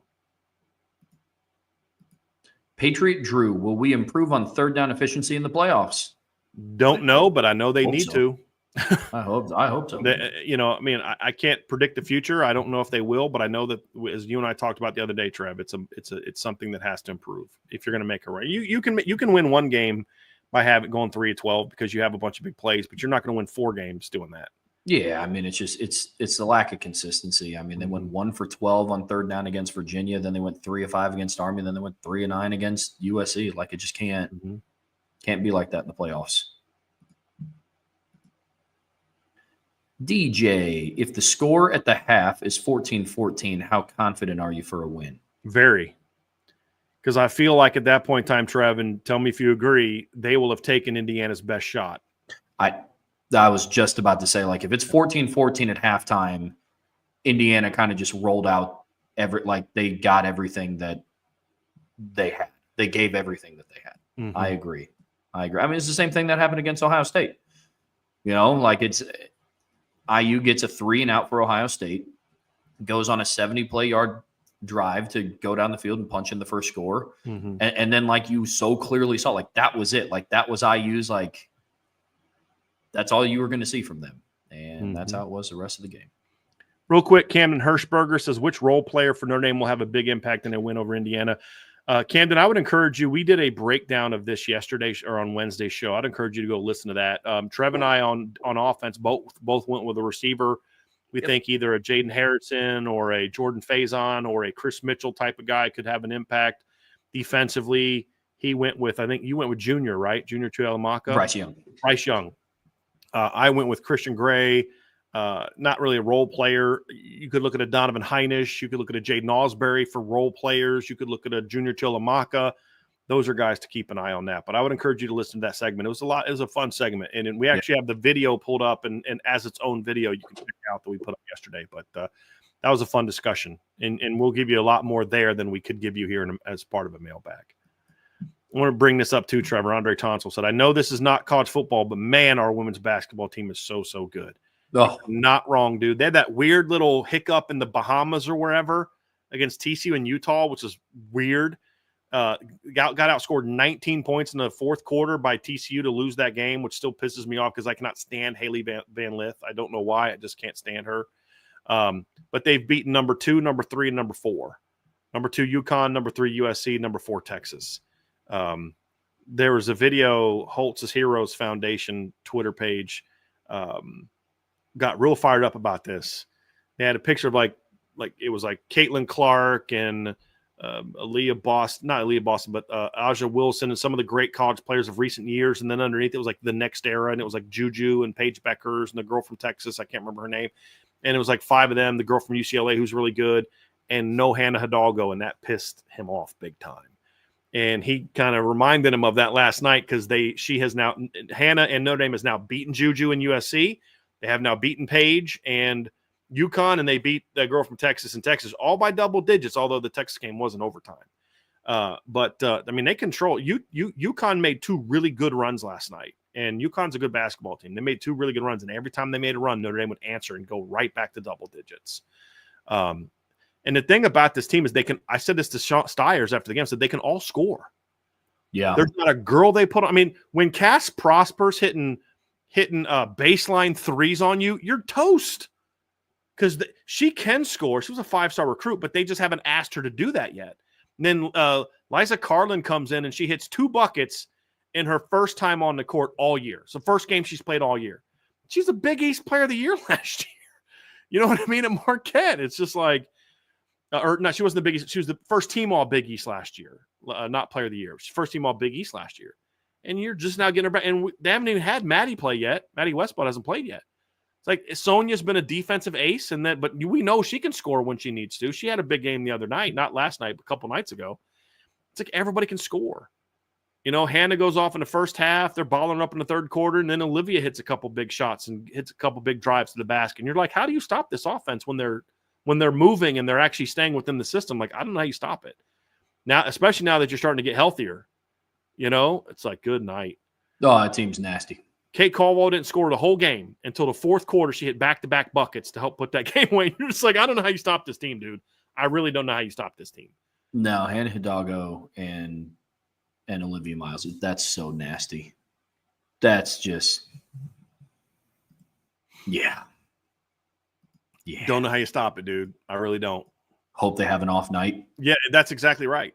That's exactly. I mean, if you have the athletes that can kind of press them for four quarters, because one thing this Notre Dame team loves to do is they love to run.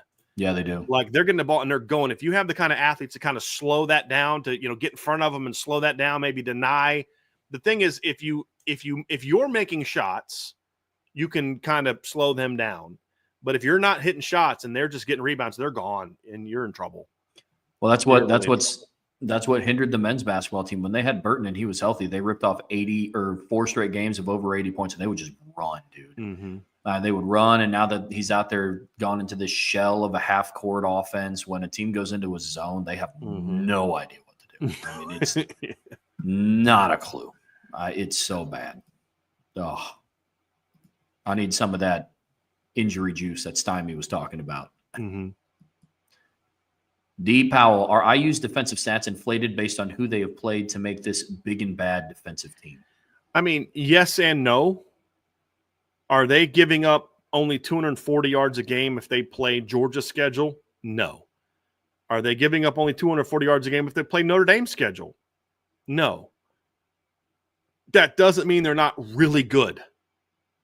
Like, there's plenty of teams in college football that have bad schedules, and none of them have the numbers that Indiana has.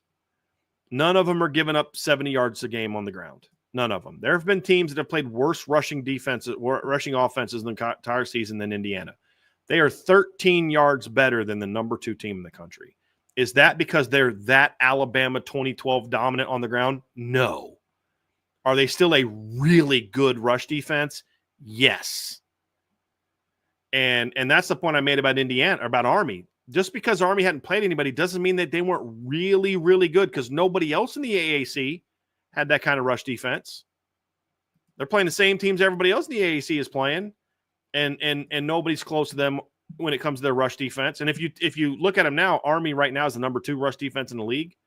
You take the Notre Dame game out, they're number 1, and it's not close.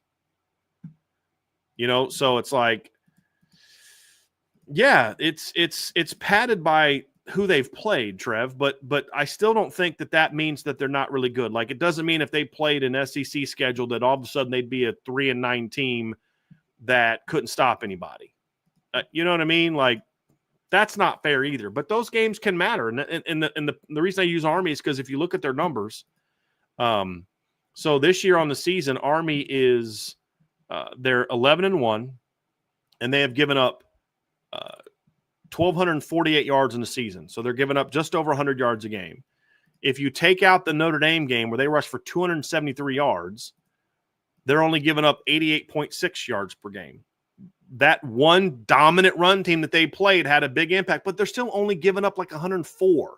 That's still really good. You know what I mean? So I think both things can be true. I think their offense, and that's why I kind of use some of the numbers I gave up the other day. Is their offense really, really good? Yeah, their offense is really, really good. Is it a 40-point game, a 40-point per game team if they had played Notre Dame's schedule or Ohio State's schedule or Georgia's schedule? No, but they'd still be scoring a lot of points even if they were playing those teams. And that's my point, is both things can be true. Yeah, and totally. Yeah. I mean, they're good. They're just not number 1. I mean, Right. Like they are. But like, if you ask me, like if you look at the grand scheme of college football, like you look at the makeup of each team, you do the eye test, you watch the games, you're not going to convince me that Indiana has the number 1 rush defense in the country. Like, just not. But that also doesn't mean that they have the 90th best. You know what I mean? Because like, you can't really base it off of hypotheticals. You have to take it off of who they played, and who they did play, they beat the crap out of. So like that counts for something. Yep. It's both things can be true at once. I want to bring this question up. We're not going to address this right now. Craig Bolton asked, do you think we have truly closed the talent gap? This is going to be a great offseason conversation. What I will say now, Craig, right now, Notre Dame has closed the gap more than they ever have since the 90s. I don't know yet if they've truly closed the gap completely or erased it. We're going to find out to a degree over the next month. But I'll also say, even if they won it all, I don't know that means they've necessarily completely erased it from a consistent basis. I need to see, can you do this same thing when Bama's not down, when Georgia's not down, when Ohio State has a competent head coach? You know, and I'm not trying to take anything away from what Notre Dame is going to do. It's just closing the gap doesn't just mean you do it once. It's you do it over a period. That doesn't mean winning the title every year, but every year you're a Final Four team almost every year because you're just that good. That's closing the gap. Do I think they've closed it as close as it's been since I was 15 years old and I watched that team in 1993? Absolutely. Has it completely closed? That I don't know. And that'll be something we'll discuss a lot more in the offseason. Sure. Yep. Michael Kostrub, Notre Dame gets the ball first on Friday. What's the first play you're dialing up? Play action pass, Riley Leonard getting out of the pocket, taking a shot down the field. Unless it's super, super windy. And then I'd probably do some sort of, just some kind of run with some pre-snap movement, some kind of jet stuff to kind of get their eye discipline. One thing I'm going to do early, and we'll talk about this next week, Trevor, is I'm doing a lot of stuff pre-snap to get their linebackers doing a lot of this. Yeah.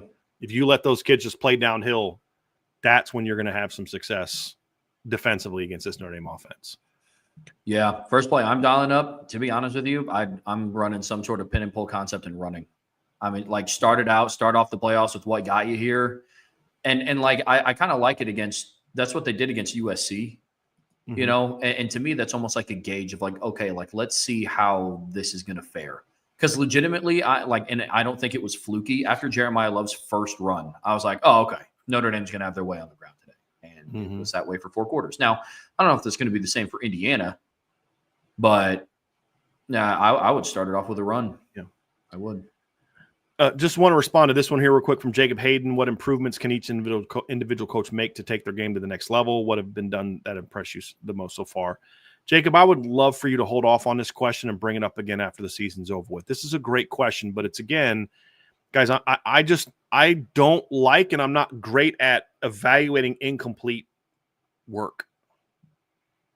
You know what I mean? Because I could say, hey, this guy's done a great job all year. Like Dylan McCullough has done a phenomenal job with the running backs. But let's say they go in the first round of the playoffs and they put the ball on the ground 5 times because they're not prepared for the moment. Do I still have the same opinion of the job he did with those running backs? No, I don't.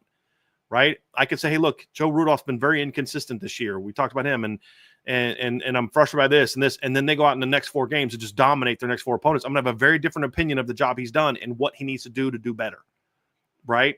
So I just need to see the thing play out. And once we do, this is a great offseason topic of conversation. So yeah. I didn't want to just completely ignore your question, Jacob, because it is a very good question. It's just one that is better to be discussed when the season is over with. That's really it. AST 12321. What plays can Notre Dame make in the running and short passing game to punish a stacked box selling out to stop the run? Couple things. Number one, run game wise, as we've seen all year, body on a body. Get a body on a body and let these running backs work. Something else Mike Denbrock has done a really nice job of at times is spreading out and forcing teams to kind of get guys out of the box. Because like we remember that 2nd and 10 run against A&M where they went 4 wide. They had tight end in the game. They went 4 wide, and Texas had, because it's a heavy pass look, so they had to widen out. They just ran a little inside zone with Jadarian Price, and he gets him to the second level. He makes a linebacker miss, busted outside, 46-yard touchdown. I mean, like, Denbrock's done a pretty good job of doing that stuff, getting an extra hat on the edge, and trying to pin stuff inside.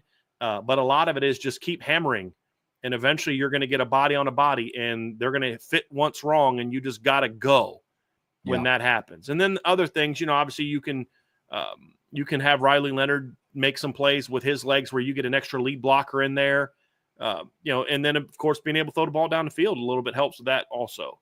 RPO game can help with that. So there's all those things that factor into when teams, like, stacking the box doesn't mean you can't run. It just makes it a lot harder. You're going to have a lot more inefficient runs, but you don't go away from it, because if you keep getting a body on a body that one time, and we've said this all year, Trev, you got to get Jeremiah and Jadarian into the second level with one guy to beat. And when they do that, you're going to get big plays. And they've done that all year against A&M, Louisville, USC, doesn't matter who they play. they're going to rip something off. Yeah. Because eventually your line's going to do just what we said, get a body on a body. Now you're getting those guys in space against somebody else's. And I promise you, Indiana, Georgia, no team in the country has the kind of second level and third level players that are consistently going to stop those guys in space. They just don't. No. Not consistently. Carlos Garza. Everyone says that this season there's no dominant team. Do you think this is because of the transfer portal? And do you think this will be the norm moving forward? Yes, it is because of the portal. Do I think it'll be the norm? That I don't know. Because I think there's going to be years where somebody just hits home runs in the portal and their team is loaded and they're really, really good. Other years, you think a team's going to be really good because of what they did in the portal, and they're just kind of who they always are, Ole Miss. Yeah. You know, like Georgia's a different team right now if they didn't lose all the kids they have to the portal. Bama right now is a very different team if Saban stays and they don't lose 20, 30 guys into the portal in the NFL draft. Right? I mean, it's a big part of it. I do think that's a part of it. Is it going to be the norm? Buddy, I honestly don't know. I don't know what rules are going to change. There's just so much that's in flux right now. I can't tell you if it's going to be the norm. I have a feeling it's going to be kind of the norm, but there will be years where there will be some dominant teams as long as, you know, I think it'll have its ebbs and flows like anything will. Yeah, I mean, even in the 4-team playoff before the transfer portal was this big, like there'd be years where there was very dominant teams and years there was, you know, one or two, or years where there were none. So yeah, I think it depends. It'll have its ups and downs just like any year. Yep. Let's get to this one here real quick. Domer Grizz, happy Friday. Playoffs are 1 week away. What are you looking forward to the most about experiencing the historical first home playoff game hosted at Notre Dame? I just want to see if it's going to be any different than a normal game day experience. That's what I'm curious about. You know, does it feel different? And you know what I mean? Like, I don't know what it is, Trevor, but like home openers that are the first game of the season just seem to have a little bit of a different feel to them than game 4 at home. They just do. There's a newness to it. There's a uniqueness to it.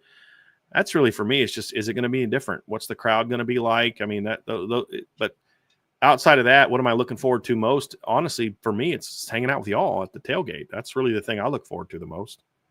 I'm not just saying that to be cheesy. I thoroughly enjoy that stuff. I love hanging out and just talking ball and meeting people and thanking people. And it's so much fun and so rewarding for me to be able to experience that. So that's my big thing, to be honest with you. But I just want to see if is it going to feel different?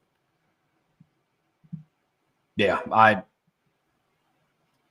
what am I looking forward to the most about experiencing it? I'm looking forward to experiencing it. I know that sounds kind of like a dumb answer, but it feels – somebody brought it up earlier. I think it was a super chat. These past 3 weeks, it felt like 3 months. Man, yeah. I think I know IU now better than Kurt Signetti does. I mean, man, I've done so much research on this team. I've been watching so much film of this team. And it's kind of to that point where – You know, in the preseason when fall camp starts, when like it's like about to be there, but like you still have a ways to go. That's how I feel right now. Mm-hmm. You know, that's where I'm at. Super chat from Ryan Olenek. Thank you for the super chat, Ryan. ND fan from Idaho. Hoping to see a Boise State versus Notre Dame matchup, but Notre Dame all the way if that were to happen. My man. How is the matchup? Keep doing the good work, gentlemen. Thank you. I think against Boise State, it would look a lot like the Georgia Tech game, honestly, because Al Golden could just commit all his resources to the run, and they don't have the skilled players at receiver to consistently beat this secondary to take the pressure off. Like they'd bottle up Ashton Genty, not like they'd hold him to 50 yards, like or 17 yards on 6 carries or whatever, like they did Jamal Haynes, because Ashton Genty's an even better player.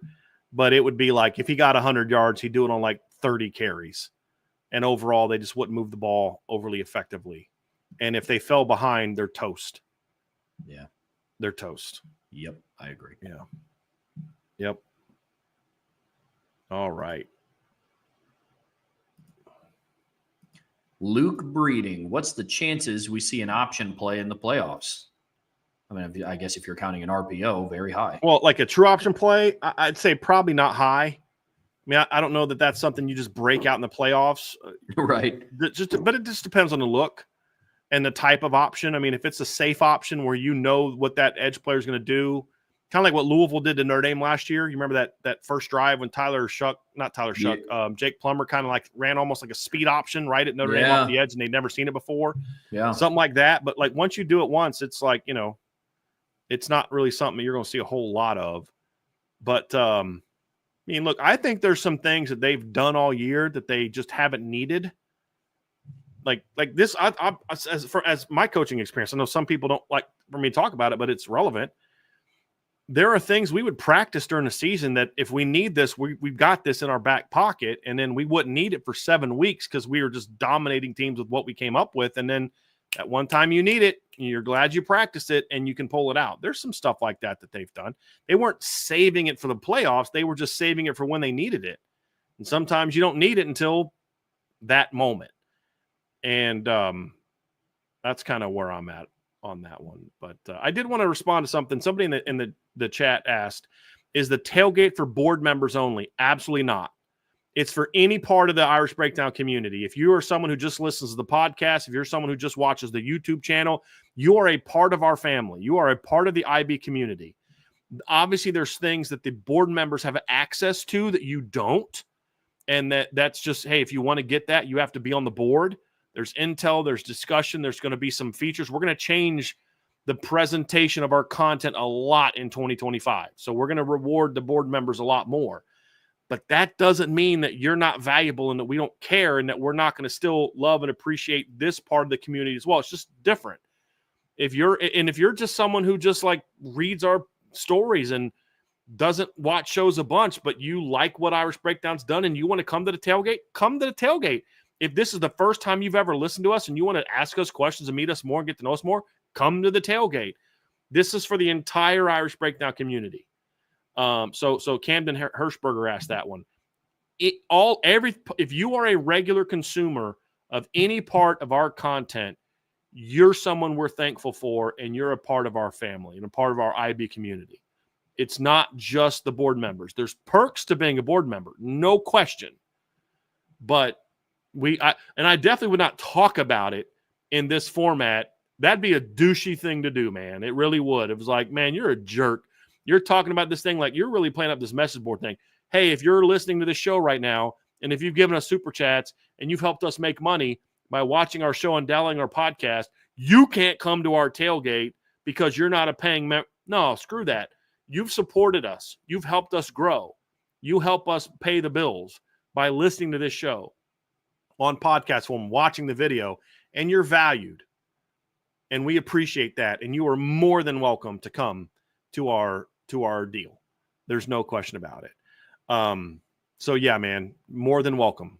More than welcome. And I'll tweet out, I'll put on Twitter where we are. We'll be in the Joy slot. I don't know where, but I'll tweet out once we arrive where we're going to be. So yes, you're more than welcome. You're more than welcome. We just got a last couple and then we got to run because we've got to, I thought this was a really interesting, Trevor. I just want to get to these last couple before we get out of here.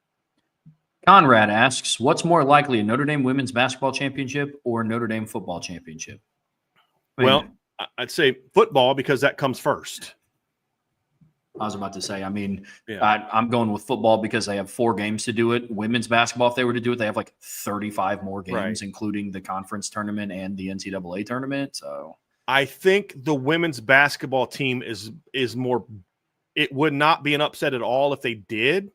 Whereas I think the football team, it would be a little bit of an upset looking at preseason. I mean, they were number 7, not number 2 or 3. I think women's basketball was like top 5, and I felt that was too low. And you got to think about the fact Maddie Westbeld hasn't played a single minute all season. She's going to be back. Liza Carlin just played in her first game last night. Cass Prosper's working back into good health. I mean, Kylie Watson might return for the postseason to give an extra big presence. Kate Koval is only going to get better as a true freshman. You know, Hannah Hidalgo and Olivia Miles have not played a lot of basketball together. I think their connection is only going to grow and grow and grow. This team is just getting started, in my opinion, which is really impressive. So I'd say they're more built for it. But, you know, I think the football team right now is in a great position. And I also think there's a lot of really strong teams in college basketball this year. Maybe no elite South Carolina type of team, but a lot of really good teams, which makes it a little bit more challenging. That's what I was going to say is I think the field favors the football team a little bit more, but the women's basketball team is more put together to win one. That's how I would value it. Yeah. Yep. But man, can we do both? That'd be kind of fun. Shoot. Man. Yeah. I'll take that. Let's see here. All right. I'm just going to answer this real quick. WSJ, after the first round, should all the playoff games be played indoors? No. Football is an outdoor sport. I don't have a problem with games being played inside, but elements to me are part of what make the game special. Now, I don't think you should be having semifinal games in outdoor stadium that the Minnesota Gophers play on necessarily, but like I'm okay playing outdoors. If it rains, it rains. It rains on both teams. If it snows, it snows. It's snowing for both teams. That's part of what makes football special, man, is this is a game you play anytime, day or night, rain, sunshine, snow, whatever. As long as it's not something life-threatening, lightning or tornadoes and stuff like that, hurricanes, and this is what football is meant to be played in, bro. I mean, every great football movie from like the 80s has a big game that's played in just pure mud. You know what I mean? Like, yeah, one of the greatest NFL games ever played was called the Ice Bowl. It was like minus 20-degree weather. I mean, like that's football, man. So no, that's the only reason to do this is TV value. And I don't think you should sacrifice everything for the almighty dollar or TV presentation. So no, it should not be. It should not be. What do you think, Trev? For bowls, I can kind of understand it. Like, I think he meant playoffs. Okay. Because he said after the first round. Sure. I think the bowls that the playoffs are in is what I think. So, I mean, for playoffs, something like that, like if there's a chance at inclement weather that could delay or cancel a game, I could see that, because if it's indoors, that's just not a factor. I mean, like, it's not like there'd be no lightning delay indoors. You know what I mean? That's it. So, but that would be I'm with you. I mean, I think football is an outdoor sport. It's meant to be played. Now, do I think that games look more electric to watch when it's, sure. I mean, last night, the 49ers and the Rams played in the most boring football game I've ever seen in my life. And it ended 12-9 because it was in the driving rain. And haven't those teams played in a lot of boring games this year? I know that the Niners have this year. That's for sure. Yeah. So I'm not saying it's just exclusive to the weather, sure. But it's just sample size. Yep. If I could watch a game in 68 and sunny and breezy or a driving rain, I'm picking 68 and breezy. Last one here real quick. Yeah. Josh, the motivational business banker. When Notre Dame wins the national title, how long until Coach Freeman gets a statue of him screaming, "Here come the Irish"? It's not until he retires. I'm not like, first of all, I'm not a big statue guy. I got reasons for it, but that's what Notre Dame does. If you're going to create a statue for a guy like Coach McGraw, I think hers was built after she retired, right? Yes. And so all the others, I believe, were created after they retired, I believe. But yeah, you don't get that till your career's over. I do like the idea of that being the thing of Marcus Freeman is the, like that would be the thing I think would be most fitting. That's what I would. Yeah, the statue shouldn't come anytime until after he retires. Like like I said, I'm a superstitious guy. You want to poke the football gods, build a statue for a coach that's still actively coaching. That's right. That's right. Exactly right. You end up forfeiting all the games. They revoke the title. It's all of it. All of it, man. Scandal comes out. Terrible. They got to tear down the statue, which is just a controversial topic no matter where you go. But it's just, Joe Paterno's was built while he was still coaching as well, correct? Mm-hmm. Because they tore it down like after he passed away, but he was passed away pretty soon after he was forced to retire, I believe. Yeah. Mm-hmm. Which is, I'm not making light of that, because as much as I disliked him as a coach, I never root for that. But I mean, there wasn't much of a period of time between he was done and when he passed away. The statue was already there. So yeah, I'm not a big fan of that action at all, Trevor. Like if Coach Ivey wins a title, think about it. Coach Coach McGraw won 2 titles, and they still didn't build her a statue until after she retired.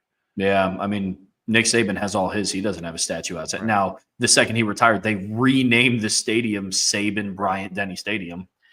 I think the Rightfully Muffet McGraw one is probably the most lifelike, or the most that looks like Coach McGraw. Yeah. You know what I mean? I thought that one and Lou Holtz are probably the 2 that most look like those coaches, in my opinion. So, Trev, that's going to do it, man. Just under 4 hours. By the time you're done with the outro, I think we'll be at 4 hours. But that is it for today's show, everybody.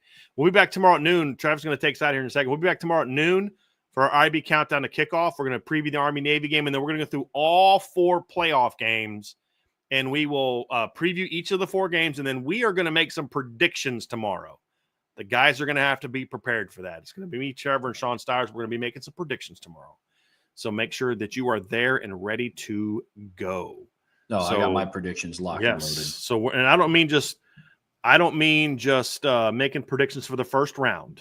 We are going to have some fun making predictions for the whole tournament. Got him. So it's going to be a lot of fun. So go ahead and take us out of here, Trev. Yeah, you got it. Well, like Brian said, we'll be back here tomorrow at noon to preview the rest of the college football playoffs and the Army-Navy game tomorrow, which who knows how that's going to end up. But until then, make sure that you hit that like button, hit that subscribe button, hit the notification bell, share this podcast with your friends and family and anybody that you know loves Notre Dame as much as you do. Be sure to subscribe to us at our message boards at boards.irishbreakdown.com. So until tomorrow, that's Brian.